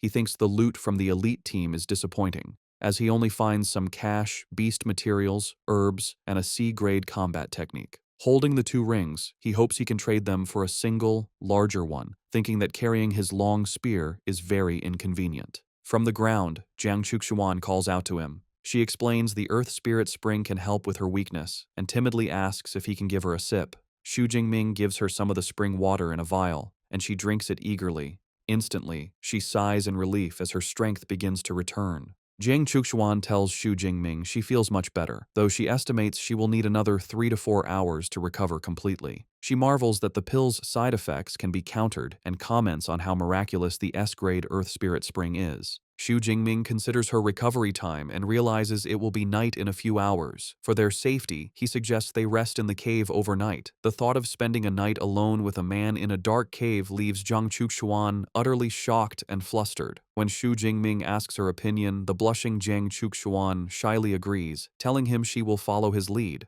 The next morning, the sun shines through the forest. Having fully recovered, Jiang Chuxuan stretches her arms, feeling refreshed. She comments on how pleasant the forest air is, joking that she could stay for a month if not for the dangerous beasts. She glances at Xu Jingming and reflects on her worries from the previous night, chiding herself for her wild imagination. She concludes he is not the kind of person she feared, yet feels a slight sense of disappointment. Her thoughts are interrupted when Xu Jingming says it's time to leave and that he will escort her to the edge of the forest. Surprised, she quickly agrees. The two then begin to run through the woods, with Xu Jingming in the lead. Suddenly, he comes to an abrupt stop, putting his arm out to prevent her from going further. A moment later, a massive, flaming creature leaps over their heads. Jiang Chuxuan looks up in terror, identifying it as a powerful 5th-tier blazing tiger. The great beast lands far ahead and continues to flee. Peeking from behind a tree, Xu Jingming wonders if the tiger didn't notice them, but Jiang Chuxuan observes its panicked state and suggests it is running for its life. Her eyes widen as she realizes what must be chasing it. A massive horde of gray, wolf-like beasts with red eyes rushes past. In a hushed tone, Jiang Chuxuan explains they are iron-toothed rats. She clarifies that while they are only first-tier beasts, in a swarm they are incredibly dangerous and could overwhelm a sixth-tier powerhouse. Now she understands why the blazing tiger was forced to flee. Faced with the swarm, Jiang Chuxuan panics and urges Xu Jingming to flee. Reacting instantly, Xu Jingming grabs her hand, and they turn and run, with the horde of rats in hot pursuit. As they sprint, Xu Jingming knows the rats have incredible stamina, making a simple escape impossible. With the supply base 90 kilometers away, he realizes they need to move faster. His spear slows him down, and he declares he must abandon it. However, Jiang Chuxuan quickly offers a solution, telling him her space ring is large enough to hold it. She effortlessly stores the heavy spear, freeing him. Now much lighter, Xu Jingming notes that holding hands is still too slow. He suggests it would be more efficient for him to carry her on his back, a proposal that leaves a stunned Jiang Chuxuan speechless. Before she can object, he swiftly lifts her onto his back and continues their escape at an even greater speed. He eventually breaks out of the forest and into a ruined city. However, their relief is short-lived. They see the swarm devouring another beast's corpse. Xu Jingming grimly realizes their worst fear has come true. The rat tide has overrun the entire area. Cornered, he declares they must fight. He activates his Thunder Extreme mode, his body erupting in purple lightning as demonic horns sprout from his head. He tells a frightened Jiang Chuxuan to hold on tight as he charges into the horde. He becomes a blur of destructive energy, cutting through the rats and earning ability points for each kill. Meanwhile, at a military outpost, Manager Wang Chuang and his team are monitoring the crisis. An official reports the rat tide is over 300,000 strong. Wang Chuang, looking grim, remarks it will be a devastating blow to the ecosystem. A subordinate shows a map of trapped ability users, lamenting that most will likely be devoured. Wang Chuang worries about Xu Jingming, thinking that unless his master, Yang Zhentian, intervenes, no one can save him if he's caught. Suddenly, a soldier spots a massive sphere of purple lightning on the monitors. Wang Chuang orders his troops to prepare to engage. A report comes in that the target is moving at 80 meters per second. The soldiers open fire, but their bullets are useless against the powerful energy barrier. Unleashing his full power, Xu Jingming, still in his demonic form, leaps high into the air with Jiang Chuxuan, soaring over the military blockade. He lands gracefully among the startled soldiers as his transformation fades. The soldiers are left in stunned silence. One exclaims he thought the approaching energy was a lightning beast, not a person. Another remarks on the man's terrifying aura, while a third finds the girl's silhouette strangely familiar. Now back in his normal form, shirtless and exhausted, Xu Jingming tells Jiang Chuxuan they have reached the supply base and are safe. A relieved Jiang Chuxuan holds his arm, thanking him. Just then, Manager Wang Chuang rushes over. Recognizing Xu Jingming, he asks if he can help after his escape. Xu Jingming explains he ran for over 40 minutes from the mountain area and is exhausted, asking only for a room to rest. Internally, Wang Chuang is astounded, knowing the mountains are over 90 kilometers away. He thinks even a fourth-tier ability user would struggle to break through the horde from such a distance. Eager to help, Wang Chuang offers to arrange a room, but Jiang Chuxuan steps in, stating she will take care of him. As she supports the weary Xu Jingming, nearby soldiers begin to gossip. They recognize her as Goddess Jiang and comment on how lucky the young man is. They speculate about their relationship, with one soldier lamenting that his goddess has been stolen. 2 full days and nights later, Xu Jingming finally awakens in a comfortable bed. He finds Jiang Chuxuan by his side, who greets him with a cheerful smile. She tells him he has been asleep for a long time and she was about to give him some Earth Spirit Spring to help him recover. Surprised he slept so long, Xu Jingming asks about the wilderness. Jiang Chuxuan informs him the rat tide has not yet receded, so the area is under lockdown. She adds that after it's over, there will likely be very few beasts left. Realizing there is no reason to stay, Xu Jingming decides to return to the university, as the semester is about to begin. Hearing this, Jiang Chuxuan says she is also going back and suggests they travel together. Xu Jingming readily agrees. As they are making plans, Jiang Chuxuan remembers something she promised. She presents him with the autographed picture he had asked for. To Xu Jingming's complete surprise, the photo shows her posing suggestively in revealing lingerie, a far cry from what he had expected. Flustered by the revealing photo, A blushing Xu Jingming explains to Jiang Chuxuan that he was asking for it on behalf of a friend, suggesting this one might be too inappropriate and asking for a more ordinary one. Jiang Chuxuan is surprised, realizing she misunderstood his intentions.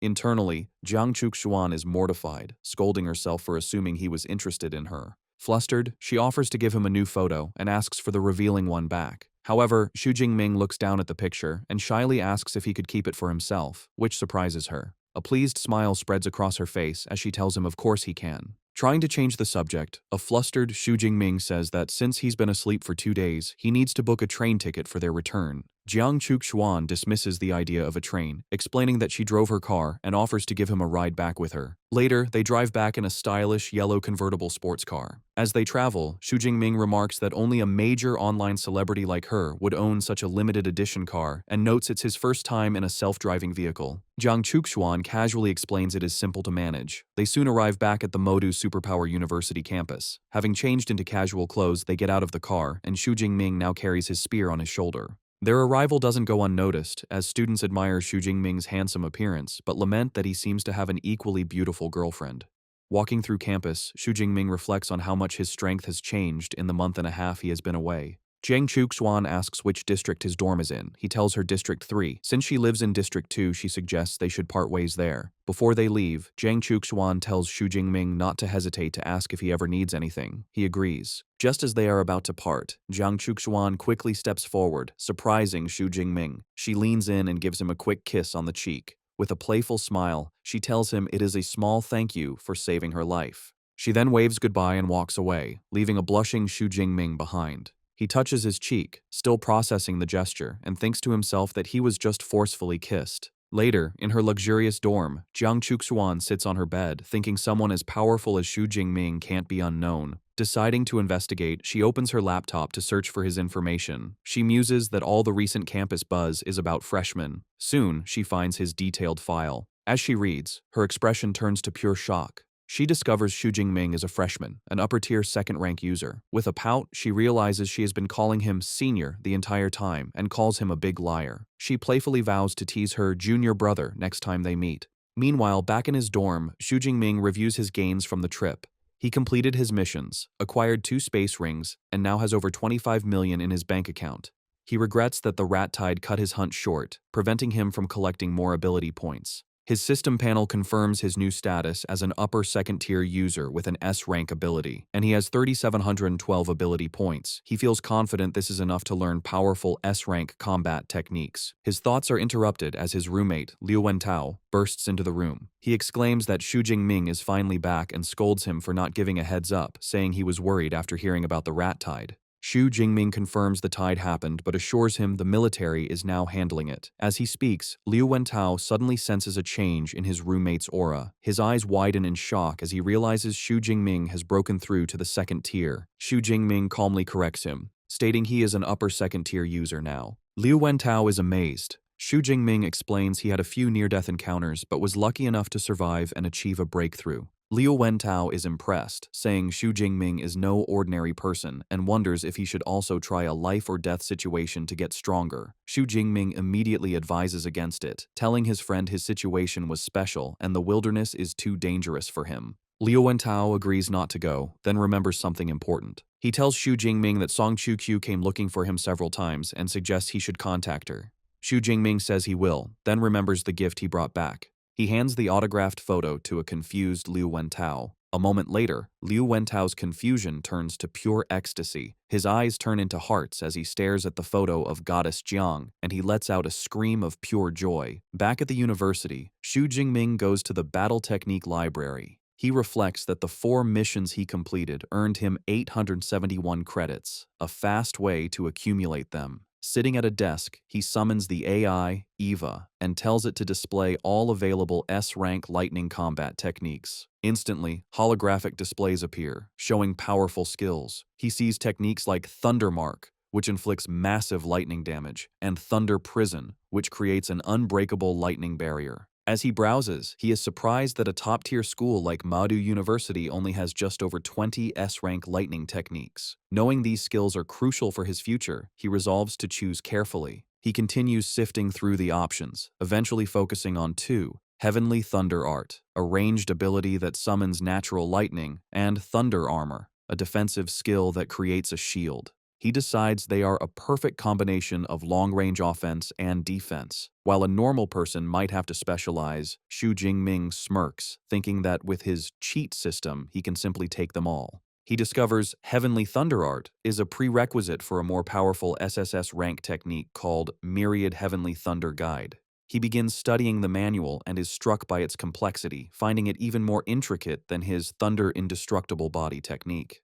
The difficult content makes him sweat, and he thinks it's harder than understanding professional literature during his doctoral studies in his past life. After 6 long hours of intense study, an exhausted Xu Jingming slumps over his desk. He sighs, having finally gained a basic understanding. He decides that's enough manual effort, and it's time for his system to take over. He clenches his fist and calls out to his system, Deep Blue, commanding it to add the points to master the skill. A massive surge of purple lightning erupts from him as the system instantly integrates the knowledge into his mind and body.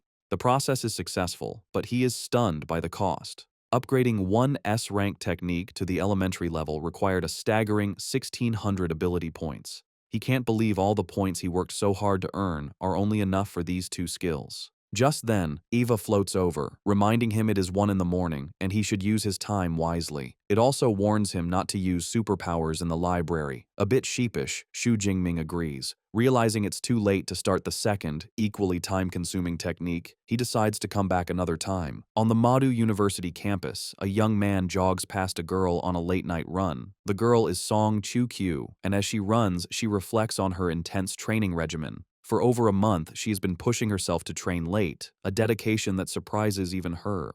She is determined to challenge Xu Jingming when he returns, vowing to show him that she is the true #1 freshman. Her training is interrupted when she spots a large bird silhouetted against the full moon. It is a massive, menacing creature with red eyes, which she identifies as a white-ringed black feather eagle. She analyzes the threat, noting the eagle uses speed and camouflage to hunt in cities. She estimates it to be around the 3rd tier and concludes it would be a very difficult opponent. Suddenly, a loud noise from above startles her. She looks up, confused to hear thunder with no clouds in the sky. A moment later, a massive sphere of purple lightning materializes and explodes in the night sky, striking the eagle and tearing it to pieces in a shower of blood and feathers. Staring in disbelief at the raw power, Song Chu-kyu wonders which high-level lightning user could have destroyed the beast so effortlessly. Given the distance, she realizes the attack must have come from within the campus. She speculates it must have been a powerful senior student or a university mentor. The scene reveals the true source of the attack. Xu Jingming, standing in a secluded wooded area, surrounded by the crackling remnants of his power. A confident smirk is on his lips as purple lightning swirls around him. He reflects on his test, thinking that even this small demonstration shows the astonishing power of his new S-rank combat technique, the Heavenly Thunder Art. In the woods on campus, a system notification confirms Xu Jingming killed a mid-tier 3rd-rank white-ringed black feather eagle, earning him 34 ability points. He is amazed, thinking his new Heavenly Thunder Art is stronger than he imagined, with incredible destructive force and a range of nearly a kilometer. As he walks away, pleased, he is secretly watched from the trees by a mysterious young man who finds the famous freshman interesting.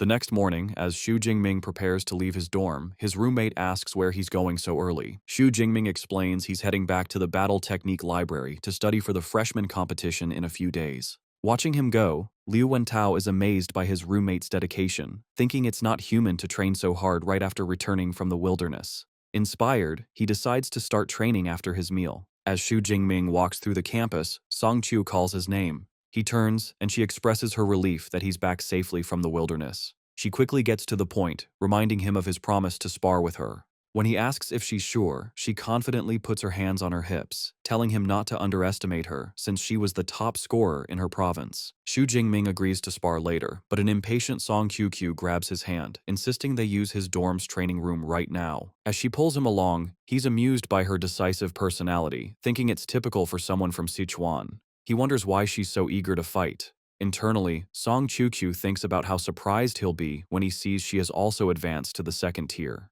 They soon arrive at the training room, watched by Liu Wentao and Shi Dongxia. Xu Jingming stands ready with his spear. Warming up, Song Chu-kyu smirks confidently, taunting him not to lose too badly. He calmly replies she can't defeat him without a weapon. She smirks, confirming she has one. She summons her weapon from her space ring. It materializes in a flash of light, and she expertly catches the massive, ornate halberd. Xu Jingming is surprised, thinking a Fang Tianhua Ji is a very rare weapon for a girl. Weapon in hand, Song Chu-kyu vows to defeat him. He calmly accepts. From the sidelines, Liu Wentao grins, declaring his brother Ming has already won, which Qi Dongxia finds amusing. As the match starts, he senses her aura and realizes she's reached the lower second tier. He thinks this is the source of her confidence but isn't concerned. A massive surge of purple lightning erupts from him as he declares he hasn't been standing still either. The force of his power shocks Qi Dongxia, who exclaims it's impossible he's an upper second-tier user. A smug Liu Wentao teases her, saying he told her that her friend was no match. Song Chu-kyu is stunned, realizing her plan has backfired. She wonders how his promotion speed is so much faster than hers when they were both top scorers. Surrounded by lightning, Xu Jingming asks if she wants to continue. Flustered, she agrees, but asks him not to use too much force. Amused, he praises her flexibility. He tells her he won't attack first and she can come at him when ready. With a determined look, she warns him not to regret it and unleashes her A-rank ability, Light of Dawn.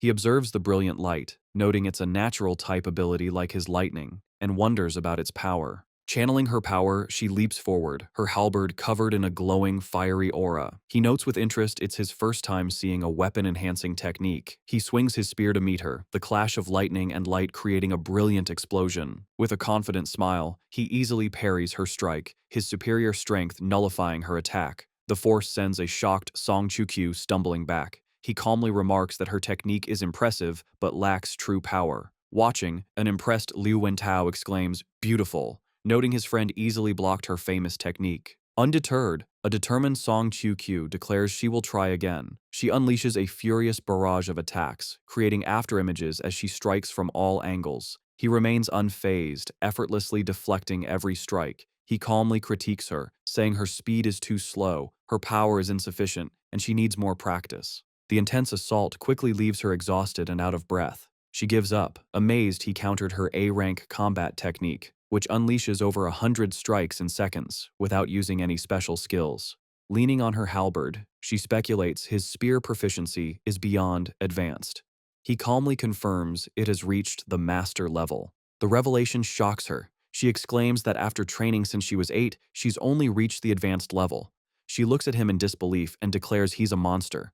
Turning away, she concedes the match, admitting that with his S-rank ability and talent, she has no hope of surpassing him. He asks if she wants to test his other techniques, but she declines. She explains that with his superior power, her techniques would be useless against his defenses. As a thank you, she invites him to lunch, and he accepts. She says she'll see him at noon and leaves with Qi Dongxia, who remarks that he seems to be the stronger one. After they leave, Liu Wentao gives him a thumbs up, praising him for being the strongest. Xu Jingming modestly replies that Song Chu-kyu isn't that strong, but her advancement speed is impressive. Liu Wentao smiles, saying Xu Jingming only thinks that because of his own power. He then reveals a shocking truth. Song Chu-kyu is the great-granddaughter of Song Daoyuan, a legendary S-rank grandmaster from the history books. The news leaves him speechless, recalling an entire chapter dedicated to the man 80 years ago. Liu Wentao explains that since her family is in Sichuan and she is the Grandmaster's most beloved great-granddaughter, her rapid advancement is expected. Xu Jingming now understands her background and how she could afford expensive items. Feeling a new urgency, he tells Liu Wentao he must get back to training and quickly leaves.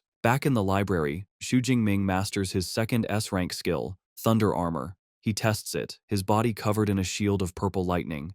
He's impressed that it reduces impact by 90% and auto-counterattacks, making it a great defense. 4 hours later, he checks his system panel and sees he only has just over 700 ability points left after learning the two skills. He notes to himself to visit the wilderness to replenish his points in the future. With his preparations complete, a determined look crosses his face as he resolves to focus on the upcoming freshman competition. On September 1st, the day of the competition, Xu Jingming's group walks to the venue. He remarks on the unusual weapons of his female friends. Qi Dongxia, with large mechanical claws, explains a unique style helps win faster, and her goal is the top 50. Song Chu-kyu says her goal is second place. This interests Xu Jingming, who asks if she's given up on fighting him again. She admits she can't beat him, so there's no point. Liu Wentao then mentions another strong contender, Li Chengji, Qinghai's top scorer, who has also reached the second tier. Song Qiu is eager to see how strong this rival is. Just then, Qi Dongxia points, announcing they have arrived.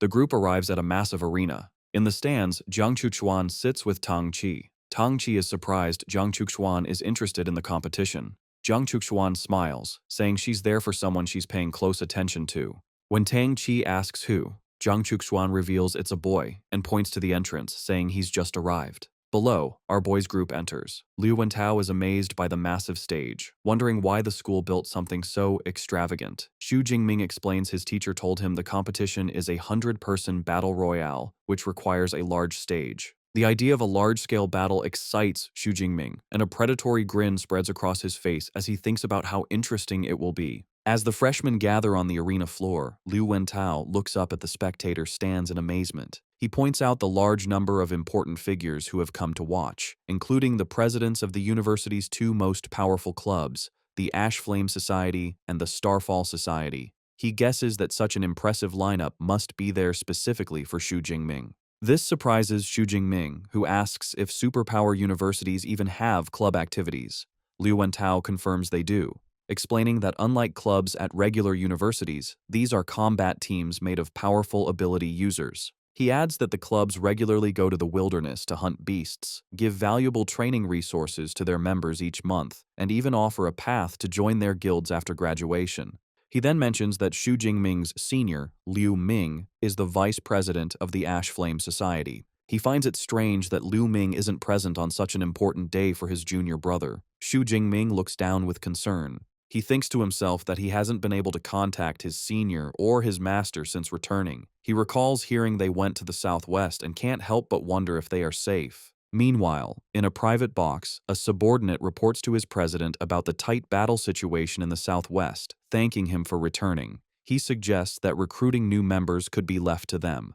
The president, a man with silver hair, is revealed to be Wei He, the president of the Ash Flame Society. He dismisses the suggestion, stating his only goal for returning is to recruit Xu Jingming at any cost. As he scans the stands, he notices another prominent figure and wonders why Wu Lan from the Starfall Society is also there. In another section, Wu Lan, president of the Starfall Society, looks down at the arena with a confident smirk, clearly sharing the same target. Suddenly, a massive, glowing magic circle appears in the sky, signaling the start of the competition. From the circle, a magnificent balcony emerges, floating down towards the arena. The crowd murmurs in awe, wondering if it's the work of a powerful space-type ability user. A portal of golden light opens on the balcony, and a figure steps through. An elegant and powerful-looking woman with long brown hair emerges, her presence commanding attention. Liu Wentao recognizes her as the vice principal who guards the battle technique library. Xu Jingming is stunned by how young she appears, but Liu Wentao explains that the powerful bodies of ability users make them age slower, though he estimates she must be at least 40. Standing on the floating balcony, the vice principal introduces herself.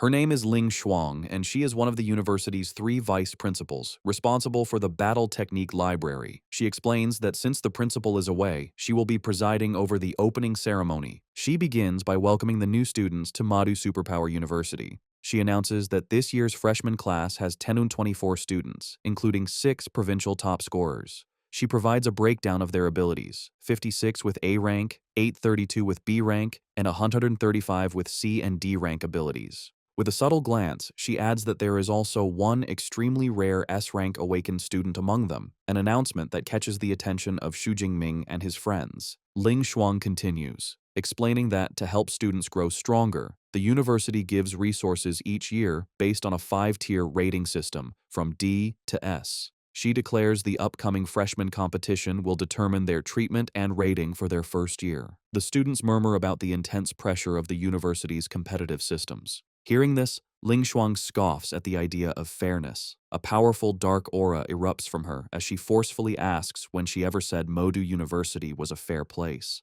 With a stern expression, she declares their goal is to cultivate top-tier powerhouses, and the birth of the strong requires them to go through harsh competition. Her intense declaration leaves the freshmen in stunned silence.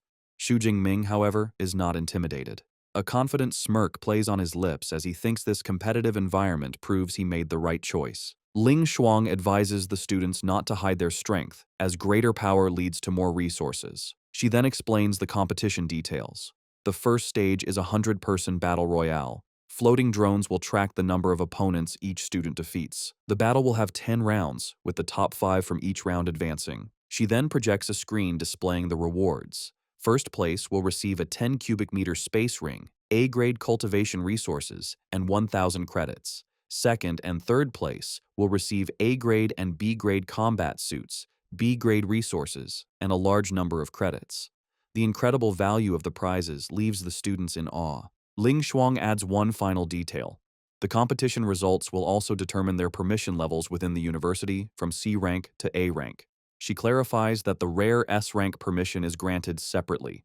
With her speech concluded, she hands the proceedings to another dean and gracefully departs in a flash of golden light. Taking over, the dean of the Elemental Academy, Sun Ching Sui, stands before the crowd. She officially declares the start of the freshman competition. As encouragement, she reminds the students that those who perform exceptionally well may be chosen by teachers to become personal disciples, urging them to do their best. The students murmur with excitement, realizing this is their chance. Sun Ching Sui explains the first stage will have 10 rounds of battles. The AI Ava begins to randomly select students for the first round. As they watch, our boys group in matching combat suits notices the top scorer from Qinghai, Li Chengji, is in the first group. From the stage, Li Chengji looks at them and gives a provocative smirk. Qidongxia points it out, while an annoyed Song Chu calls him arrogant. A mischievous Liu Wentao thinks to himself that Li Chengji has made a terrible mistake. The 100 selected students gather on the arena floor. Dean Sun Ching Shui reassures them they do not need to worry about dying, as Eva will generate a protective shield if anyone's life is in danger. She adds that a medical team is on standby. With a countdown from 3, the battle begins. The arena erupts into a chaotic free-for-all. In the stands, spectators are drawn to a powerful, sword-wielding student who is dominating the fight, noting he has already broken through to the second tier. They identify him as Li Chengji, the top scorer from Qinghai Province. On the battlefield, Li Chengji effortlessly cuts down opponents, calling his fallen foes weaklings. The first round ends swiftly. An AI drone announces Li Chengji has taken first place by defeating 36 people. As he steps down, he looks up at Xu Jingming and issues a challenge, wondering if Xu Jingming can surpass his score. Watching Li Chengji's arrogant display, Liu Wentao sweats and declares the guy is beyond saving, remarking he has never seen someone so determined to court disaster. In the stands, a member of the Starfall Society points out Li Chengji's breakthrough to their president, Wu Lan, and asks if they should make him their primary target. Wu Lan calmly dismisses the idea, stating their number one target remains Xu Jingming.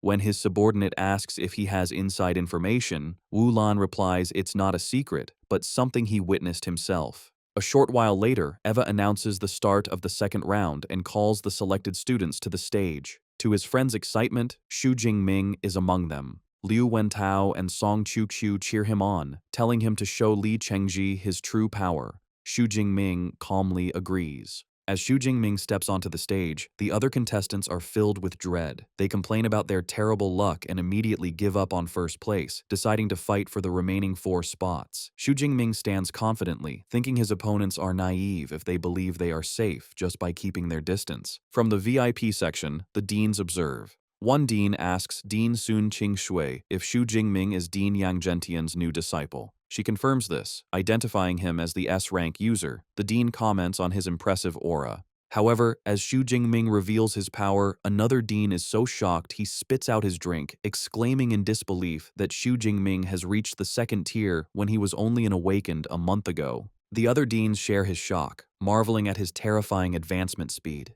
Dean Sun Ching Shui thinks to herself that Dean Yang is good at keeping secrets. The countdown for the battle begins. As soon as the match starts, Xu Jingming unleashes a massive, swirling vortex of purple lightning that instantly engulfs a large part of the arena, leaving the other students stunned. Standing at the center of the storm, he spins his spear with blinding speed, a predatory grin on his face. He thinks that compared to slaughtering beasts, he still finds fighting against other humans to be far more enjoyable. Xu Jingming's immense display of power shocks the other contestants. A blast of energy pushes them back, and one realizes with horror that the aura is from a second-tier ability user. Standing in a swirl of purple lightning, Xu Jingming confirms their fears as the students shout in disbelief that he is a second-tier user. The other competitors look on in despair, complaining about the unfairness of facing a freshman who is already a tier above them. From the stands, Wu Lan, president of the Starfall Society, calmly observes. His subordinate asks if he already knew about our boy's true strength. Wu Lan replies that he did, commenting that Xu Jingming's potential is now clear to all. In another section, Zhang Chuxuan smiles, realizing she's been calling her junior a senior, and playfully vows to get even with him. Meanwhile, Li Chengji grits his teeth in frustration.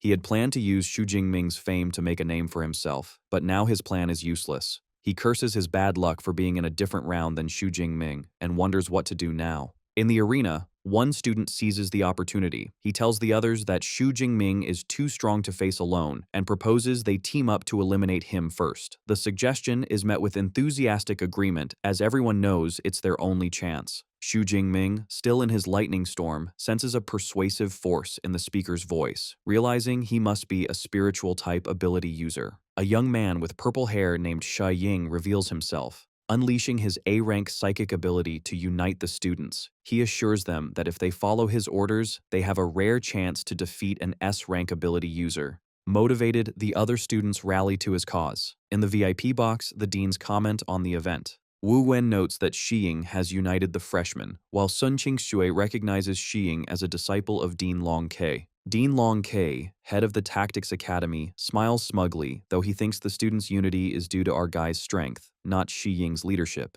Still, Sun Qingshui believes Xu Jingming is in trouble, thinking it would be a huge joke if an S-rank user were eliminated in the first round. Below, Xu Jingming watches his opponents group up. Xu Ying taunts him, saying he lost his chance to attack and asking how he plans to face 102 opponents. Instead of being intimidated, Xu Jingming smirks with confidence, asking why Xu Ying assumes he is at a disadvantage. He summons his power, materializing a spear of pure lightning in his hand. In response, Xu Ying orders his new army to attack, sending close combat fighters to the front while ranged and support types prepare. With the chance to defeat an S-rank user before them, the students charge forward as one, their battle cries filling the arena. From a safe distance, Xu Ying creates a rock barrier, taunting Xu Jingming that he should focus on surviving the onslaught before trying to reach him. Xu Jingming, however, remains unimpressed. He coolly thinks that their numbers mean little against his power. He decides to act, hurling the massive lightning spear not at the students, but directly at Xu Ying's defensive wall. The spear connects with devastating force, shattering the rock barrier instantly. The resulting explosion of purple energy sends a powerful shockwave out, repelling the closest attackers. The raw energy continues to surge across the arena floor. Caught in the blast, Xu Ying and the others look on in terror, screaming that the energy is about to explode and they are all going to die. A moment later, their fears are realized as the energy detonates in a massive explosion, covering a huge section of the battlefield. Onlookers are stunned by the scale of the blast, with one student exclaiming he just saw a mushroom cloud. Others worry that Xu Ying and his group have been killed. The university's safety system kicks in. An AI drone announces that a life-threatening impact triggered the defense grid, encasing several students in protective bubbles. It then delivers the verdict. They have all been eliminated by Xu Jingming.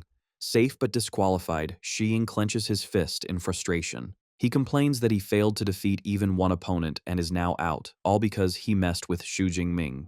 One of the instigators, also eliminated, desperately shouts for the remaining students to continue their attack. Under the effect of Xu Ying's command, a female student declares with determination that she will take Xu Jingming down with her. The remaining fighters, their eyes glowing red, heed the call and launch a final, desperate charge from all sides. Xu Jingming stands calmly at the center, watching as dozens of weapons descend upon him. Far from being overwhelmed, a confident, almost sinister smile spreads across his face as he prepares to meet their charge. Watching from the sidelines, a confident Xu Ying thinks that even if they are all eliminated, it's a worthy sacrifice to defeat Xu Jingming. His confidence shatters the next instant, his face contorting in pure shock as he witnesses the outcome. Xu Jingming effortlessly counters the assault. By simply spinning his spear, he creates a powerful vortex of purple lightning that repels every attacker, sending them flying. With the threat gone, Xu Jingming lets out a small sigh, looking almost bored. Xu Ying looks on in disbelief, wondering how a simple use of an ability could block all their elemental attacks.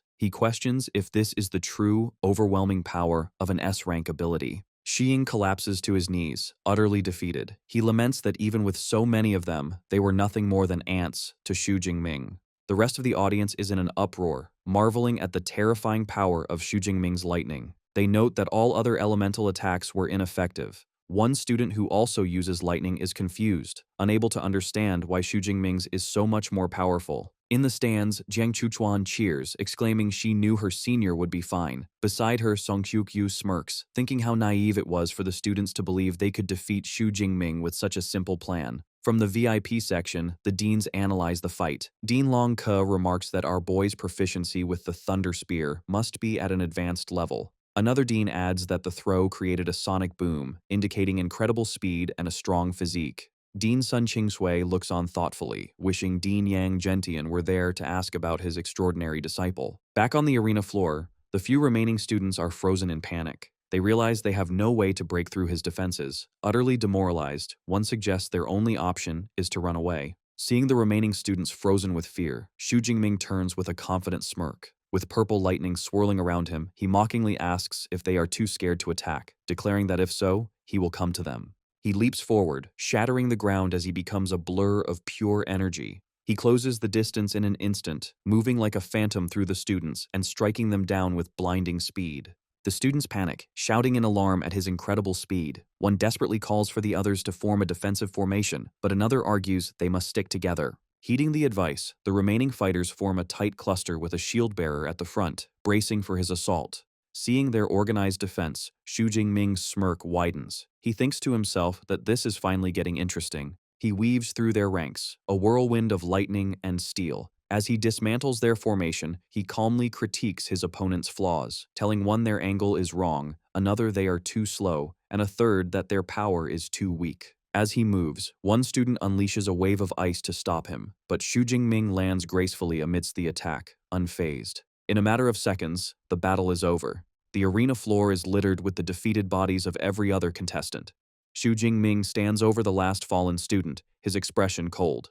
With a final, contemptuous declaration that they were all too weak, he thrusts his spear into the ground, a definitive end to the one-sided slaughter. The defeated students lie on the ground, demoralized. One complains that Xu Jingming not only defeated them effortlessly, but also had the nerve to call them weak. Another student laments his bad luck for being in the same group as him. Eva floats above, announcing the end of the round. With a confident smile, Xu Jingming rests his spear on his shoulder as the drone declares him the sole qualifier, having defeated 102 opponents. The drone begins to announce the remaining qualifiers but stops. Dean Sun Qingsui takes over, explaining that since Xu Jingming was the only one to advance, the others must compete in an additional round to determine the other four. In the stands, the audience is buzzing. A female student remarks that it was an absolute crushing victory, the first time she's seen a competition where only one person advanced from a round. Her friend agrees, predicting the university's clubs will be fighting to recruit Xu Jingming. The deans are equally impressed. Dean Long Ke recalls that in over 40 years of the competition, the previous elimination record was 87, set by another S-rank user in a 7-minute match. They agree Xu Jingming's new record will likely never be broken. Dean Long Ke then wonders how Dean Yang Gentian trained Xu Jingming's spearmanship to the master level. Dean Sun Qingsui is stunned, acknowledging Xu Jingming must have incredible talent for weaponry. She admits she originally wanted him for the Elemental Academy, but now sees there is no need. A slight smile graces her lips as she thinks that with a student like him, there's no need to worry about the upcoming 3-school freshman research trip. Back on the ground floor, Song Qiuqiu and Qi Dongjia rush over to congratulate Xu Jingming. Liu Wentao excitedly points out the look on Li Chengji's face, which he says turned purple after Xu Jingming eliminated Shi Ying. He jokes that Li Chengji could learn face-changing. Xu Jingming looks over at his rival, thinking Li Chengji is just a paper tiger who bullies the weak. While he found his opponent's arrogance intolerable, he decides not to confront him now. He resolves to issue a formal challenge to Li Chengji during the second stage of the competition. He then turns to his friends, patting Liu Wentao's shoulder and telling them it's their turn next. He assures them advancing to the top 50 should be simple, and an eager Liu Wentao agrees. Xu Jingming shares a fist bump with Song Qiuqiu, who tells him that even though she can't beat him, she will prove she is the strongest freshman besides him. The competition continues. In round 3, Liu Wentao fights to 4th place, defeating 9 opponents. Later, in round 6, Qi Dongxia uses her claws to secure third place after defeating 12 opponents. Finally, in round 8, it is Song Qiuqiu's turn. She stands in the arena with her massive halberd, confidently declaring her time has come. Her arrival causes a stir, with many students recognizing her as the top scorer from Sichuan province. They admire her appearance and rare weapon, with one fan declaring her the school's new goddess. The match begins, and Song Qiuqiu immediately activates her A-rank ability, Light of Dawn, covering her halberd in a brilliant golden aura. She moves with incredible grace and power, cutting through contestants with swift strikes. Her strength shocks the other students, who cry out upon realizing she is another second-tier user. One student expresses relief that she is only a low-rank second-tier user and not as powerful as Xu Jingming, but his friend grimly retorts that it makes no difference. Watching from the stands, Wu Lan, president of the Starfall Society, is impressed. He instructs his subordinate to list Song Qiuqiu as their second recruitment target. In the arena, Song Qiuqiu continues her assault, unleashing a technique called Dawn Light Second Dance. She moves like a whirlwind, her glowing halberd striking down multiple opponents. She then gathers her power for a more focused attack, Light Flame Gravity Slash. With a powerful leap, she brings her halberd down in a devastating thrust. The attack is too much for a remaining student, who cries out about the immense weight before collapsing. With the last opponent down, Song Qiuqiu stands victorious. The AI drone announces she has taken first place with 45 eliminations. Her victory secured, she dematerializes her weapon and turns to wave cheerfully at Xu Jingming in the stands. She approaches him, playfully asking his opinion. He praises her, acknowledging her combination of magic and melee combat was amazing, and says he looks forward to facing her in the second round. 2 hours later, the second stage begins, a free challenge, on floating platforms high above the arena. Each student has 3 chances to challenge a higher-ranked opponent, but only those in the top 50 can be challenged. It is now Xu Jingming's turn. He briefly considers challenging second-place Song Qiuqiu, but dismisses the thought. He informs the AI drone that he wants to challenge the third-place student, Li Chengji. The announcement leaves Li Chengji shocked and enraged. He furiously points at Xu Jingming, demanding to know why the first-place student is challenging him. Xu Jingming calmly replies that the rules don't say he must challenge someone higher-ranked. He then adds a chilling reminder, asking if Li Chengji really thought he could be provoked without consequence. The audience buzzes with confusion. A student in the know explains that Li Chengji had previously made an arrogant, throat-slitting gesture at Xu Jingming. The AI, Eva, assigns them an arena. Li Chengji, furious, accepts the challenge, eager to see the true power of an S-rank user. On the floating platform, the two face each other as the AI counts down. As the battle begins, Li Chengji unleashes his full power. He transforms, his body becoming larger and more muscular, covered in red fur with a lion's head. The system identifies his ability as an A-rank, Berserk Blood Lion King. He lets out a ferocious roar. Covered in a red aura, the Lion Man charges, shouting that Xu Jingming forced him to do this. Xu Jingming, his eyes crackling with purple lightning, glares back coldly. He retorts that he didn't force anything, and this is a disaster brought on by Li Chengji's own arrogance. In a flash of lightning, Xu Jingming disappears, moving with incredible speed. He reappears high above the charging Li Chengji, ready to strike with his spear. The Lion Man turns in surprise, scoffing at a lightning-type user daring to engage him head-on. He swings his massive sword, unleashing his wild lion slash. Their weapons meet in a brilliant explosion of energy. The impact is too much for Li Chengji. He is sent flying backward, overpowered by Xu Jingming's blow. As he struggles to stop, a look of disbelief is on his face. He realizes with horror that even in his enhanced form, his opponent's physical strength is far greater. Pressing his advantage, Xu Jingming unleashes a continuous torrent of his purple cloud divine lightning. The electrical energy engulfs the transformed Li Chengji, who roars in agony. The audience watches in horror. They note that if a second-tier enhancement-type user can't handle the pain, it must be excruciating. One student points out in terror that Xu Jingming is deliberately controlling the lightning's power to torture his opponent without dealing a final blow, preventing the AI from ending the match. The consensus is clear. It is better to provoke anyone else but Xu Jingming.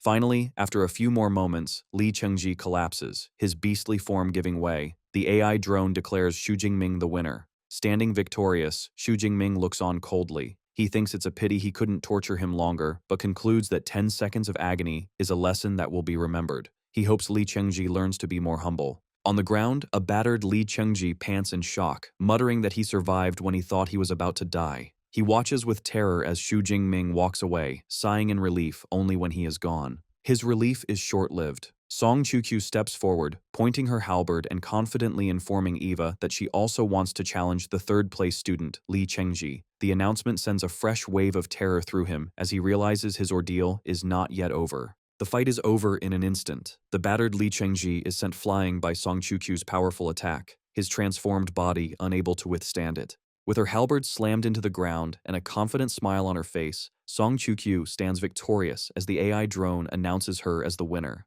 A short while later, an unconscious Li Chengji is carried off the arena on a stretcher by the medical team. Song Kyu proudly walks up to Xu Jingming, asking if he saw how she beat up their rival. Xu Jingming calmly acknowledges that she is very powerful. The two share a celebratory fist bump, a clear sign of their growing friendship.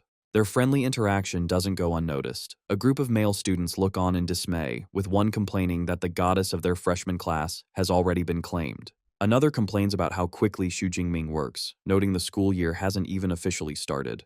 His friend quickly shushes him, whispering that he doesn't want to end up like Li Chengji. 4 hours later, Dean Sun Qingsui stands before the students and declares the end of the freshman competition, preparing to announce the results. A large holographic screen displays the rankings. Xu Jingming is in first place, Song Chiu-Qiu in second, and Li Chengji in third. Liu Wentao is also shown to have secured the 39th rank. With the competition over, students are instructed to log into the school's website and select their academies. Afterward, Song Chiu-Qiu asks Xu Jingming which class he was assigned to. He shows her his phone, revealing he is in the Weaponry Academy, while she tells him she is in the Elemental Academy. Watching them, Qi Dongxia points out to Liu Wentao how close they have become. Liu Wentao jokingly adds that if she's calling him Jingming today, she'll be calling him darling by tomorrow. Dean Sun King Sue makes a final announcement, closing the ceremony. She reminds the students who performed well that they will receive messages from their exclusive mentors later that evening. In the VIP stands, the deans discuss the outcome. They agree this year's freshmen are much stronger, with one dean singling out Xu Jingming and predicting that in a year or two, he will dominate the entire student body. They conclude the student clubs will be fighting desperately to recruit him. As the event ends, Liu Wentao suggests the group should go out to eat to celebrate. Qi Dongxia agrees and playfully suggests that since Xu Jingming is the newcomer king and a rich man with a space ring, he should treat them. Xu Jingming happily agrees. Liu Wentao cheers, praising Brother Ming for his generosity as the group heads off campus. However, their celebration is interrupted as two young men approach them. The one in the lead calls out to Student Xu, leaving Xu Jingming confused as he doesn't recognize him.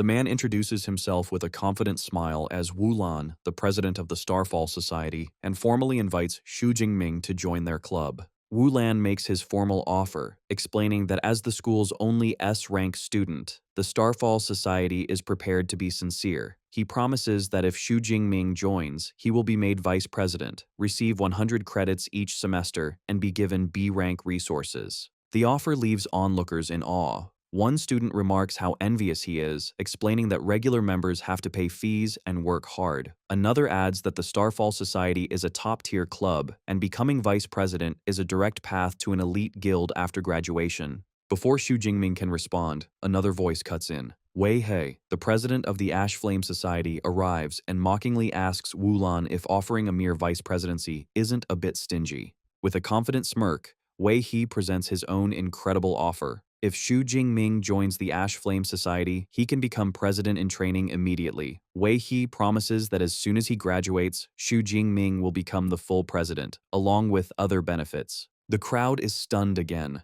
recognizing the Ash Flame Society is spending a fortune to recruit him. Wu Lan calmly explains he can't match the offer, as his club's guild has strict rules about appointing presidents. Caught between the two powerful offers, Xu Jingming thoughtfully considers his options. He tells them he needs time to think and will give his answer in a few days. In his mind, he recalls being student council president in his past life. The position took up a great deal of his time, and he concludes that in this new life, it would be better to be more cautious. Both Wu Lan and Wei He agree to give him time and offer him their contact cards, telling him to get in touch when he decides. Before they leave, they also extend an invitation to Xu Jingming's friends, saying they are welcome to join. As the two presidents walk away, Xu Jingming tells his friends it's time to leave, but realizes escaping the crowd won't be easy. As he predicted, they are immediately swarmed by recruiters from other clubs, all vying for his attention with various promises. One club boasts about its female members, another about future prospects, and a third about strong financial backing. After finally breaking free from the horde of recruiters, the group stands together, exhausted. Xu Jingming announces that they can finally go to eat. Just as they are about to leave, he notices a pair of stylish boots approaching. A beautiful woman with long, silvery white hair appears, greeting him with a playful smile as her junior. It is Zhang Chuxuan. Surprised, Xu Jingming stammers a greeting. Song Chu-Q, standing beside him, looks at the newcomer with suspicion and asks who she is. Xu Jingming introduces Zhang Chuxuan as the senior he met in the wilderness. Zhang Chuxuan, in turn, introduces herself as a second-year student from the Elemental Academy and shakes Liu Wentao's hand. Liu Wentao is completely starstruck, stammering out, "Goddess Jiang." He is amazed the famously cold ice goddess is actually smiling in person. Song Chu-Q then politely introduces herself as Xu Jingming's classmate. As Jiang Chuchuan looks at Song Q, she is inwardly surprised by her beauty and unique charm, feeling an urge to get closer to her. This feeling flusters her, and she comically concludes Song Q must be a terrible girl for being so captivating to everyone. Just then, Xu Jingming asks Jiang Chuchuan if she would like to join them for dinner. She happily accepts. The group finds a restaurant and begins their celebration, raising their glasses in a toast to mark the end of the competition. During the dinner, a slightly blushing Jiang Chuxuan toasts with Xu Jingming, playfully calling him Junior.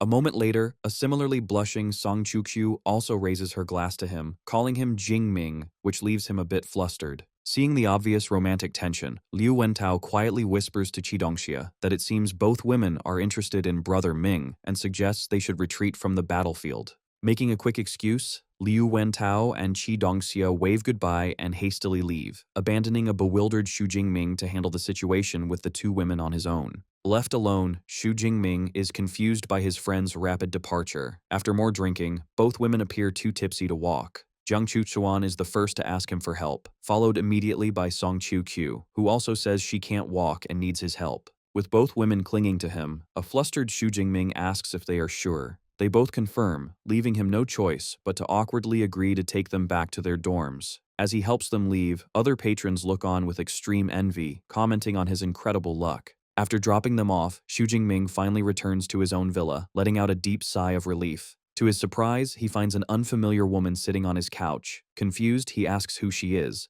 The woman introduces herself as Su Yu, his new class counselor, explaining she has come to deliver his rewards for the freshman competition. Xu Jingming greets her politely. She presents him with a wooden box that can be opened with his fingerprint and tells him to contact her for any school-related matters. After giving him the prize, she promptly leaves, just as Liu Wentao comes downstairs. Liu Wentao playfully asks Xu Jingming if there was a major conflict between Song Q and Jiang Chuxuan. Xu Jingming, looking confused, asks what conflict he is talking about. Liu Wentao is left speechless, unable to believe the situation did not erupt into a fight. He quickly concludes, brother Ming must have handled it perfectly. As he marvels at his friend's skill, Xu Jingming sits on the couch and opens the prize box with his fingerprint. A look of pleasant surprise crosses his face as he examines his rewards. Xu Jingming examines the rewards from the freshman competition. He sits on the couch and tests the 10 cubic meter space ring he won. With a simple command, the ring glows, and his large spear disappears inside.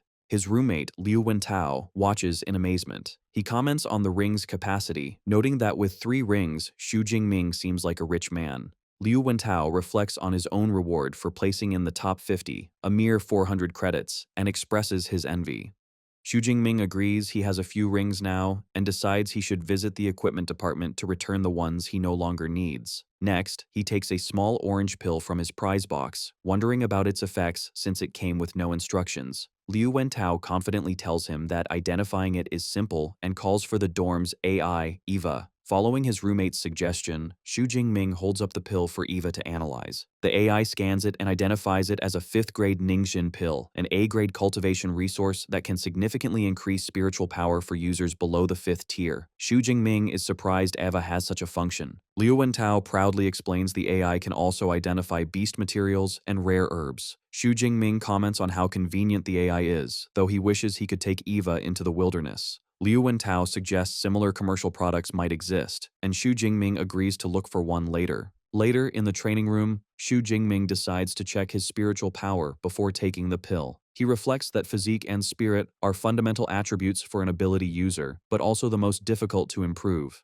He notes the conversion rate of his ability points to spiritual power has become less efficient, making it a costly way to grow stronger. Hoping for a pleasant surprise, he consumes the pill. As he meditates, a powerful swirl of energy envelops his body. A moment later, he checks his system panel and is delighted to find his spiritual power has increased by 50, breaking the 1,000 mark. He calculates this boost saved him 500 ability points and concludes the pill's effect was excellent. Feeling refreshed, he decides to train for a couple of hours and pulls his spear from the space ring. The next day, Xu Jingming is on campus. He has just sold his extra space rings, increasing his assets to over 100 million, and he reflects on how profitable it is to be an ability user. He goes to the university's pharmacy department and takes a number. He sees he has a long wait of over an hour and decides to sit and cultivate. While waiting, a familiar voice calls out. He looks up and sees Jiang Chuxuan. Surprised, he playfully asks if she is sobered up. She confirms she woke up early. She then asks if he is there to sell the rare herbs they found. Xu Jingming explains that while that's part of it, he would prefer a pharmacist to refine them. With a charming smile, Jiang Chuxuan asks if he doesn't see a beautiful and excellent pharmacist right in front of him. Xu Jingming questions her, asking if she isn't just an amateur. Jiang Chuxuan retorts that she is a certified second-grade pharmacist and that refining first and second-grade pills is easy for her. She adds that she no longer plans to go into the wilderness and will instead focus on being a pharmacist full-time. This news leaves Xu Jingming completely shocked. As they sit and wait, Jiang Chuxuan explains her decision. She tells him that their recent near-death experiences made her realize the wilderness is not for her. She plans to continue making videos, but will shift her content to her daily life as a pharmacist.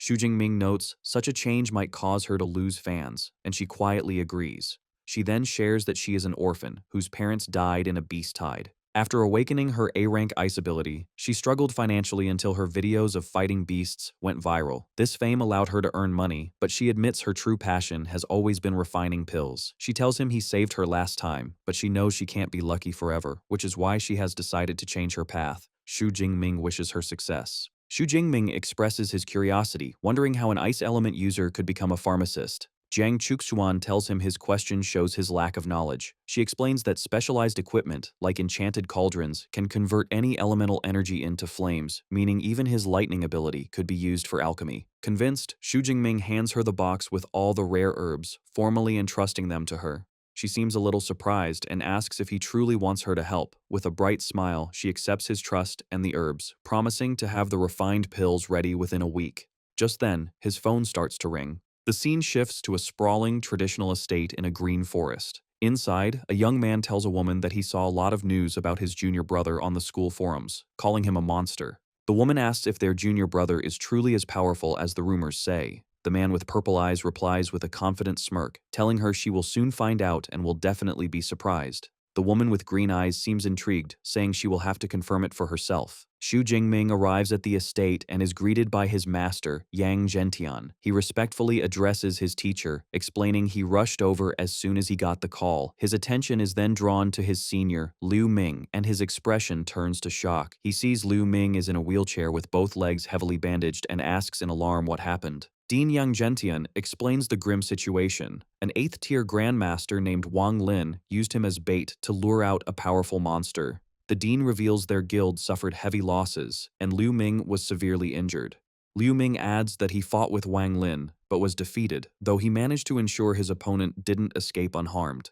The dean apologizes for not attending Xu Jingming's freshman competition. Filled with rage, Xu Jingming clenches his fist, exclaiming his disgust that an 8th-tier grandmaster could be so despicable. He reflects on his own weakness, realizing that as a first-tier user, he would be dust against such a foe. A fire of determination ignites within him as he reaffirms his belief that one must become strong or be crushed. Seeing his disciple's intense reaction, Yang Zhentian places a supportive hand on his shoulder, telling him not to dwell on it. He then formally introduces him to the other disciples present, his senior brother, Xu Saiwei, and his senior sister, Tong Yue. His newly introduced seniors, Tong Yue and Xu Shiwei, greet him warmly. As a welcoming gift, Xu Shiwei decides to transfer 200 credits directly to Xu Jingming. Xu Jingming bows respectfully, thanking his senior brother and sister. Liu Ming then speaks up, noting that Tong Yue seems skeptical about his claims. He prompts Xu Jingming to tell her if he has indeed mastered 4 A-rank lightning combat techniques.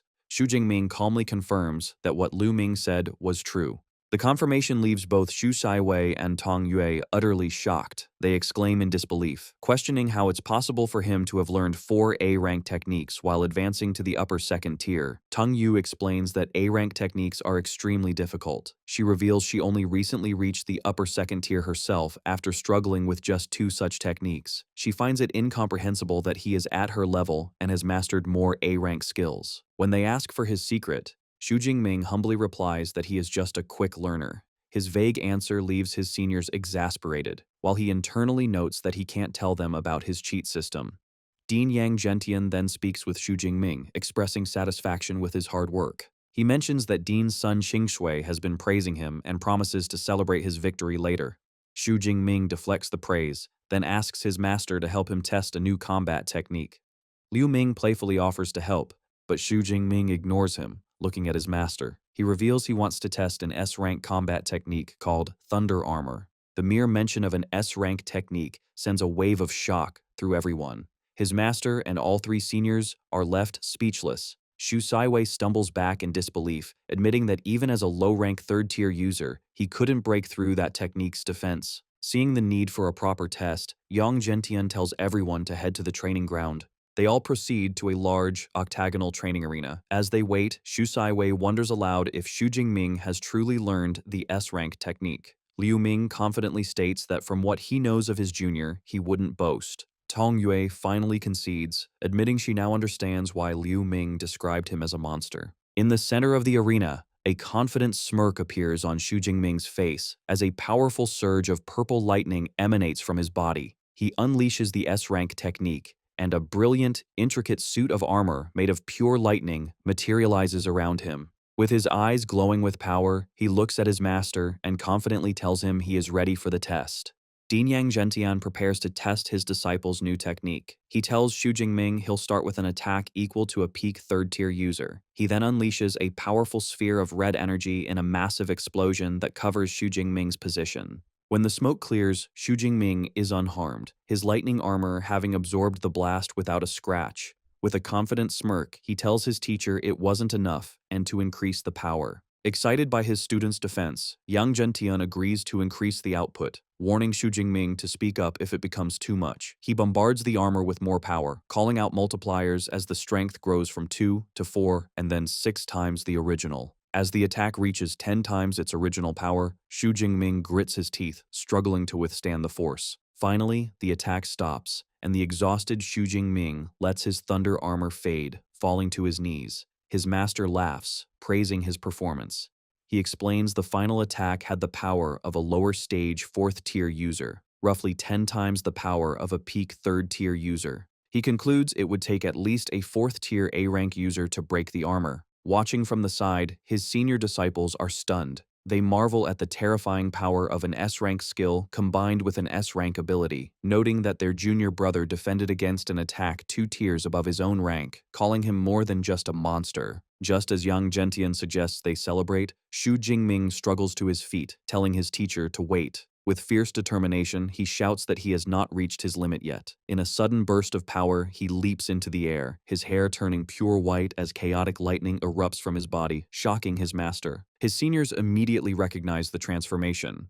They exclaim that it is the Thunder Extreme State, a special ability unlocked when the Undying Thunder Body reaches its 3rd layer, and are left in awe of how fierce he has become. Impressed by his disciple's power-up, Dean Yang Gentian says he now understands how Xu Jingming withstood the attack. It's because his Undying Thunder Body has advanced to the 3rd layer. Eager to see its full potential, he decides to test it again, summoning another massive sphere of red energy. As the Dean prepares to unleash the attack, Xu Jingming, still in his enhanced state, braces for the impact. 3 minutes later, the test is over. An exhausted Xu Jingming kneels on the ground, his transformation gone. Yang Zhentian announces the incredible result. It took an attack with the power of a middle-stage 4th-tier user, 20 times the initial force to finally break his defense. He looks at his student with pride, admitting Xu Jingming's achievements have exceeded all his expectations. Though tired, Xu Jingming thanks his teacher, reflecting that he now has a clear understanding of his defensive abilities. Yang Zhentian helps his disciple up, remarking that out of all his students, Xu Jingming is the most worry-free, as he learns everything without needing instruction. In a celebratory mood, the dean declares it's time to eat and tells them to order the most expensive items. The group heads off together. Later, as they are driving, Xu Jingming asks his senior, Liu Ming, for advice on which university club to join, the Ash Flame Society or the Starfall Society. Liu Ming immediately advises him to choose Starfall. Xu Saiwei, who is driving, is surprised, but Liu Ming explains that the Ash Flame Guild has run into serious trouble, making Starfall the safer choice. Yang Zhentian offers his own view. He suggests Xu Jingming join a club for a year or two for experience, but then form his own society. He explains that the members Xu Jingming recruits will become his core power base after graduation. Confused, Xu Jingming wonders if building his own faction is necessary.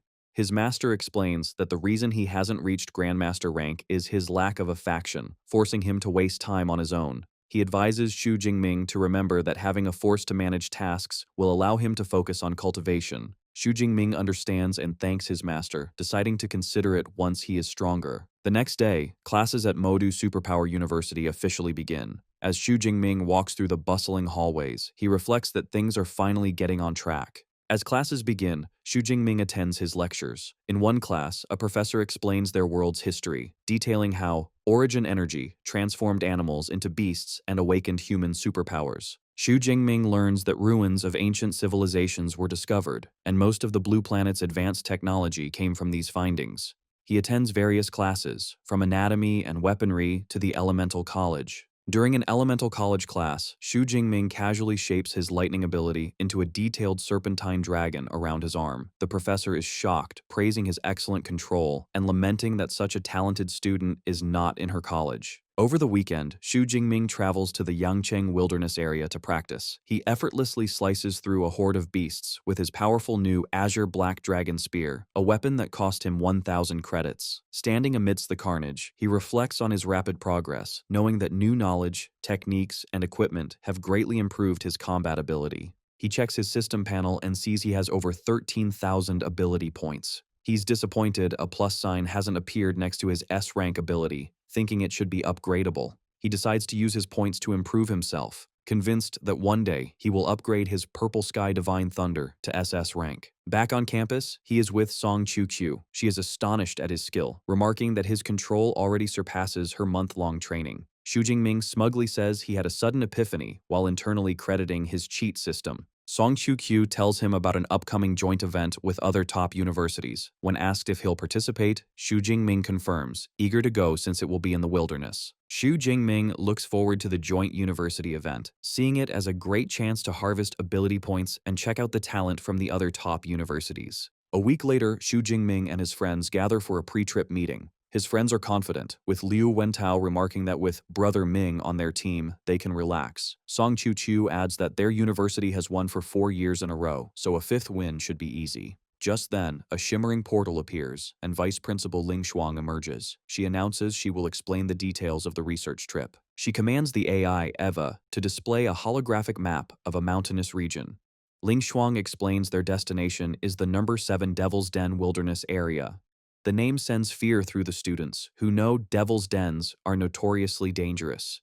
Xu Jingming senses the trip will be perilous. Ling Shuang continues, explaining she will lead the team and that resources will be allocated based on students' performance. The ranking is determined by the number and tier of beasts killed. Only the top 50 get rewards, with first place receiving 24%. She emphasizes that securing first is crucial for both glory and resources. She then looks at Xu Jingming, entrusting him with leading their university to victory. Xu Jingming confidently accepts. However, Ling Shuang reveals a critical piece of new information. With a sly smile, she informs them that Qingjing Superpower University has brought in a foreign exchange student who also has an S-rank ability. The news shocks the crowd. Ling Shuang clarifies, this new rival is an exchange student from the Jidu nation. Eva projects a holographic image of a man named Kiran Rao, who has an S-rank enhancement type ability. Most alarmingly, he is already at the lower stage of the third tier. The revelation that his S-rank rival is a tier above him wipes the confident smirk from Xu Jingming's face, replaced by a look of grim seriousness.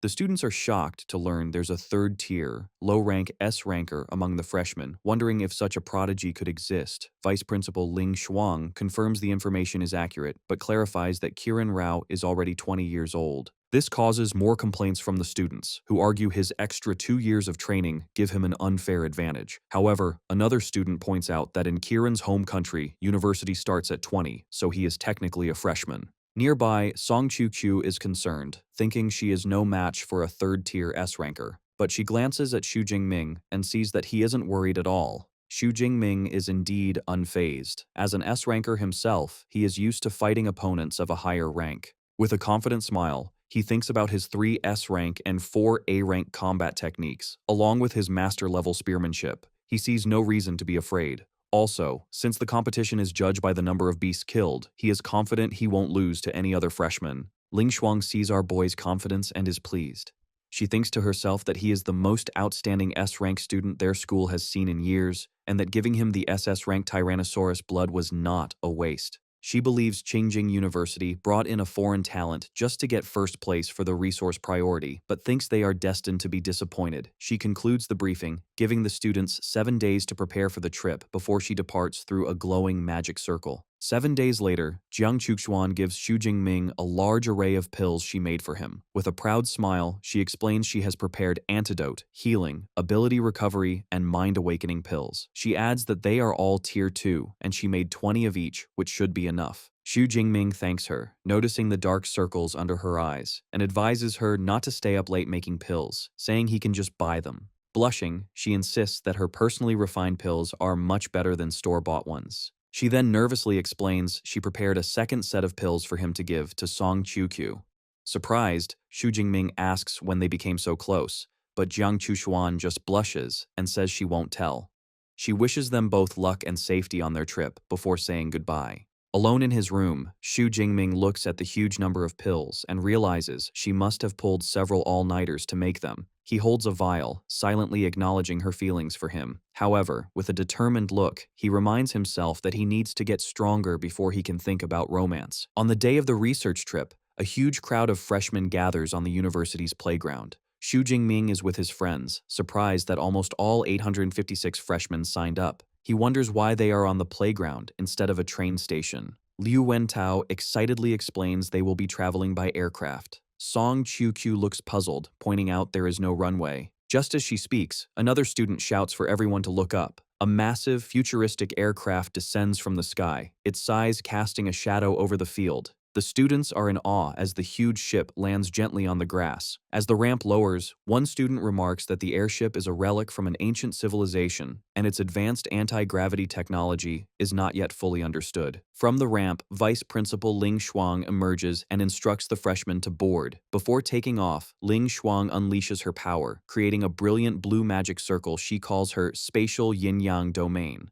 The energy surrounds the airship, and inside, the students are stunned to see the walls become transparent. Liu Wentao explains that the Tier 8 Grandmaster's domain creates a safe space around the ship, protecting them from flying beasts. Watching this display, Xu Jingming thinks about the incredible abilities of high rankers and wonders if his indestructible thunder body will eventually let him fly. With everyone on board, Ling Shuang commands the AI to depart, and the transparent airship launches into the sky. They soon arrive at the Shunan supply base in Qian province. A guide greets the students and points them toward their dorm buildings, informing them there is a cafeteria and training ground nearby. After getting their room cards, Xu Jingming and his friends share their numbers. Xu Jingming is in room 504, and with a bright smile, Song Chu reveals she is in room 505, making them neighbors. Xu Jingming states that since he has a space ring, he does not need to drop off his luggage. He announces his plan to check out the training room first, and an eager Song Chu immediately says she will go with him. Xu Jingming and Song Chu arrive at the large, busy training ground, filled with students from all 3 universities.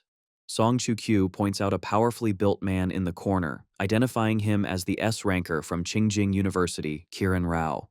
Other students are also watching him, amazed by the weight of the dumbbells he is lifting, commenting that each plate is 200 pounds. As he works out, Kiran Rao notices them and seems to recognize Xu Jingming. He drops the massive weights, which shatter the floor, and rushes over to introduce himself with a friendly greeting. Other Qingjing students confirm Xu Jingming's identity as Magic University's top freshman, amazed he's already a high-rank second tier at 18. They express relief Kiran is on their side, believing he's their only chance in the competition. Surprised by how polite Kiran seems, Xu Jingming extends his hand for a handshake. However, Kiran ignores him and instead turns to Song Qiu.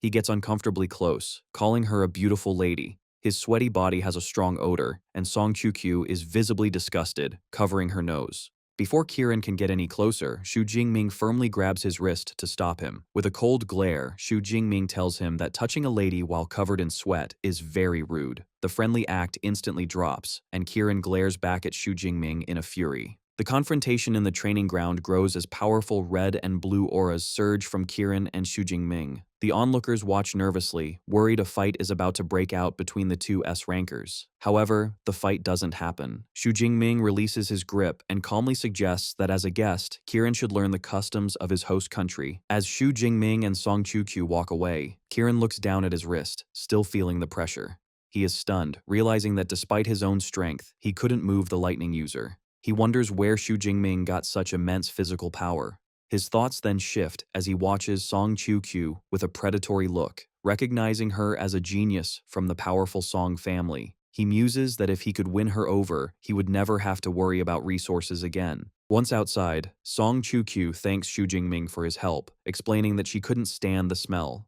She then suggests they find another place to spar, and Xu Jingming happily agrees. An hour later, after training, Xu Jingming, Song Qiu, and two other girls leave a restaurant. As they walk, a sinister-looking man with glasses watches them, muttering about beasts destroying the world and a supreme heavenly god. Xu Jingming notices the man and his followers trying to recruit people, who all show no interest. He recalls hearing about doomsday cults and isn't surprised to find one here. The cult leader grows furious as people ignore him. Suddenly, his frustration turns into a twisted idea. With a malevolent grin, he pulls out a knife, deciding people need to feel pain to believe him.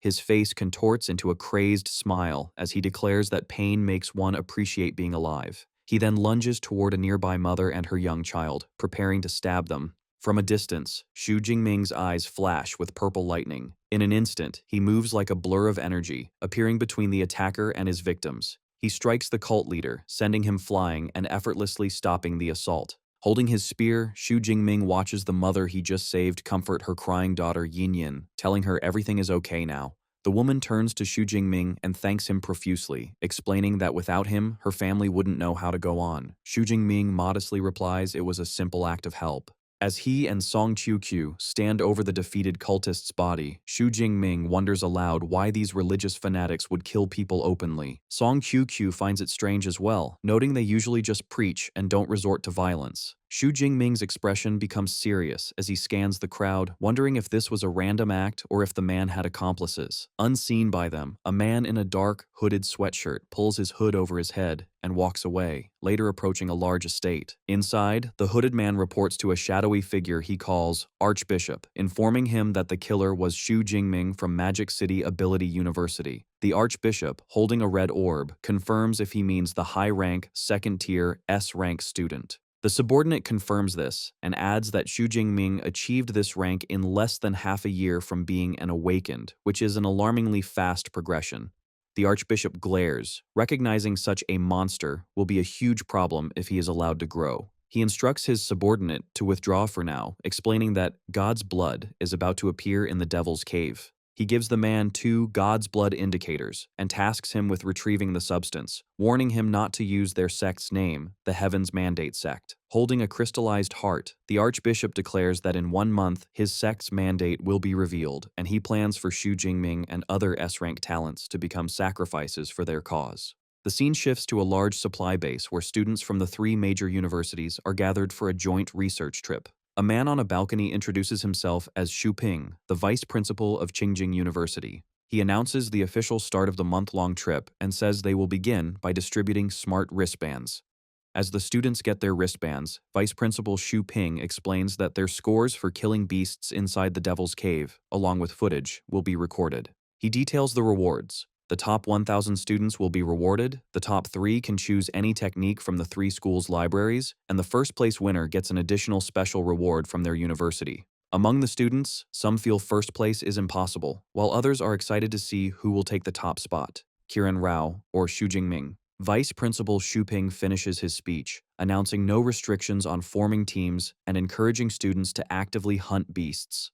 Immediately, the area erupts with students forming teams, shouting their requirements. Some look for a support user for a 5-person squad, while others seek an A-rank user for a 2-person team. A student named Ding Yu invites Xu Jingming to join one of the squads his class is forming for the outer perimeter of the Devil's Cave. With a confident smile, Xu Jingming politely declines, telling the monitor to go ahead and team up with others. Song Qiu then questions if he really plans to act alone in the Devil's Cave. Xu Jingming confirms this, explaining his goal is the central part of the cave and moving with others would only slow him down. His thoughts reveal his reasoning. He knows the outer area has beasts from Tier 1 to 3, and the central area has beasts from Tier 3 to 5. Since he believes he can handle low-rank Tier 4 beasts and escape Tier 5 creatures, he considers the central area his optimal hunting ground.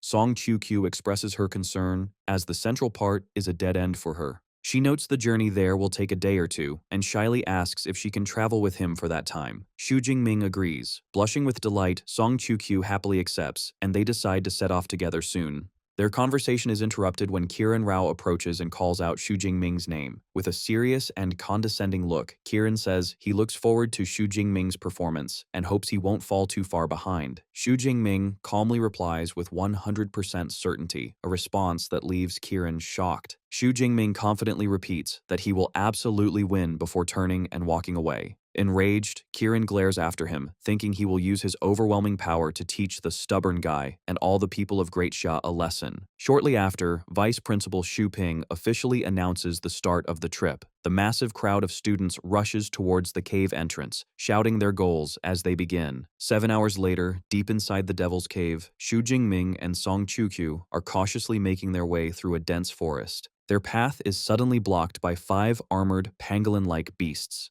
Song Qiu warns Xu Jingming they are Tier 2 iron fur pangolins, whose fur is harder than E-class alloy, making them very difficult to deal with.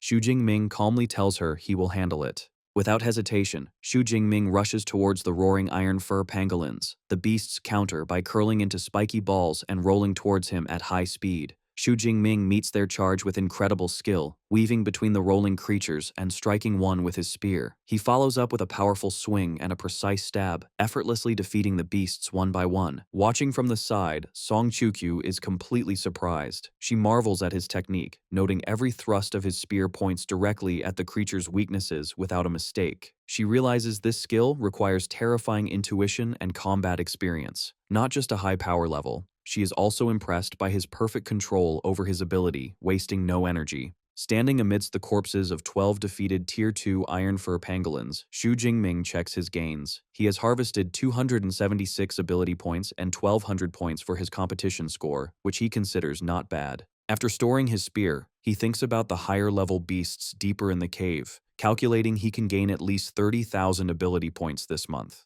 He wonders if that will be enough to raise his ability level to SS. Song Qiu approaches and offers to help him process the carcasses. She then tells him that he is different from other lightning-type users. Curious, Xu Jingming asks her to explain. She observes that other lightning users are often wild in their use of power, but he is very restrained. Xu Jingming explains that his conservative approach is for endurance. He says he could have instantly blasted the pangolins with his purple cloud divine lightning, but that would be like using a sledgehammer to crack a nut. He knows conserving his energy will let him kill more beasts. Song Qiu understands, but is inwardly a little disappointed, as she had wanted to see his peak power, and now thinks she might not get the chance. As the sun begins to set, Xu Jingming suggests that it's getting dark, and they should find a place to rest before continuing in the morning. Song Qiu agrees. Looking at the holographic map on his smartwatch, Xu Jingming notices a water pool nearby. He remarks that in the wilderness, water sources are primary gathering places for beasts.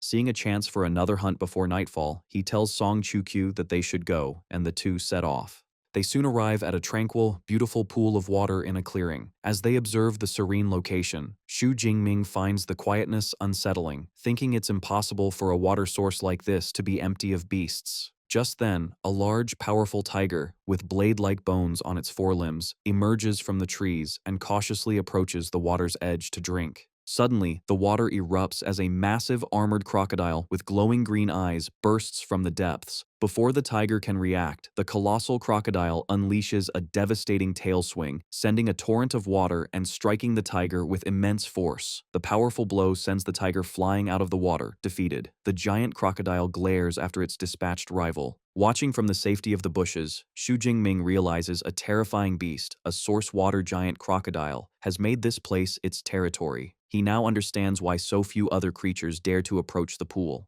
A horrified Song Qiuqiu grabs his arm, exclaiming that it's a Tier 4 ferocious beast and they should never have encountered it in the outer perimeter. She urges him to leave quickly, worried the beast's powerful perception might have already detected them. However, Xu Jingming remains perfectly calm. He clenches his fist with a confident smirk, telling her there's no need to rush. He acknowledges that while a Tier 4 beast is indeed strong, it's not something he is unable to deal with. As purple lightning crackles around him, Xu Jingming prepares to face the beast. This isn't the first Tier 4 beast he has faced, having killed more than one in the Yangcheng wilderness area. Song Qiuqiu, watching the display of power, wonders if this is a battle technique his master, Din Yang Zhentian, had taught him. Xu Jingming smiles, knowing that while his indestructible thunder body is strong, he has an even better technique for dealing with powerful Tier 4 beasts. The sky darkens as a massive spear of lightning forms high above and begins to descend toward the pool. A confused Song Qiuqiu looks up, at first wondering if it's about to rain before realizing the lightning is unnatural. As immense energy radiates from him, Xu Jingming unleashes his powerful S-rank ability, the Heavenly Thunder technique.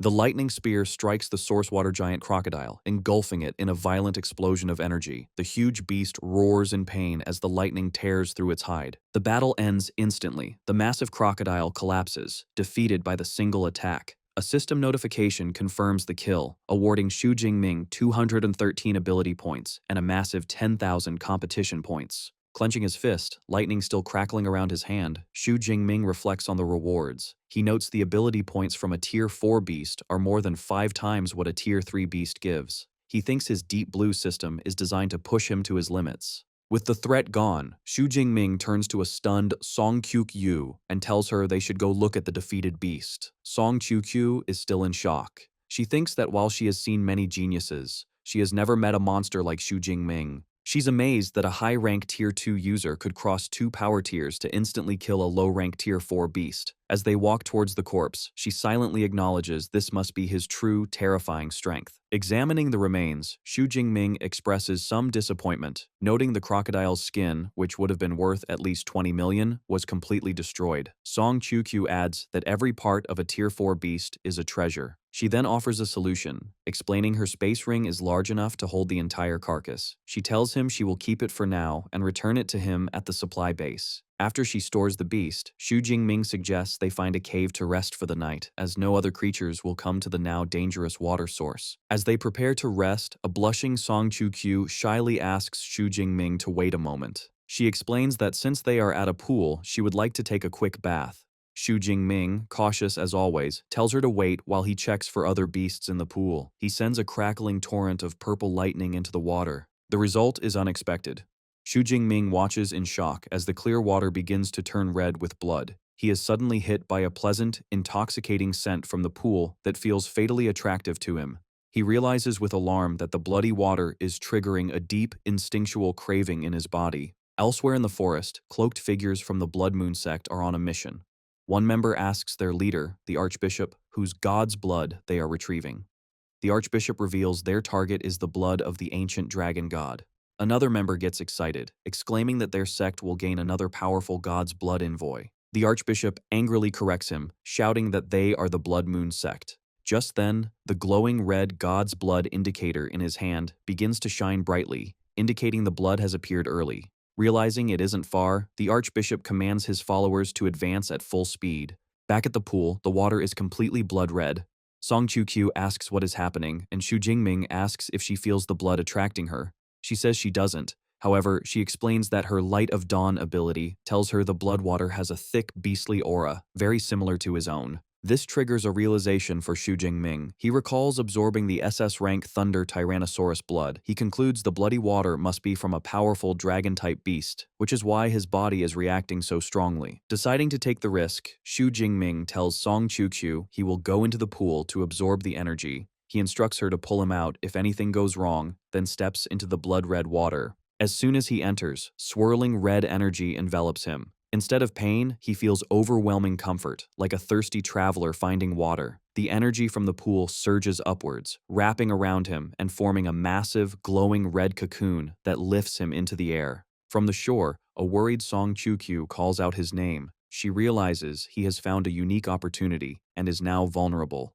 Taking a determined stance with her halberd, she declares that it is her turn to protect him. The scene shifts to the next day. Song Qiuqiu stands guard in a clearing littered with the bloody corpses of beasts. She wipes sweat from her brow, relieved that the strongest creature she fought was only a low-rank Tier 3 beast. She looks at the pool and sees its red color has faded, a sign that Xu Jingming's absorption should be finishing soon. However, her vigil is interrupted as cloaked figures from the Blood Moon sect suddenly appear on a ridge. She immediately grips her halberd. The Archbishop observes the scene, confused why the god's blood is in a liquid form. Another member recognizes Song Qiuqiu as the second-place student from Magic City University and questions why another freshman is present. Facing the mysterious group, Song Qiuqiu notes their attire doesn't belong to any of the major universities. She warns them that there are no beasts in the area and the water is contaminated, suggesting they go elsewhere. Her words enrage one of the cultists for calling the supreme god's blood contaminated.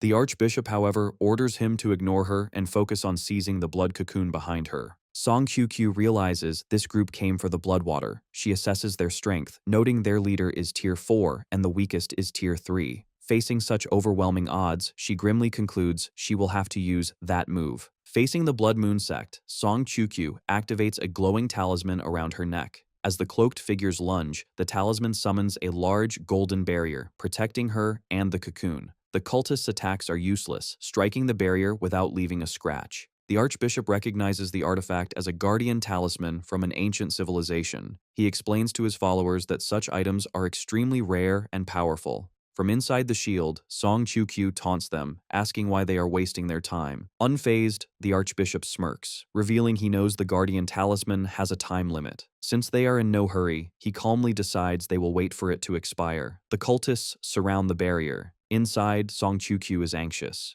She knows the talisman only lasts for about an hour before needing a 12-hour cooldown.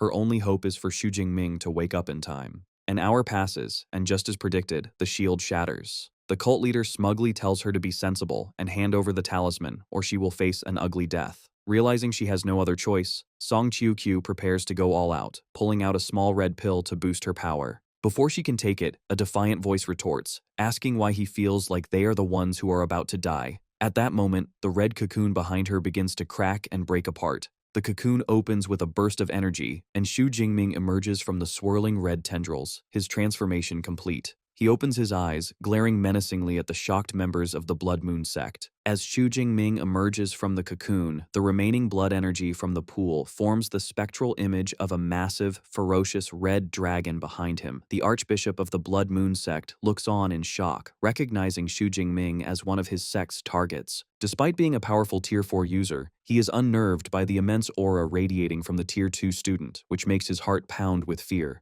Regaining his composure, the Archbishop points and gives a furious command to his followers: kill them. In response, Xu Jingming's eyes glow with purple lightning. Before the charging cultists can reach him, he unleashes his power. Torrents of thunder descend from the sky, striking the Tier 3 users with devastating force. The electrocuted cultists collapse, instantly defeated. The Archbishop is stunned. He guessed his 5 Tier 3 subordinates couldn't handle Xu Jingming, but he never expected them to be killed instantly. He grits his teeth, reminding himself that as a Tier 4 user fighting a mere Tier 2, the advantage should still be his. His confidence is short-lived. Xu Jingming charges forward, leaping through the air with his spear at an incredible speed. A look of shock crosses the Archbishop's face as he realizes the situation. He barely manages to raise his arms to block the strike, but the force of the attack is too much. He is sent flying backward, crashing through several trees. Leaning against a tree, panting, The defeated archbishop is in disbelief. He admits to himself that he couldn't even see how Xu Jingming had attacked him. Just then, Xu Jingming appears, his spear pointed at the fallen leader's throat. He calmly states that he will ask questions, and the archbishop will answer. His first question is about the blood water that was in the pool. Under pressure, the archbishop reveals the truth. The substance is God's blood, the blood essence of a legendary rank 9 beast emperor. Xu Jingming then asks why the blood of such a powerful being would be here. The defeated leader explains that in the ancient era, a massive war erupted between human martial saints and beast emperors. As a result, different types of powerful blood essence were scattered across the world. With a serious expression, Xu Jingming asks his final question, demanding to know who he is and why his group is collecting the blood essence. The archbishop, instead of answering, gives a defiant grin and reveals they are the Blood Moon sect, but refuses to say more. Before Xu Jingming can react, the cult leader commits suicide, blood pouring from his eyes and mouth. Standing over the corpse, Xu Jingming identifies the group as another dangerous cult. Realizing he won't get more information, he decides he will ask Vice Principal Ling Shuang about them later. He turns to find a concerned Song Chu-Q rushing towards him, asking if he is all right. As he turns, she stumbles from exhaustion, and he quickly supports her. He reassures her that he is fine and thanks her for guarding him, patting her head and holding her hand, which makes her blush. Our guy explains that the cult members came for the blood, claiming to be from the Blood Moon sect. The revelation leaves Song Chu-Q in shock. She exclaims that the substance was the blood essence of a rank 9 beast emperor, an SSS-class cultivation resource that normally requires complex processing. She looks at him in disbelief, asking how he was able to absorb it directly. Xu Jingming, looking at a system screen, admits he is also confused. He explains that not only did he have no side effects, but the blood essence caused his indestructible thunder body to advance to the 4th stage. He speculates the benefits might go beyond what he understands and concludes they will have to ask a teacher when they get back. Seeing how tired Song Chu-Q is, he tells her to rest, pointing out that she can barely walk steadily. She quietly agrees. The two find a spot in a sunlit meadow to rest, with Song Chu-Q lying down and resting her head on the ground. Meanwhile, in a large estate at night, the main archbishop of the Blood Moon sect stands on a balcony with a subordinate. The subordinate reports that Bishop Zhou's God's Blood indicator lost its signal. He suggests something happened and asks if they should send more people to retrieve the blood. The archbishop dismisses the idea. He believes a powerful ability user intervened and decides to leave it for now. Looking at the crescent moon with a sinister grin, he declares that their main operation in 1 month is what's most important. As Song Chu-Q awakens, she finds Xu Jingming already up and roasting meat skewers over a campfire. He greets her with a smile, telling her she woke up just in time. She happily accepts a skewer, commenting on how delicious it smells and expressing surprise that he is a good cook. Xu Jingming jokes that practice makes perfect. Taking a bite, Song Chu-Q is so impressed she says he should open a barbecue restaurant, offering to be his investor. Xu Jingming playfully asks if an investment from the miss of the powerful Song family would mean opening a chain of restaurants across the Blue Star. Half an hour later, full and satisfied, Song Chu-Q asks if she can take a bath in the nearby water.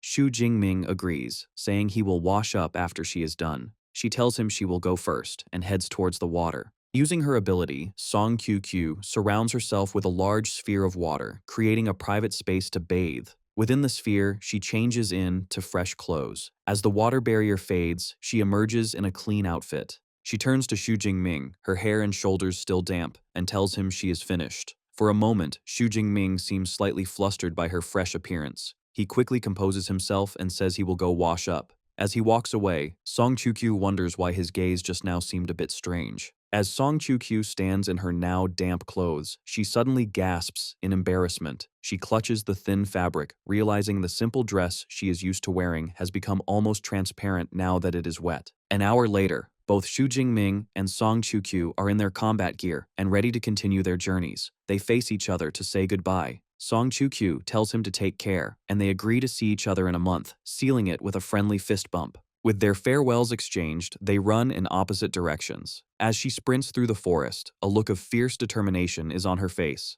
She thinks to herself that she needs to work hard and must at least get 3rd place in the competition. The scene shifts forward 1 month. Deep in a rocky area, Xu Jingming is surrounded by crackling purple lightning. He glares up at a massive, ferocious black panther-like beast with glowing red eyes perched on a cliff above him. The beast lets out a deafening roar and then charges down the cliff, lunging for Xu Jingming. As the massive dark night leopard charges, Xu Jingming remains calm, concentrating his powerful lightning into a single point. He meets the beast's attack head-on, thrusting his spear and impaling the creature through its chest. With a final motion, he lifts the beast and slams it to the ground, killing it. A system notification confirms the kill of the peak Tier 3 beast and awards him 43 ability points. Having defeated his opponent, Xu Jingming decides it's time to try and break through to the next level. He sits and begins to focus his energy, a torrent of crackling purple lightning surrounding him. With a determined cry, he commands his power to break through his limits.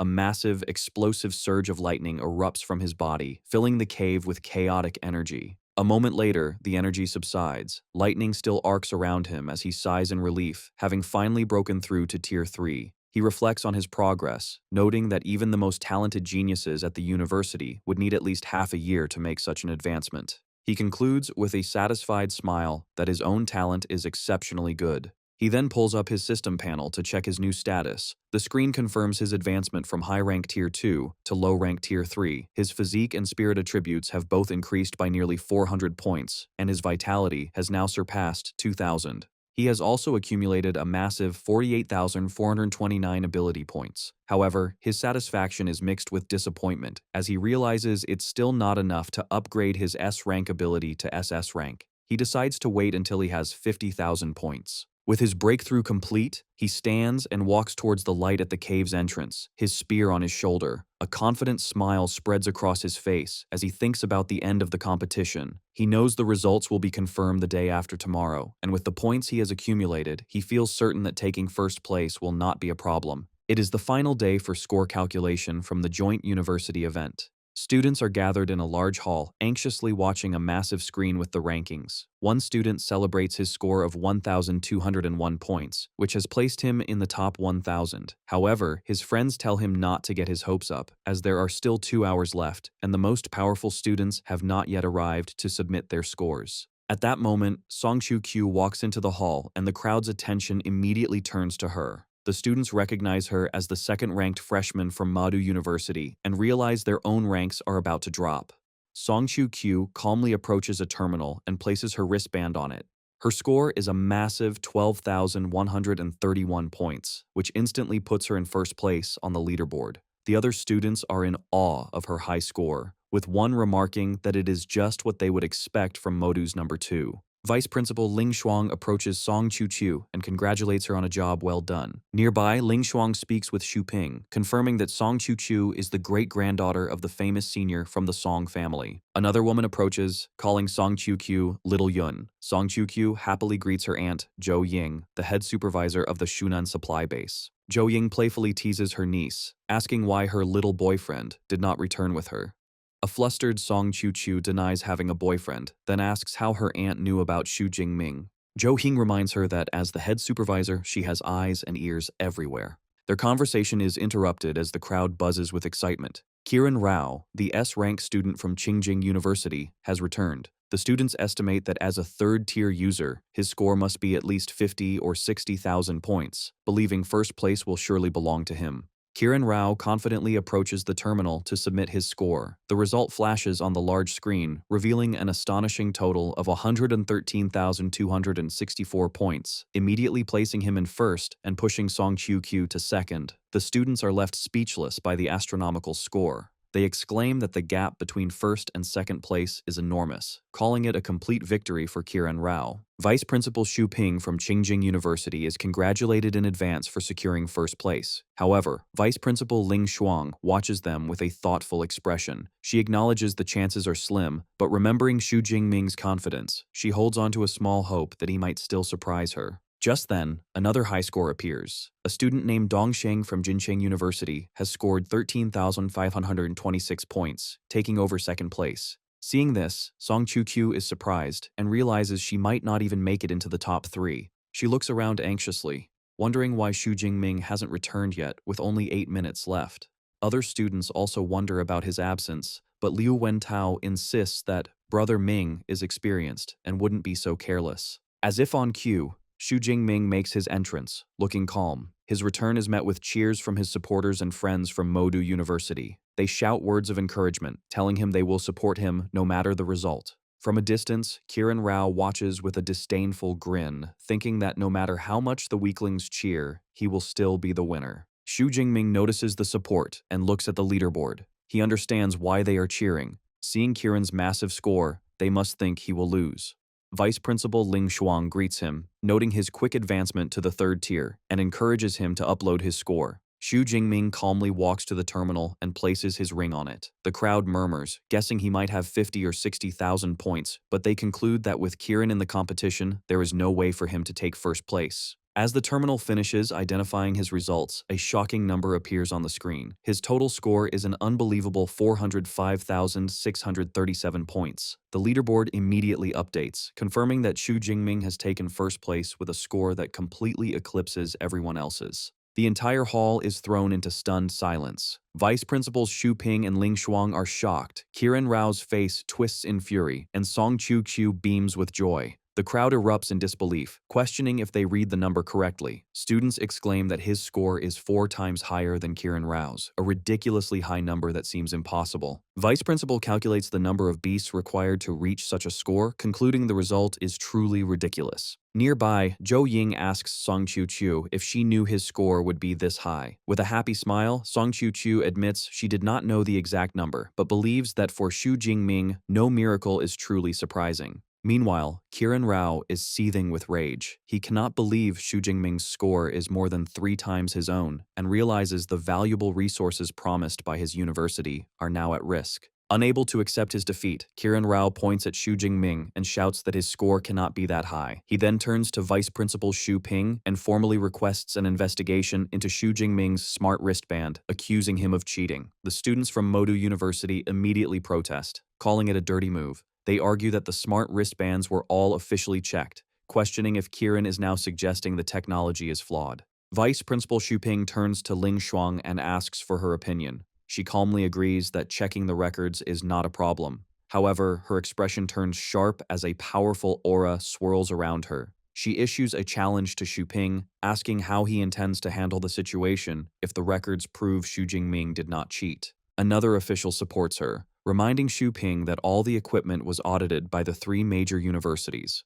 The question leaves Xu Ping silent. He glares at Ling Shuang, thinking he did not expect her to be so difficult to deal with. Feeling the pressure, Vice Principal Xu Ping declares that Xu Jingming cannot suffer an injustice. He makes a bold offer. If the records prove there are no issues, Qingjing University will compensate Xu Jingming with a highly valuable S-class cultivation resource. Ling Shuang agrees to inspect the records and calls Xu Jingming over. Xu Jingming walks over with a slight smile, thinking he is about to get a priceless S-class resource for doing nothing. Seeing this confident expression, a bead of sweat rolls down the principal's face as he realizes he may have made a serious mistake. As 2 technicians begin to access the records, Kiran Rao watches with a cynical smile. He is eager to see how Xu Jingming obtained his score, thinking it should be impossible to achieve such a high number. The recorded footage begins to play, and the onlookers are immediately stunned. They exclaim in awe at the power of Xu Jingming's spear technique and his terrifyingly precise control over his ability. Ling Shuang, also impressed, asks Xu Jingming if his spear technique has reached the master level. He smiles and humbly replies that he just broke through by luck.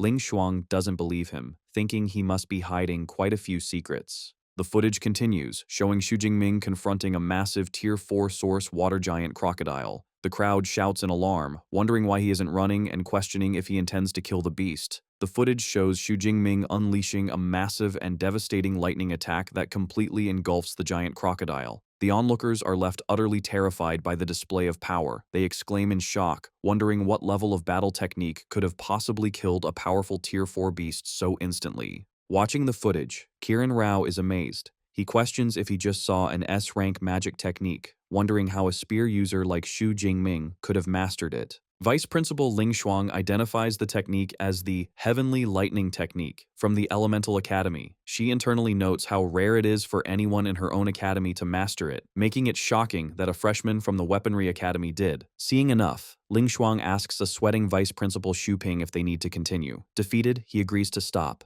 Xu Ping addresses Xu Jingming, acknowledging how good he is and confirming the promised S-class resource will be sent to him. Xu Jingming thanks him. As he walks away, Xu Ping regrets his university's loss, thinking if he had known what a monster Xu Jingming was, he would have recruited him at any cost. Standing before the students, Vice Principal Xu Ping announces the end of the competition and the final rankings. He declares that third place goes to Jincheng University with 27.5% of the resources, while second goes to his own Qingjing University with 31.5%. Finally, he announces that first place is awarded to Modu University, which receives 41% of the resources and priority distribution. The Modu University students erupt in celebration. Liu Wentao cheers that Brother Ming turned the tide, and the group celebrates their 5th consecutive championship. Xu Ping continues, explaining the resources are rare herbs in the outer part of the Devil's Cave. He instructs all freshmen, led by their instructors, to enter the next day to harvest them. Afterward, each school will arrange its own half-month teaching schedule. However, as the crowd disperses, Kiran Rao calls out.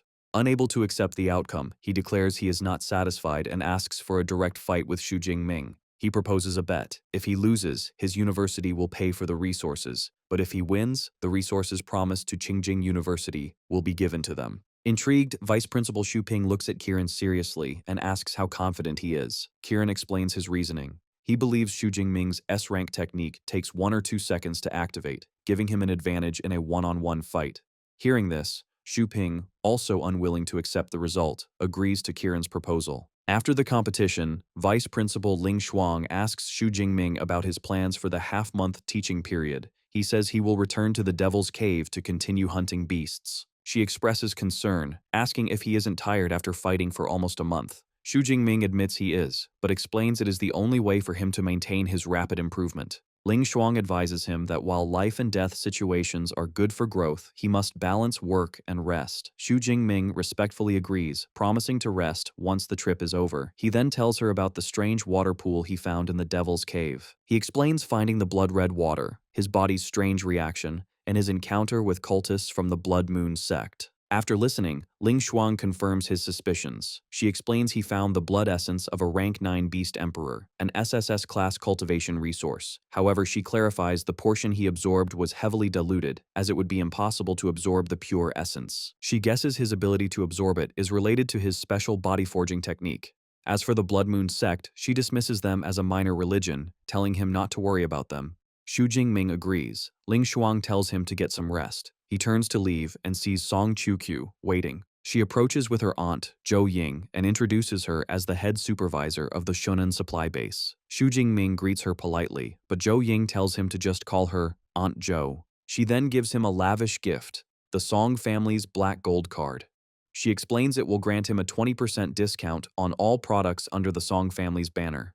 Xu Jingming is stunned, realizing its immense value, as the Song family's businesses cover nearly every aspect of life for ability users. Song Qiuqiu encourages him to accept it, noting his equipment updates quickly, so the discount will be useful. He takes the card, comically wondering if he is being kept by a rich woman. As Xu Jingming walks through the supply base, he is suddenly swarmed by a crowd of reporters and representatives from weapon and armor companies. They all want his attention, offering interviews and endorsement deals, a sign of his newfound fame. That afternoon, Xu Jingming meets with Vice Principal Ling Shuang and Vice Principal Xu Ping. Ling Shuang gets straight to the point, informing Xu Jingming that Kiran Rao wants to challenge him to a fight. She lays out the stakes. Kiran is wagering 20% of the resources, while Modu's stake is a Ruins Pass. She then asks Xu Jingming if he is willing to fight. Unfamiliar with the term, Xu Jingming asks what a Ruins Pass is. Xu Ping explains it's a ticket required to enter the ruins of an ancient civilization. He reveals that Qingjing University brought Kiran to the competition just to secure these 40 passes. Now that Xu Jingming has won them, Xu Ping is unwilling to give them up without a fight. This reminds Xu Jingming of a history class. A professor explained that a glorious ancient civilization existed before the current era. It was highly advanced, but was suddenly destroyed, its cities buried underground. Thousands of years later, these ruins were rediscovered, and from them, the modern world obtained powerful training methods and SSS-rank combat techniques. Xu Jingming now understands that some ruins require a pass, making them very valuable. Ling Shuang adds that the passes are for Civilization Ruin Number 9, which opens once a year and is restricted to users between Tier 4 and Tier 6. She tells Xu Jingming that if he defeats Kiran, she can give him one of the passes, leaving the choice to him. Zhu Ping adds a taunt, remarking that the small arena is advantageous to an enhancement-type user like Kiran. However, Xu Jingming is not intimidated. With a confident smile, he declares he is willing to accept the challenge. Pleased, Xu Ping says he will notify Kiran and confirms the fight will be in the supply base's arena. After he leaves, Ling Shuang comments on how decisively Xu Jingming agreed, noting his confidence. He replies that it's all right, estimating he has a 90% chance of winning. With a smirk, he corrects himself, admitting he was just being humble and actually has 100% confidence in his victory. Ling Shuang sighs, amused, wondering what Xu Ping and Kiran would think if they knew. Elsewhere, Kiran Rao is shocked that Xu Jingming accepted the duel. His surprise turns to rage, and he declares that since Xu Jingming dared to agree, he shouldn't be blamed for being impolite. He asks Vice Principal Xu Ping if it's okay for Xu Jingming to get hurt. The principal reassures him that with instructors from all 3 universities present, someone will intervene if there is real danger. Kiran grins, thinking Xu Jingming shouldn't blame him for being ruthless. The scene shifts to the arena, where a large crowd has gathered. The students buzz with excitement, looking forward to the fight between 2 S-rank users. They speculate about the outcome, with some noting that since both are Tier 3, the winner is uncertain. Others analyze the matchup, saying while Xu Jingming's Heavenly Lightning technique is a sure win in a large area, the small arena gives an advantage to a melee user like Kiran. They conclude the outcome depends on what other trump cards Xu Jingming might have. From a balcony, Kiran scoffs. He thinks it's a miracle for a freshman to learn one S-rank technique, making it impossible for him to have a second one. Just then, Xu Jingming arrives. His supporters from Modu erupt in cheers, shouting his name. Kiran looks down with an impatient grin, telling him to come on as he can't wait. Responding, Xu Jingming coolly states that if his opponent can't wait to die, he will gladly fulfill that wish. Both fighters step into the ring. An elderly man appears, introducing himself as Zhang Quan, the vice principal of Jincheng University and a Tier 8 Grandmaster who will officiate the match. He clarifies the rules. The battle ends if either combatant loses consciousness or admits defeat, and continued attacks are forbidden. He encourages them not to hold back, as powerful figures are present to prevent any loss of life. He then summons his power, creating a water mist shield around the arena to protect the crowd. After telling both sides to get ready, he begins the countdown and starts the match. With a roar, Kiran Rao immediately unleashes his S-rank ability. His body transforms, growing larger and more muscular, with horns and red markings. The ability is identified as Brahma Beast Sovereign. Xu Jingming watches this calmly. Now in his powerful new form, Kiran arrogantly tells Xu Jingming that he will give him time to prepare his own S-rank technique, so he can lose without any excuses. In the arena, the crowd watches the duel between Xu Jingming and Kiran Rao begin. Spectators comment that Kiran's S-rank enhancement ability gives him an advantage in the small 30-meter arena, which restricts Xu Jingming's ranged lightning skills, but they believe he must have expected this. In the ring, wreathed in purple lightning, Xu Jingming thinks that Kiran is the perfect opponent to test his full 3rd-tier power. He immediately unleashes a massive surge of purple and blue lightning that floods the arena. The efficient, Zhang Quan, is amazed, noting the power outbreak is already pushing his water mist barrier, which was designed to withstand only a peak Tier 3 A-rank user's attack. Zhang Quan is forced to reinforce the barrier to contain the energy. The students in the stands are terrified by the power of the purple cloud divine lightning, feeling it could kill them instantly and marveling at the enormous power gap between the 2 freshmen.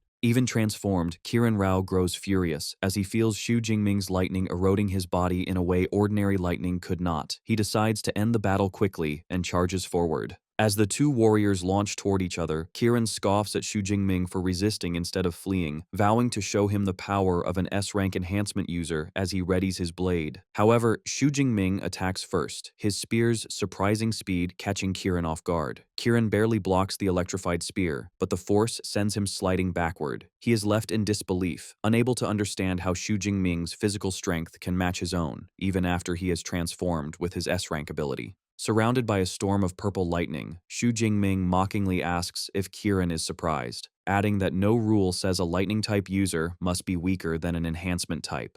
Kiran agrees, admitting he intended to play around, but now realizes that won't be possible. Declaring Xu Jingming should rejoice for pushing him to his full strength, Kiran charges. He undergoes a second, more terrifying transformation, his face becoming a demonic mask as he unleashes his Beast Sovereign descent. In the stands, students are shocked, recognizing he is stacking his S-rank ability, Brahma Beast Sovereign, with an exclusive S-rank combat technique, making his power even more terrifying. From the sidelines, Vice Principal Xu Ping watches with a steady gaze, while Vice Principal Ling Shuang observes thoughtfully, recalling that Dinyang Gentian has a similar S-rank combat technique and believing Xu Jingming must know it as well. In the arena, Kiran's enhanced form repels the purple lightning. With a menacing grin, he taunts Xu Jingming, asking if he still dares to clash strength with him in this new form. In a stunning counter-reveal, Xu Jingming's hair turns pure white, and his eyes glow with blue energy as he calmly agrees to meet the challenge.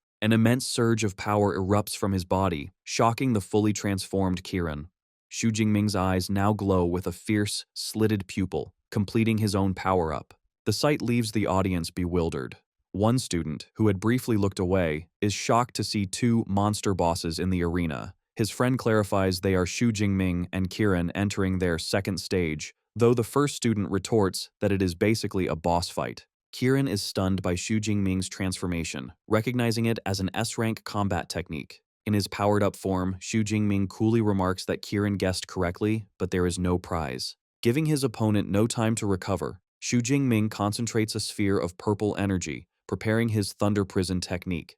Kiran recognizes the Control-type S-rank move and realizes he is in danger. Deciding to risk it all, he summons a red Vitality armor and charges headfirst into the lightning attack. He manages to break free, but is forced to his knees. Kiran looks up, shocked by the power he just faced. However, Xu Jingming gives him no time to recover, unleashing a massive spear of pure lightning. It narrowly misses Kiran, but its explosion devastates the area behind him. The terrifying power leaves Kiran shaken, realizing that if it had hit, he would have been heavily injured, if not killed. Before Kiran can react, Xu Jingming closes the distance with his Lightning Gale Break technique. Kiran raises his weapon to block the powerful spinning strike, but the sheer force of the blow sends him flying backward across the arena. Pressing his advantage, Xu Jingming unleashes a relentless barrage of chain lightning spears, a flurry of lightning-fast attacks that strike Kiran's body repeatedly. Despite the brutal assault, Kiran remains defiant, desperately hoping that if he can withstand this move, he might still have a chance to win.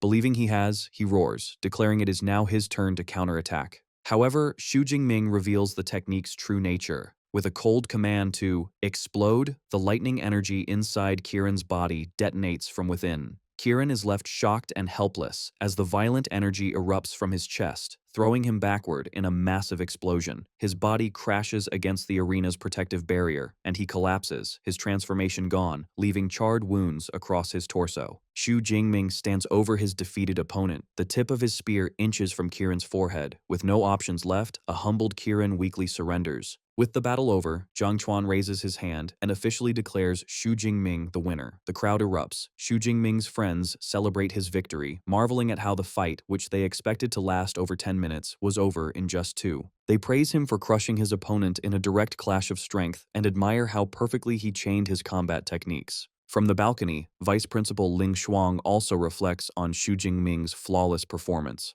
She reviews his strategy. He used Thunder Prison to control the field, followed by other techniques to force a weakness. He then exploited that opening with Lightning Gale Break and finished with Chain Lightning Spears. She concludes his clean execution was truly excellent. She then turns to Vice Principal Xu Ping and asks if he has anything further to say. With a somber expression, Xu Ping admits their complete defeat and concedes the wagered 20% resource share to Modu University. He also confirms the S-class resource he promised Xu Jingming will be delivered the next afternoon. As Ling Shuang and Xu Jingming walk away, Xu Ping is left to lament his university's double loss. Ling Shuang congratulates Xu Jingming on a job well done. She presents him with a glowing blue card, the Pass for Civilization Ruin, number 13. As an extra reward, she informs him the school will grant him an extra 10,000 credits. Overjoyed, Xu Jingming thanks her for the generous rewards. He looks down at the coveted Ruins Pass in his hand, a confident and eager smile on his face. Vice Principal Ling Shuang tells Xu Jingming to go and rest. She reminds him of his rewards, the S-class resource from Qingjing University, and the right to choose a combat technique from the libraries of all 3 universities. She also tells him he can return to the Devil's Cave the next day to collect the rare herbs his university won. Xu Jingming happily agrees. Reflecting on how successful the research trip has been, giving him a ruins pass, credits, S-class resources, and a large harvest of herbs and beast materials. As they are talking, a young man with long black hair approaches, complimenting Xu Jingming on the wonderful match and saying that seeing a genius like him is a fortune. Xu Jingming politely thanks him. As the man walks away, Xu Jingming asks who he was. Song Qiu explains he is Dongsheng from Jincheng University, the student who ranked third, just below him and Kiran. Xu Jingming marvels that Dongsheng's cultivation has reached the high-rank second tier, calling him a monster. Song Qiu playfully teases him, asking if he is praising himself since he is already a tier 3 user. With a mischievous smile, Xu Jingming jokes that he is different and has a cheat that levels him up with a single click, asking if she believes him. An annoyed Song Qiu comically retorts that she doesn't believe him at all. The scene shifts to the outside of a grand Gothic-style building. Inside a large hall, robed figures kneel before a levitating man, the Archbishop. As a swirling pink orb floats above him, he leads his followers in a chant, proclaiming that since receiving heaven's mandate, their heavenly God is eternal. The Archbishop asks a subordinate if everything is arranged at the plantation, and the subordinate confirms it is. The Archbishop then gives a grim order. The subordinate is responsible for the teachers from the 3 universities and must kill as many as possible. The followers shout their agreement. The Archbishop then turns his attention to a man in a hooded robe with a mask. Addressing him as Holy Son, he assigns the Holy Son the task of dealing with the 2 S-rankers, Xu Jingming and Kiran Rao, stating it will be helpful for his growth. With a chilling smile, the Holy Son agrees, promising that the distance between him and the S-rankers will be very close the next day. The Archbishop issues his final command about the S-rankers. It would be best if they are willing to join his Heaven's Mandate sect. Otherwise, the Holy Son is to kill them without mercy. Finally, the Archbishop addresses all his followers with zealous fervor. He declares that tomorrow will be the stage for the Heaven's Mandate sect, and they must announce their existence to the country in the most cruel and high-profile way. He ends with a powerful chant, which his followers echo with equal passion. Since receiving heaven's mandate, the heavenly God is eternal. The students arrive at the Devil's Cave plantation, a massive, ornate greenhouse marked as a restricted area. As they enter, they are amazed by the beautiful C-class sunflowers and are excited to begin harvesting the valuable herbs. They are greeted by the base supervisor, a man named Ma Yang, who welcomes the mentors and students from the 3 major universities. A woman, lead mentor Hu Ping, explains that the vice principals did not come because the task isn't considered dangerous, adding that if an accident were to happen, Vice Principal Ling Shuang could use her space ability to arrive in minutes. Ma Yang leads the group further into the greenhouse, assigning each university an area to harvest different herbs. Qingjing University will collect sunflowers, Jincheng University will gather scarlet flame grass, and Magic City University is responsible for cleansing heart grass. However, Ma Yang then adds a strange rule, stating that the top 3 freshmen must be separated from the main group. Hu Ping immediately questions this, noting that other plantations do not have such a rule. Ma Yang explains there is a new batch of S-class exotic herbs that he wants the top students to collect, framing it as an opportunity for them. He specifically instructs Xu Jingming, Kiran Rao, and Dongsheng to follow him and his staff. Although he finds the situation suspicious, Xu Jingming is reassured by the presence of the university mentors and follows. As they walk, Dongsheng approaches Xu Jingming and Kiran, complimenting them on their spectacular battle the previous day. He then brings up religion, mentioning rumors that certain sects have secret techniques that can boost a user's strength from Tier 2 to Tier 4. He muses that with such power, he might even be able to fight them. Xu Jingming immediately advises against getting involved with such religions. Kiran, however, disagrees. With his hands in prayer, he states that religions like his country's Jedu sect and the Holy Father sect have a positive significance, and credits his own invincibility to his Lord Brahma. Xu Jingming taunts him, asking why Lord Brahma didn't help him win their fight. The comment leaves Kiran furious and speechless. Dongsheng smoothly intervenes, agreeing with Kiran that some religions offer great benefits. He then turns to Xu Jingming with a sly smile and delivers an ominous message, telling him that in a little while he will personally experience the power from religion and will likely change his mind. Dongsheng's cryptic words leave Xu Jingming with a sense of dread, wondering what he could possibly mean. Supervisor Ma Yang leads mentor Hu Ping and the 3 top students to a secluded area of the greenhouse. He announces that they have arrived. Confused by the lack of any visible herbs, Hu Ping asks where the promised S-class flowers are. Ma Yang points ahead, telling her to look. In an instant, the supervisor's friendly demeanor vanishes, replaced by a sinister grin. The man who called himself Ma Yang lunges at Hu Ping, his body transforming into a shadowy figure with glowing red eyes and a massive demonic red claw. He strikes her squarely in the chest with incredible speed and force. The blow sends Hu Ping flying, but she lands. Shocked, she exclaims that her attacker is a Tier 7 Grandmaster. Realizing the deception, she demands to know who he is. She then transforms, activating her A-rank Shadow Spirit Cat ability. The shadowy attacker complements Hu Ping's vitality. He then removes his mask, revealing his true identity as the Archbishop of the Heavens Mandate sect. With a cruel smile, he declares that since she is about to die, he sees no harm in telling her who they are. The Archbishop commands his subordinate to kill everyone. Hu Ping furiously accuses them of trying to sever the future of Great Xia's next generation. She shatters a crystal in her hand. The Archbishop laughs, saying it is too late to call for help. He unleashes the power of the red orb in his hand, creating a massive space blockade that traps them all. Meanwhile, outside, the three vice principals are immediately alerted to the attack. Ling Shuang exclaims in fury that someone has dared to attack their team. The three powerful grandmasters take to the sky, flying toward the crisis. At the Shannan supply base, head supervisor Zhou Ying reacts with alarm. She urgently orders squads to the Devil's Cave plantation to protect the eldest miss, Song Chukyu. She tries to reassure herself that with the Tier 8 Grandmasters on their way, there should not be any problems. Back inside the greenhouse, Hu Ping senses a disturbance in the space blockade. The Archbishop mocks them, declaring that their space-type Grandmaster is useless against his blockade. He decides to act quickly, turning his attention to the cat-like woman and shouting that she will die first. The Archbishop's attack manifests as a giant, crushing red hand. Kieran curses in frustration, while Xu Jingming knows he is facing a Tier 7 Grandmaster and would be unable to resist such overwhelming power. However, the Archbishop's attack is disrupted. He realizes the space-type Grandmaster, Ling Shuang, is powerful enough to shake his blockade.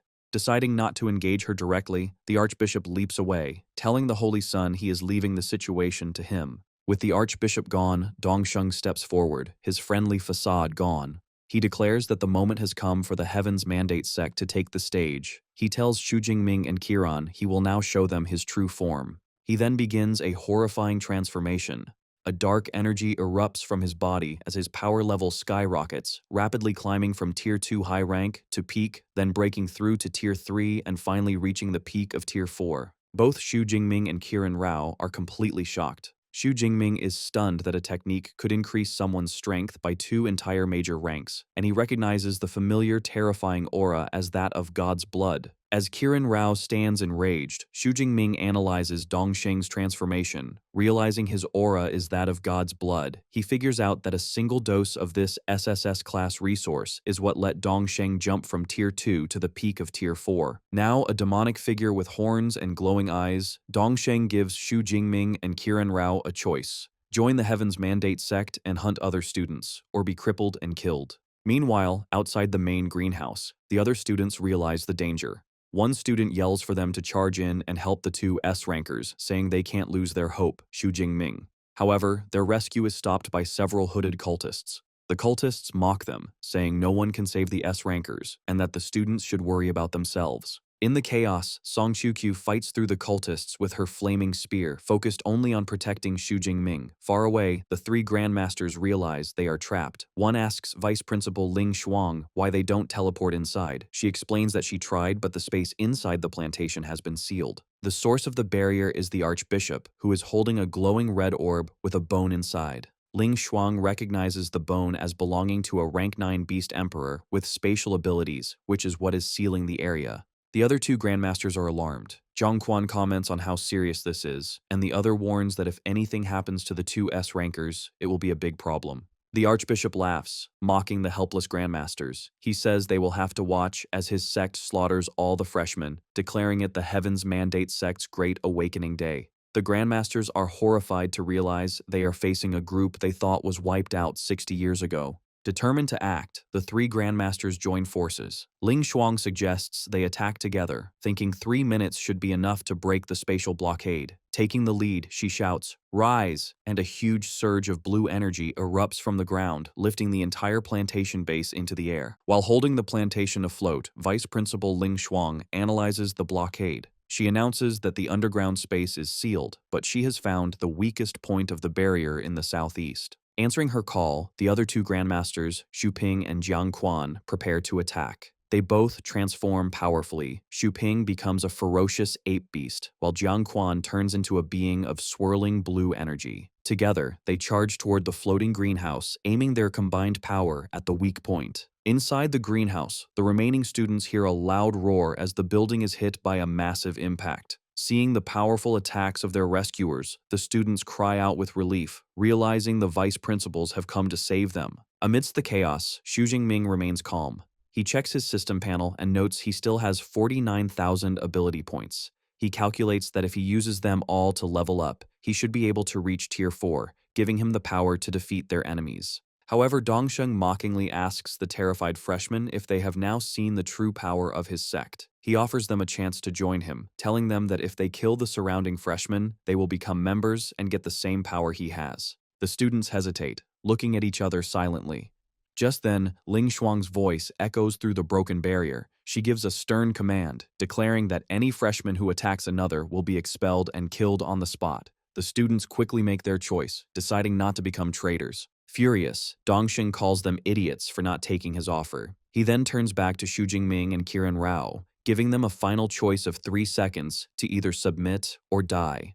Immediately, Qiren Rao drops his sword, bows down, and begs for his life, agreeing to join the Heaven's Mandate sect. Dongsheng praises his choice and then turns to Xu Jingming, asking for his decision. In response, Xu Jingming says nothing, simply letting purple lightning crackle around his body to show his defiance. Seeing this, Dongsheng declares that Xu Jingming has chosen death. He then gives his new follower an order. As proof of his loyalty, Qiren Rao must kill Xu Jingming. Faced with the order, Qiren Rao hesitates, sweating as he admits to himself that he can't handle Xu Jingming alone. Seeing his hesitation, the hooded figures with Dongsheng declare they will attack alongside him, surrounding Xu Jingming. Despite being outnumbered, Xu Jingming remains calm, with purple lightning covering his body. He mentally sizes up his opponents, counting 1 low-rank Tier 3 user and 4 low-rank Tier 1 users.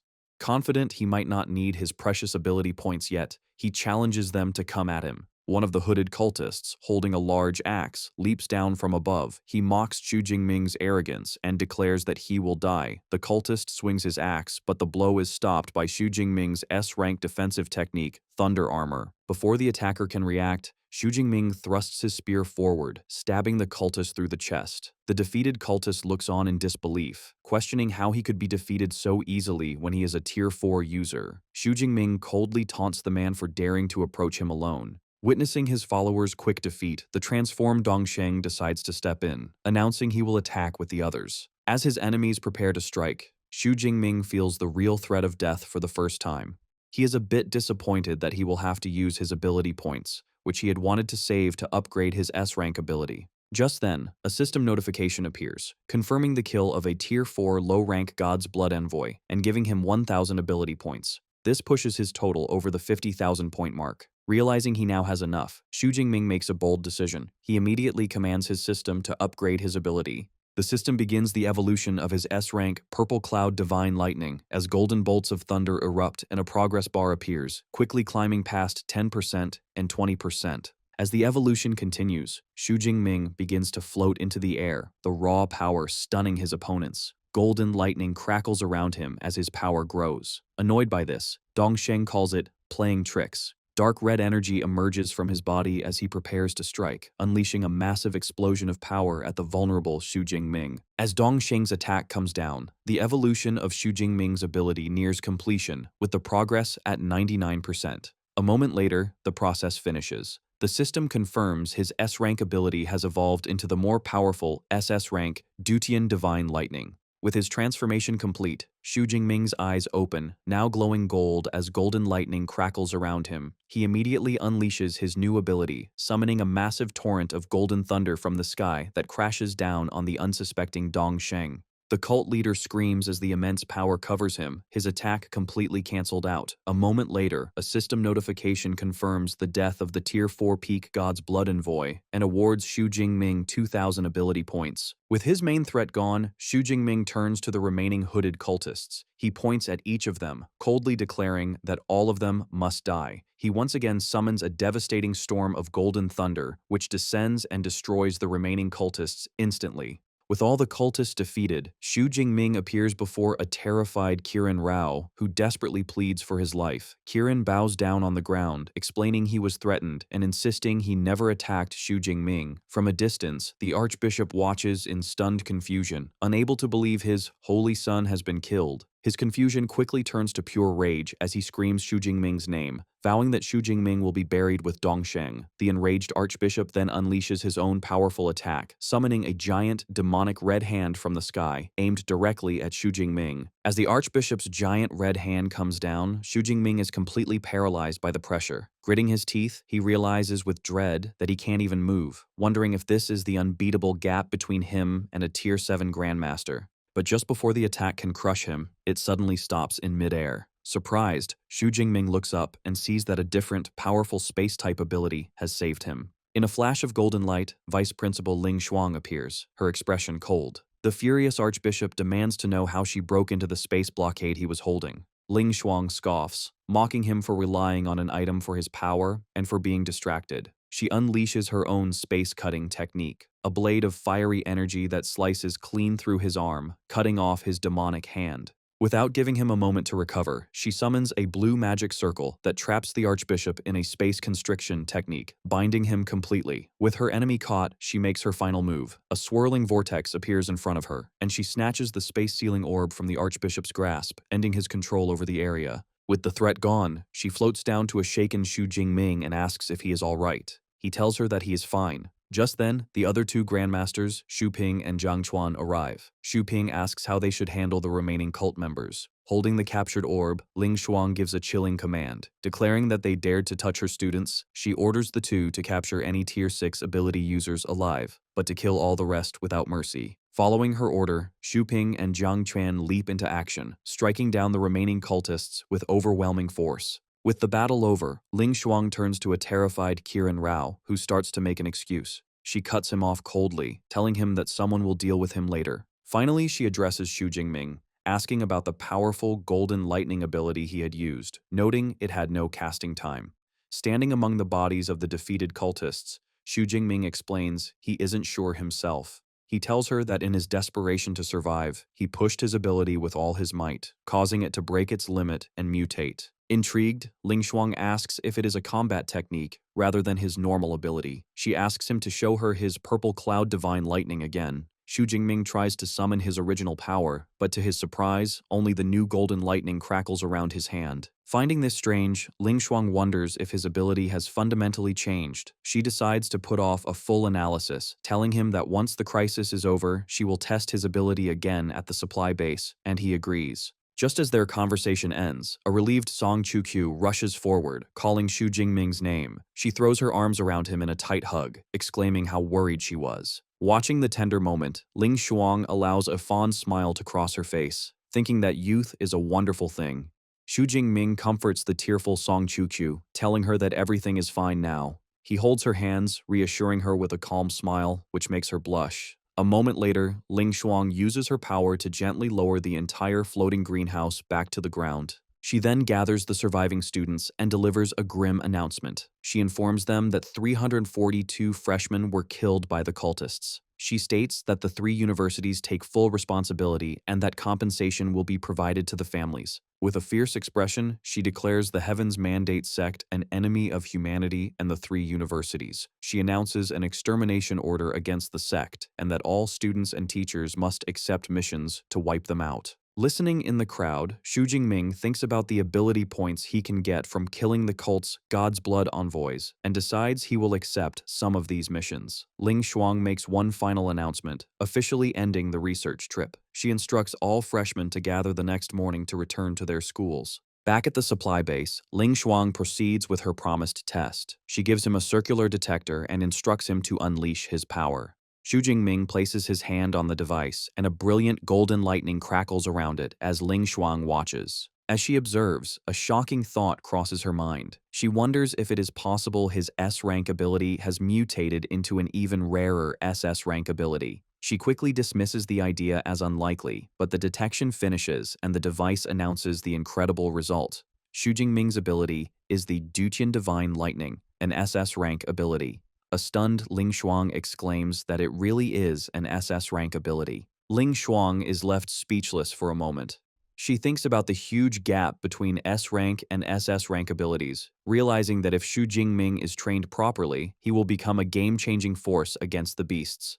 Her shock quickly turns to joy, and she praises him enthusiastically. Xu Jingming, still processing the news, wonders how the instrument knows the ability's name. Ling Shuang explains that for the device to recognize it, the ability must have appeared before in the ancient civilization era. She clarifies that their modern detectors are based on technology recovered from ancient ruins. She smiles, impressed, thinking his talent might be comparable to legendary powerhouses from ancient times. Becoming serious, she advises Xu Jingming not to widely publicize his ability's evolution. As a precaution, she gives him a special talisman, explaining that if he is ever in real danger, he can crush it, and she will be able to rush to his location if he is within 400 kilometers. Xu Jingming accepts the talisman gratefully. Ling Shuang then presents him with the S-Class resource promised by Qingjing University, a Tier 5 break rank pill. She suggests he save it for when he advances from Tier 5 to Tier 6. However, Xu Jingming asks if he can exchange it for a different resource. He knows that, with his cheat system, he doesn't need pills to break through. Ling Shuang grants him special permission to go to the Modu University Resource Department to exchange it. She then reminds him of his final reward, the right to choose a combat technique from any of the 3 universities' libraries. Later, the AI, Eva, displays all the lightning-type abilities above A rank from the other 2 universities. Dozens of screens fill the room, showing a wide array of powerful techniques. His attention is drawn to 2 incredibly powerful SSS rank techniques, but he notes the level requirements are far too high for him. He decides to be practical and choose one he can use now. After some consideration, he makes his choice, telling the vice principal that he has chosen the S rank Thunder God Finger. The screen shows the details. It condenses lightning into a powerful attack and requires a user to be at least Tier 3 with an A rank lightning ability. Ling Shuang warns him that learning a technique from another university will be hard. However, Xu Jingming confidently tells her it does not matter. He thinks that the 6,000 ability points he has will be enough. Seeing his confidence, Ling Shuang smiles and agrees to his choice. As he turns to leave, she watches him with awe, thinking about his incredible advantages. She concludes that if he is allowed to grow, humanity will gain another peerless powerhouse. Back in his private training room, Xu Jingming sits cross-legged, ready to assess his new power. He commands his system, Deep Blue, to open his attribute panel. The display confirms he is a low-rank Tier 3 user with an SS rank ability, Duty and Divine Lightning, and 6,359 ability points. Golden lightning crackles around his hand as he thinks about how 50,000 ability points are needed to transform his ability from S rank to SS rank. He notes that the new lightning is even harder to control and resolves to focus on training his ability control next. With a determined look, he looks forward to the arrival of that day. That evening at the supply base, a group of civilians looks up in amazement. They point at a cool-looking aircraft, noting its lack of propellers and identifying it as an advanced anti-gravity aircraft from civilization ruins. A sleek, disc-shaped aircraft descends and lands gently. A ramp lowers, and a single figure steps off. The newcomer is a stylish man with long white hair, who confidently declares that he has arrived for Xu Jingming.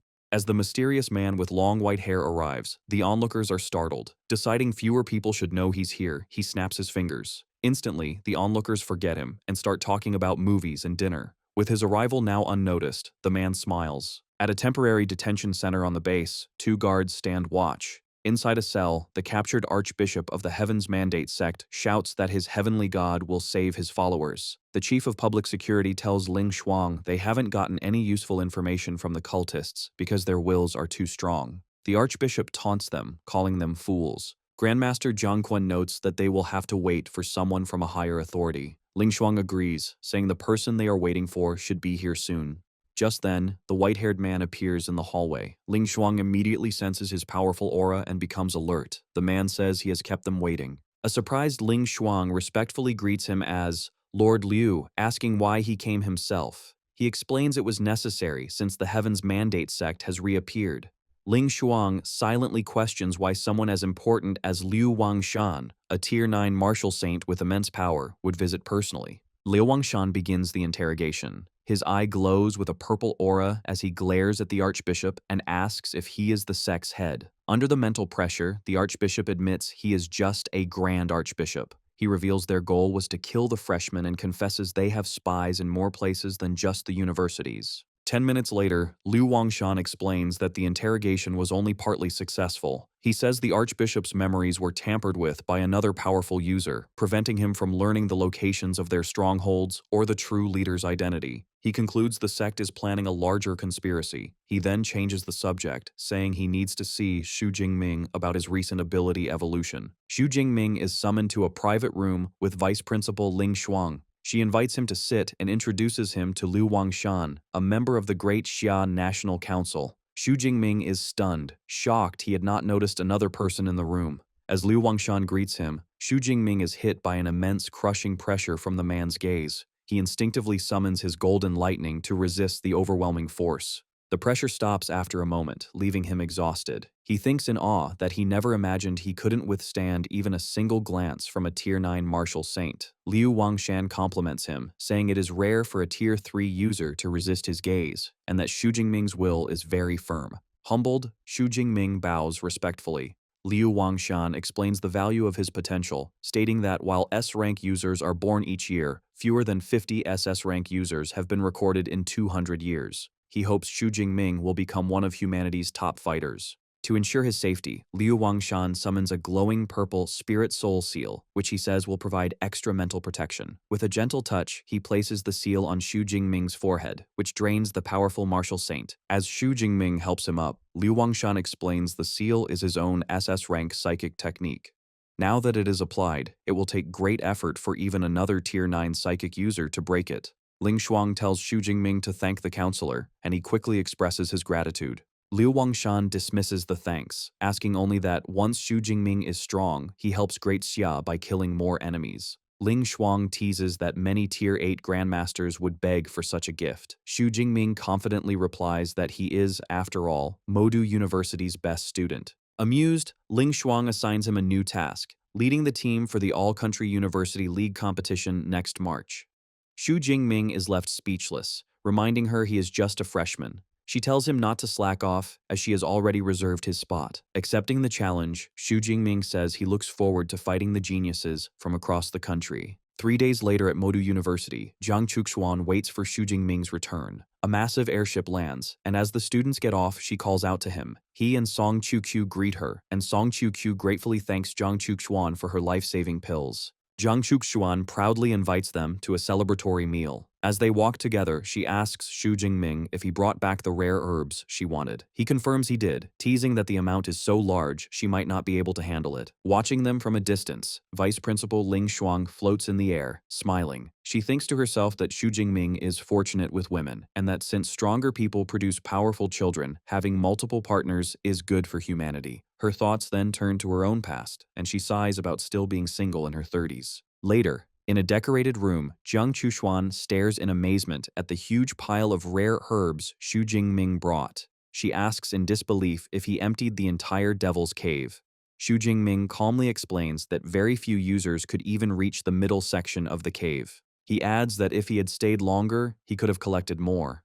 A slightly overwhelmed Zhang Chuxuan sighs, realizing she is going to be busy. Xu Jingming then stands up to leave, explaining he is going to the university's resource department to exchange an S-class resource he received. He soon arrives at the Grand Resource Department building. Inside, he instructs the AI, Eva, to list all the S-class resources he can get for his 7th grade breakthrough pill. Holographic screens appear around him, displaying many powerful resources. Surprised, he asks Eva which one will most improve his lightning control. Eva presents a single option, an S-class Thunder Haze Secret Realm Pass, which grants entry to a special training area. The location catches Xu Jingming's attention. He thinks that Hedong City is close to his hometown, but he has never heard of such a place. Eva explains the secret realm appeared 87 years ago and was taken over by the Thunder Haze Martial Arts Hall. It is now a restricted area unknown to the public. Curious, Xu Jingming asks if there are beasts inside. Eva confirms there are, and most of them can control lightning. With a confident smirk, Xu Jingming realizes this is the perfect resource for him. He confirms his choice, and the pass appears in his hand. While on campus, Xu Jingming gets a phone call about a society exchange meeting that afternoon. The caller addresses him as Vice President Xu, a title he recently got after joining the Meteor Society a few days ago on his senior's advice. He is a little surprised his duties are starting so soon, but agrees to attend. He thinks a meeting where students from different departments share their experiences sounds interesting and worth going to. When he meets his master, Yang Zhentian, the man looks at him in complete astonishment and asks if he has already entered Tier 3. With a calm smile, Xu Jingming confirms he broke through during the research trip. Still amazed, Yang Zhentian places a hand on his shoulder, joking that he makes breaking through a Tier 3 bottleneck sound as simple as eating and drinking. Eager to see the results, Yang Zhentian tells Xu Jingming to go with him to the training room so he can examine the changes his body has gone through after absorbing the god's blood. In the training room, Xu Jingming unleashes a torrent of crackling, golden lightning as his master watches. The sight leaves Yang Zhentian confused. He wonders aloud why the purple cloud divine lightning is golden instead of its usual blue-purple. He realizes it's not just the color. The ability's aura is completely different. Xu Jingming calmly explains that Vice Principal Ling Shuang should have told him. He reveals to his master that his ability evolved into the SS rank Dutian Divine Lightning. The news shocks Yang Zhentian. He shouts in disbelief that an S-rank ability could evolve to SS rank, now understanding why Ling Shuang had called the day before to tell him his disciple had a surprise. Once the shock passes, Yang Zhentian warns him that controlling an SS rank ability is much harder than an S rank one, so he will need more practice.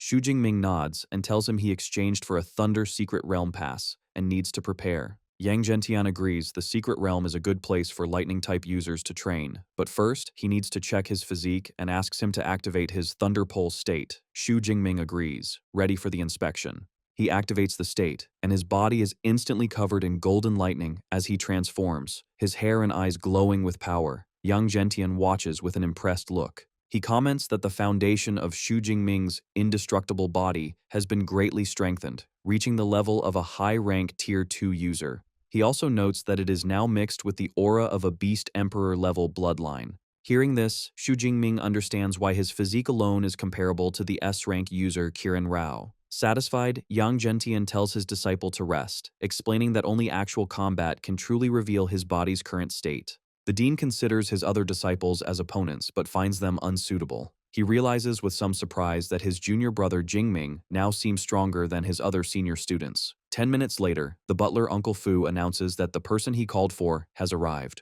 A muscular senior student with a mohawk named Zhong Shan steps forward, looking nervous. He internally wonders why the dean, whom he calls the showman, is looking for him again, worried he's in trouble. Yang Zhentian reassures the nervous student. He explains that he simply wants him to have a purely physical combat training session with his disciple, Xu Jingming. Zhongshan is surprised, asking if a purely physical fight would be like bullying Xu Jingming. However, the dean tells Zhongshan to use his full strength, assuring him that he will be watching. Zhongshan accepts, cracking his knuckles. He tells his junior that since the dean asked him to go all out, he won't be polite. As they prepare, Yang Zhentian asks his butler who he thinks will win. Uncle Fu replies that while Xu Jingming is stronger overall, in a contest of pure physique, Zhongshan should win. Yang Zhentian disagrees. He acknowledges that Zhongshan is a powerful peak Tier 3 A-rank user, but explains that his disciple's unique experiences are beyond imagination. On the training floor, Zhongshan prepares for battle. He activates his A-rank beast-style ability, transforming into a large, fearsome gray wolf. In his transformed state, he thinks to himself that since his opponent is an S-rank user, favored by the dean and the vice principal, he should probably hold back to avoid injuring him.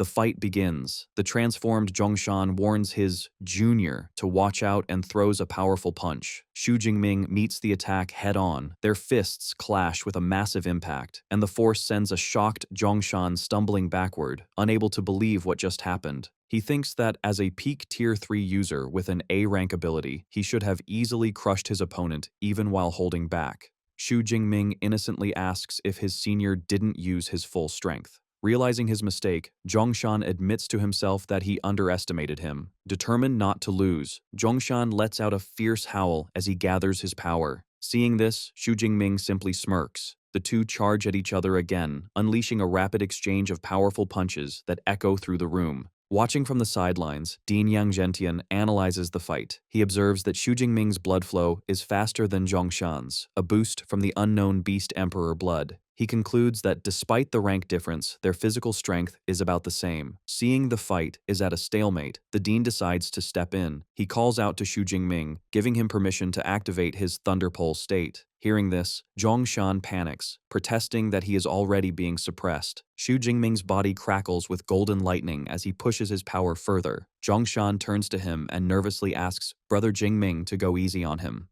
Xu Jingming, now glowing with immense power, simply smiles and agrees. A few minutes later, the fight is over. An exhausted Zhongshan lies on the floor, panting. Xu Jingming kneels beside him and offers him a vial of red liquid. He explains that their sparring session gave his teacher some inspiration and thanks his senior. A grateful Zhongshan accepts the gift, declaring that if anyone online doubts Xu Jingming's name, he will be the first to defend him. While Zhongshan recovers, Xu Jingming asks Uncle Fu when his teacher might emerge from meditation. Uncle Fu explains that it is uncertain, as it could take hours or even days. As they wait, Xu Jingming's phone beeps. He answers and is surprised to hear Vice Principal Ling Shuang. She informs him that the people from Jing University have arrived with the original copy of the S-rank combat technique, Thunder God Finger. She tells him to come to the Battle Technique Library to pick it up. From a room full of books, Ling Shuang decides to come get him herself. Suddenly, a golden portal appears beside a startled Xu Jingming, and Ling Shuang steps out. Without a word, she grabs his shoulder and pulls him through it, dragging him off his feet as Zhongshan and Uncle Fu watch in surprise. They emerge in a decorated room where a man is sitting on a sofa. Still holding a floating Xu Jingming, Ling Shuang introduces him to the man as Magic City University's S-rank student. She then introduces the other man as Teacher Chen Lin from Jing University. Now back on his feet, Xu Jingming bows respectfully. The man smiles and greets student Xu in return. Ling Shuang explains that Teacher Chen is a low-rank Tier 7 Grandmaster who has mastered the Thunder God Finger. She informs him the teacher will be staying for half a month and he must ask for his advice often. Xu Jingming agrees. Internally, he thinks it's a pity since he can just use his system to master the technique instantly. Outwardly, he respectfully tells Teacher Chen he might be disturbing him a lot. Teacher Chen brushes it off, explaining he is an old friend of Xu Jingming's master and came to visit. He tells Xu Jingming that if he needs help, he can find him at Yang Zhentian's residence. That evening, a tired Xu Jingming arrives at a large building for the society meeting. He apologizes for being late, explaining that he had a lot to do that day. As he walks into the large meeting hall, many students greet him as Vice President Xu. He notes the society has a lot of members. A young man with purple hair invites him to sit in the front row. As Xu Jingming takes his seat, the young man introduces himself as Vice President Du Liangping. He marvels at how quickly Xu Jingming reached Tier 3, predicting he will be the next president. Uninterested, Xu Jingming asks what the meeting is about. Du Liangping's expression becomes serious as he explains it is about the mission concerning the Heaven's Mandate sect. He remarks that the sect must have a death wish for attacking the freshman team and asks if Xu Jingming is really planning to accept the mission. Xu Jingming confirms without hesitation that, of course, he is. At the Meteor Society meeting, Wulan makes a serious announcement. He tells the members the Heaven's Mandate sect has returned and the government has issued an extermination order against them. The school has released many tasks for this mission, and he encourages everyone to participate. He then turns to Xu Jingming, guessing he will accept a task and offering to team up. Sitting beside Du Liangping, Xu Jingming politely declines, saying he prefers to go alone. His decision is strategic. He thinks that before accepting any mission, his priority is to master the Thunder God Finger technique. He reasons that having another S-rank combat skill will make him much safer in the coming battles. Following his plan, Xu Jingming meets with Teacher Chen Lin in a quiet room. He explains that he read the Thunder God Finger manual the previous night and has some questions. Teacher Chen compliments his diligent work, saying it's what he expects from Magic City University's top student. He invites Xu Jingming to ask anything, promising to share all his knowledge. Xu Jingming asks about a part of the manual describing how to communicate with the world's thunder and blend it with one's own power. Teacher Chen explains it's similar to the heavenly lightning technique Xu Jingming already learned. However, the Thunder God Finger is more advanced, requiring the energy to be more condensed and the resulting changes to be more complex. The two continue their discussion for a long time. 3 hours later, their session ends. Teacher Chen puts a supportive hand on Xu Jingming's shoulder, praising his great understanding. He explains that the only step left is practice, mentioning it took him over 10 days to reach the same level of understanding. A grateful Xu Jingming thanks his teacher for the lesson. Having gained the needed knowledge, Xu Jingming immediately uses his cheat. He closes his eyes and commands his system, "Deep Blue, add points." Instantly, the system confirms the Thunder God Finger technique has been learned to the beginner level. Unaware of this, Teacher Chen suggests Xu Jingming should try the technique now so he can identify any problems. The suggestion surprises Xu Jingming, who thinks that since he has already learned it, there shouldn't be any problems. Trying to politely decline, Xu Jingming suggests he should go back and practice on his own to avoid taking up the teacher's time. However, Teacher Chen dismisses his concern, assuring him it won't take long. With no other choice, Xu Jingming reluctantly agrees to show him. He begins to demonstrate the Thunder God Finger as his teacher watches. A powerful surge of golden lightning crackles around him as he gathers energy. Teacher Chen looks on with a satisfied smile, thinking his student's starting stance is perfect. He notes that many excellent students struggle with just the starting stance for the first 2 months. As Xu Jingming continues, Teacher Chen's expression turns to surprise. He sees his student has also completed the second step of communicating with the world's thunder. He recalls that Jing University's best student took 4 months to achieve this, and thinks the next hardest part should be impossible for him. However, Xu Jingming proves him wrong. He points to the sky and all the gathered energy surges up, forming a colossal golden hand of pure energy high above the university. Teacher Chen is left completely stunned. Wiping sweat from his brow, he wonders how his student released the Thunder God Finger on his first try. His shock is cut short by Xu Jingming's panicked shout that he can't pull back the powerful technique. The massive golden hand of energy begins to fall, threatening the campus. Reacting instantly, Teacher Chen summons his own power. A crackle of blue lightning forms around his fingers, and he shoots a beam of energy at the descending hand. The two forces collide in a massive explosion high in the air, neutralizing the threat. With the danger gone, Teacher Chen confirms the energy was real and that Xu Jingming had indeed released the Thunder God Finger. He advises his student to improve his control, pointing out that if the strike had landed, the entire area would have suffered. Xu Jingming gives a nervous laugh, relieved Teacher Chen was there. He then holds up the glowing scroll and suggests that since he has learned it, he should return the manual. Teacher Chen is left confused, as a slightly embarrassed Xu Jingming says he will hurry back to practice and quickly leaves. Left alone, Teacher Chen sighs as he looks at the manual. He reflects on the incredible talent of Old Yang's new disciple, calling him a monster. He thinks to himself that if Xu Jingming weren't Magic City University's prized S-rank student, he would do everything to poach him for Jing University. Walking down a campus street, Xu Jingming reflects on the power of the new Thunder God Finger. He thinks its power is terrifying, and that weaker Tier 5 users probably couldn't block it. However, he also notes its drawback. A single use consumed almost half of his Dutian divine lightning energy. Realizing he needs a way to recover his power, he pulls out his phone and commands the AI, Eva, open the store. I want to buy pills for recovering ability power. Just as he is about to shop, a familiar voice calls his name. He turns to see Song Chu Q. He asks why she's there, and she explains she saw a huge lightning finger in the villa area and guessed it was him. Curious, she asks what new skill he learned. He tells her he has mastered the S-rank Thunder God Finger for the Heaven's Mandate Sect task. Hearing this, a slight blush appears on her cheeks as she asks what level the task is. When Xu Jingming says it's an S-rank task involving one of the sect's branches, her expression falls. She realizes a high-level mission is beyond her and tells him with disappointment that she can't go. She says she can only wish him the best from school. Xu Jingming then asks if she isn't accepting a task herself. She explains that she wants to but hasn't found suitable teammates.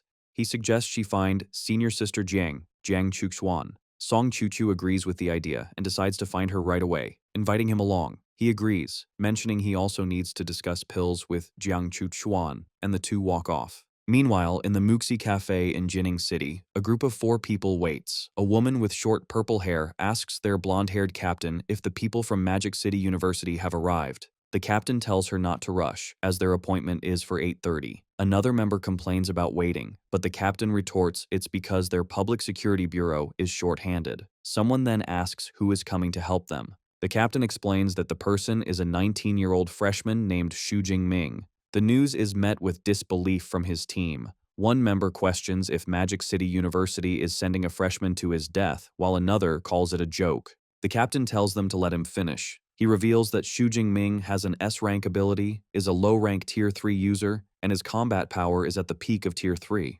This new information stuns the group. They exclaim in awe that a freshman could be so fierce, calling him a genius. The captain tells everyone to be serious when they meet him. Just then, the cafe door opens. Xu Jingming enters the room. With a calm smile, he apologizes for keeping them waiting. The blonde-haired man greets him, saying they have also just arrived. He shakes Xu Jingming's hand and introduces himself as Kaiju, a peak Tier 3 user with a B-class enhancement ability. The man with long gray hair is Xiang Shan, a mid-rank Tier 3 support user. The woman with short purple hair is Zhang Tong, a high-rank Tier 3 user with a fire-type ability. The final member, a man with glasses, is Sun Yan, a high-rank Tier 3 user with a mental-type ability.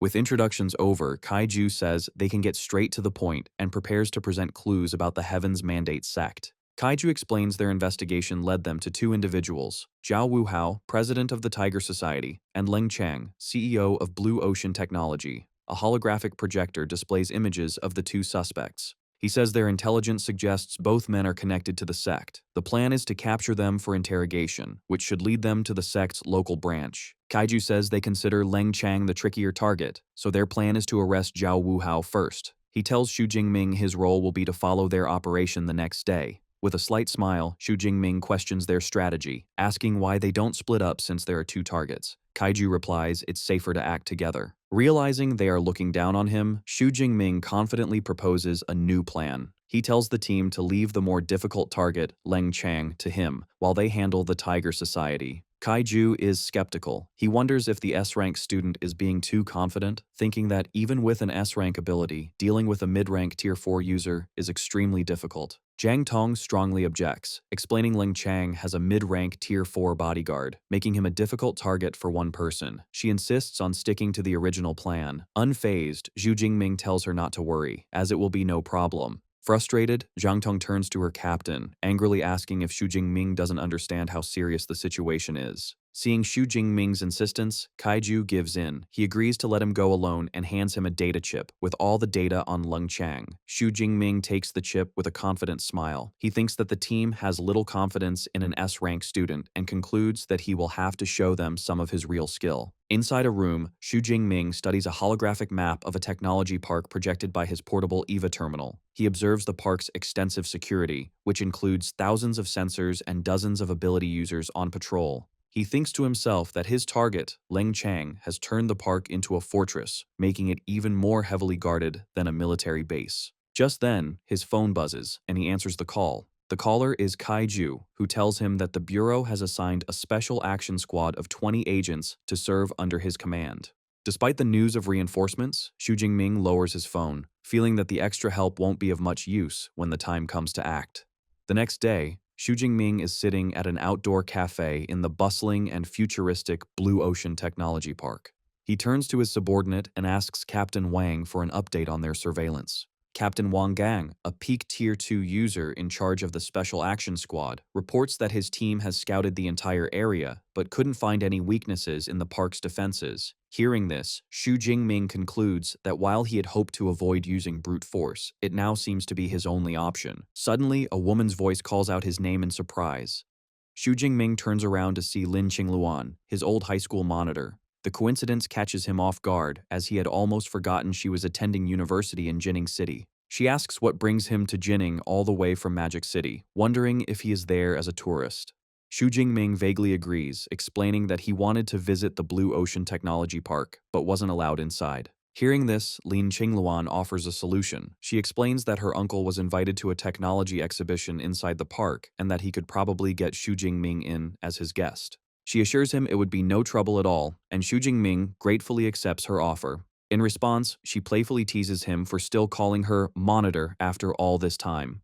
As they head inside, Xu Jingming thinks about this unexpected turn of events and decides to tell his special action squad to remain on standby for now. Later, inside an open-air courtyard within the park, Lin Qingluan's uncle, Lin Haima, tells his group that CEO Leng Chang will be arriving soon. He says they are free to look around while he goes to greet some friends. Xu Jingming smiles and thanks the man, thinking to himself that this is perfect. It saves him the trouble of searching for his target. While they wait for the CEO, Lin Qingluan asks Xu Jingming if he's become an ability user, and he confirms that he has. She sighs with a bit of envy, complaining that he became a full-fledged ability user in just 6 months, while she is still stuck at the Awakens stage. At that moment, Xu Jingming's phone rings, and he steps away from the group to answer it. On the other end, an urgent kaiju asks if he has found Leng Chang. He explains that their other targets from the Tiger Society have all escaped, making Leng Chang their only remaining lead. He warns Xu Jingming not to let him get away, which makes Xu Jingming wonder if his target is also planning to flee. Suddenly, as he listens, something clicks in Xu Jingming's mind,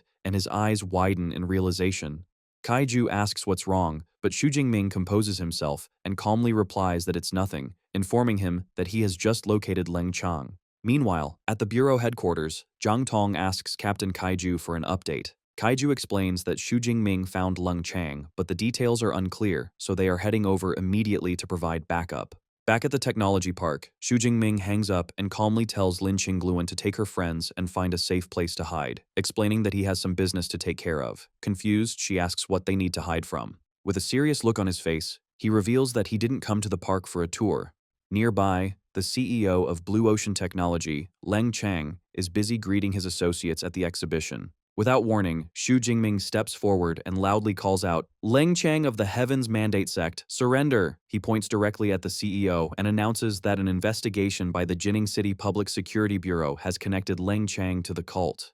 He warns all bystanders to leave immediately, stating that anyone who tries to protect the CEO will be treated as an enemy. Shocked murmurs spread through the crowd. People find it hard to believe that a well-known figure like Leng Chang would join an evil cult, but they can't ignore an official statement from the Public Security Bureau. A burly bodyguard named Wu Hang steps in front of the CEO, claiming he is just a bodyguard and knows nothing about a cult. He then scoffs at the Bureau for sending a low-rank Tier 3 kid to handle someone like his boss. Lin Qingluan overhears this and is stunned, unable to believe that Xu Jingming has already reached Tier 3 in less than a semester of university. Xu Jingming figures the bodyguard must also be a cult member and decides to end things right here. He quietly tells his AI, Eva, to start recording the mission. Enraged by Xu Jingming's nerve, Wu Hang's body begins to glow with dark red energy as he summons a massive sword. Die! He shouts, charging forward to unleash a powerful blood tiger slash, but Xu Jingming swiftly dodges the attack.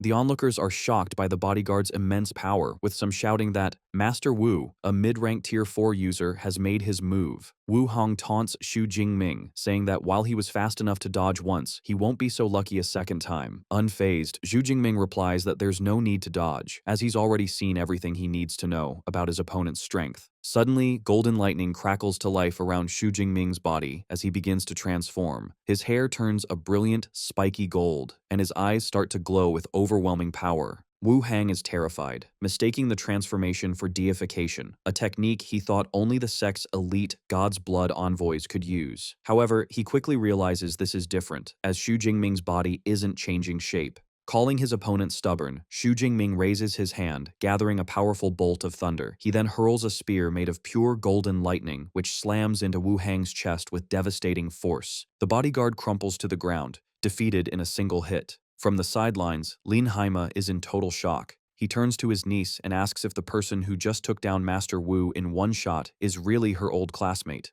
Lin Qingluan nods, admitting she is just as amazed by how incredibly strong he has become. Seeing his most powerful bodyguard defeated so easily, Leng Chang begins to panic, wondering when the Public Security Bureau recruited such a monster. Wasting no time, he turns and tries to escape. However, the transformed Xu Jingming just scoffs and says, "Too late." He reaches out his hand and unleashes a technique called Thunder Prison. In an instant, tendrils of golden lightning erupt from the ground, forming a cage that traps the fleeing CEO. Xu Jingming lands in front of him, his eyes glowing ominously. He coldly informs Leng Chang that his bodyguard is dead and warns him not to try anything foolish, or else he can't guarantee he'll be brought in for questioning in one piece. Trapped in the fiery lightning, a shocked Leng Chang cannot believe the Public Security Bureau has someone so bloodthirsty. As he asks what is happening, Xu Jingming hits the CEO with a sphere of crackling energy. The man foams at the mouth and collapses, unconscious. The other guests and staff trapped by the Thunder Prison panic, shouting to be let out and insisting they are not cultists. Just then, a special action squad in black suits rushes onto the scene. Xu Jingming, now back in his normal form, addresses the crowd with his squad. He declares no one can leave until an investigation is done, warning that anyone who tries to escape will be treated as a cult member. He adds that the Bureau will not wrong an innocent person or let a criminal go free, leaving the crowd silent.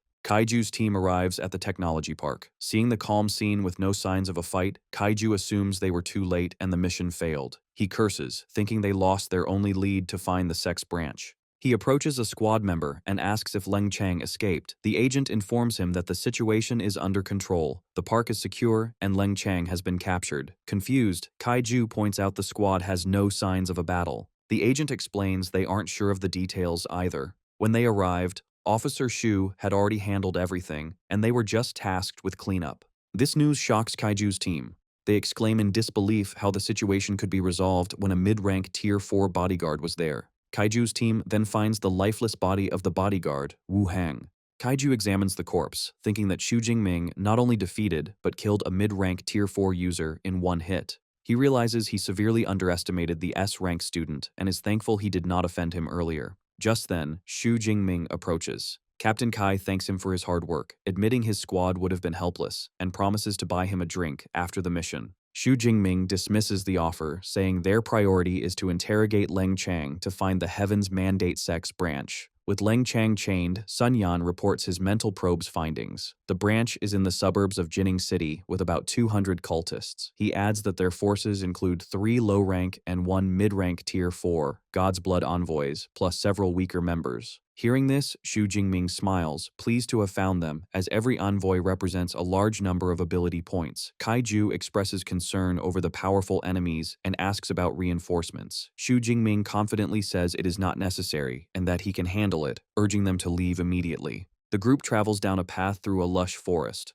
When they arrive, Sun Yan explains the branch is hidden and asks everyone to relax so he can share his vision with them. As Xu Jingming's eye glows, he notes how useful mental abilities are. The shared vision reveals their target, a large, magically hidden gate built into the side of a mountain. Peeking from the trees, Kaiju asks Zhang Tong if she can blast open the alloy gate with her fire ability, but she admits it would be very difficult. Stepping forward, Xu Jingming says he will try and takes out a Tier 3 ability recovery pill. As golden lightning crackles around him while he transforms, Kaiju sighs, thinking how his elite squad seems useless next to the S-rank student. In his transformed state, Xu Jingming unleashes a devastating attack. A massive golden finger descends from the sky, shattering the alloy gate in a huge explosion. The blast sends Captain Kaiju and Zhang Tong stumbling back in shock. Speechless, they wonder if they are dreaming and question if this is the power a Tier 3 user should have. Reverting to his normal form, Xu Jingming smiles. He thinks that the first time he used this move, his teacher stopped it.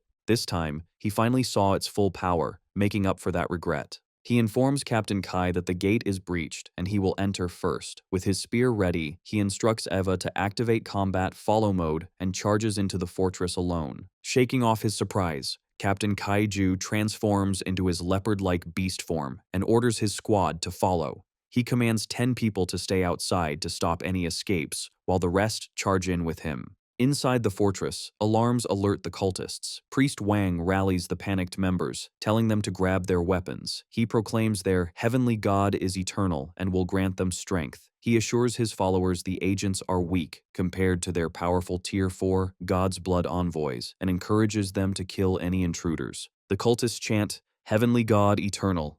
Their chant is cut short as a blur of golden lightning flashes through their ranks. Before they can react, Priest Wang is defeated and sent flying. Xu Jingming lands among the cultists, his fist striking the ground. He sarcastically apologizes for interrupting their rally and asks where the God's Blood envoys are. Enraged, the cultists insult him and mock his arrogance as a low-rank Tier 3 user. One rallies the others, telling them they can easily defeat him if they attack together. As they charge, Xu Jingming scoffs, telling them they are overestimating themselves. With a single word, perish, he summons a powerful storm of golden lightning from his hands, which engulfs the attacking cultists. The raw power electrocutes them, leaving the survivors terrified. One terrified cultist drops to his knees and surrenders, begging for his life. With a cold expression, Xu Jingming agrees to spare him for now and demands to know where the God's Blood envoys are. The cultist quickly reveals that the envoys are at a blood pool in the deepest part of the mountain. After getting the information, Xu Jingming simply says he understands.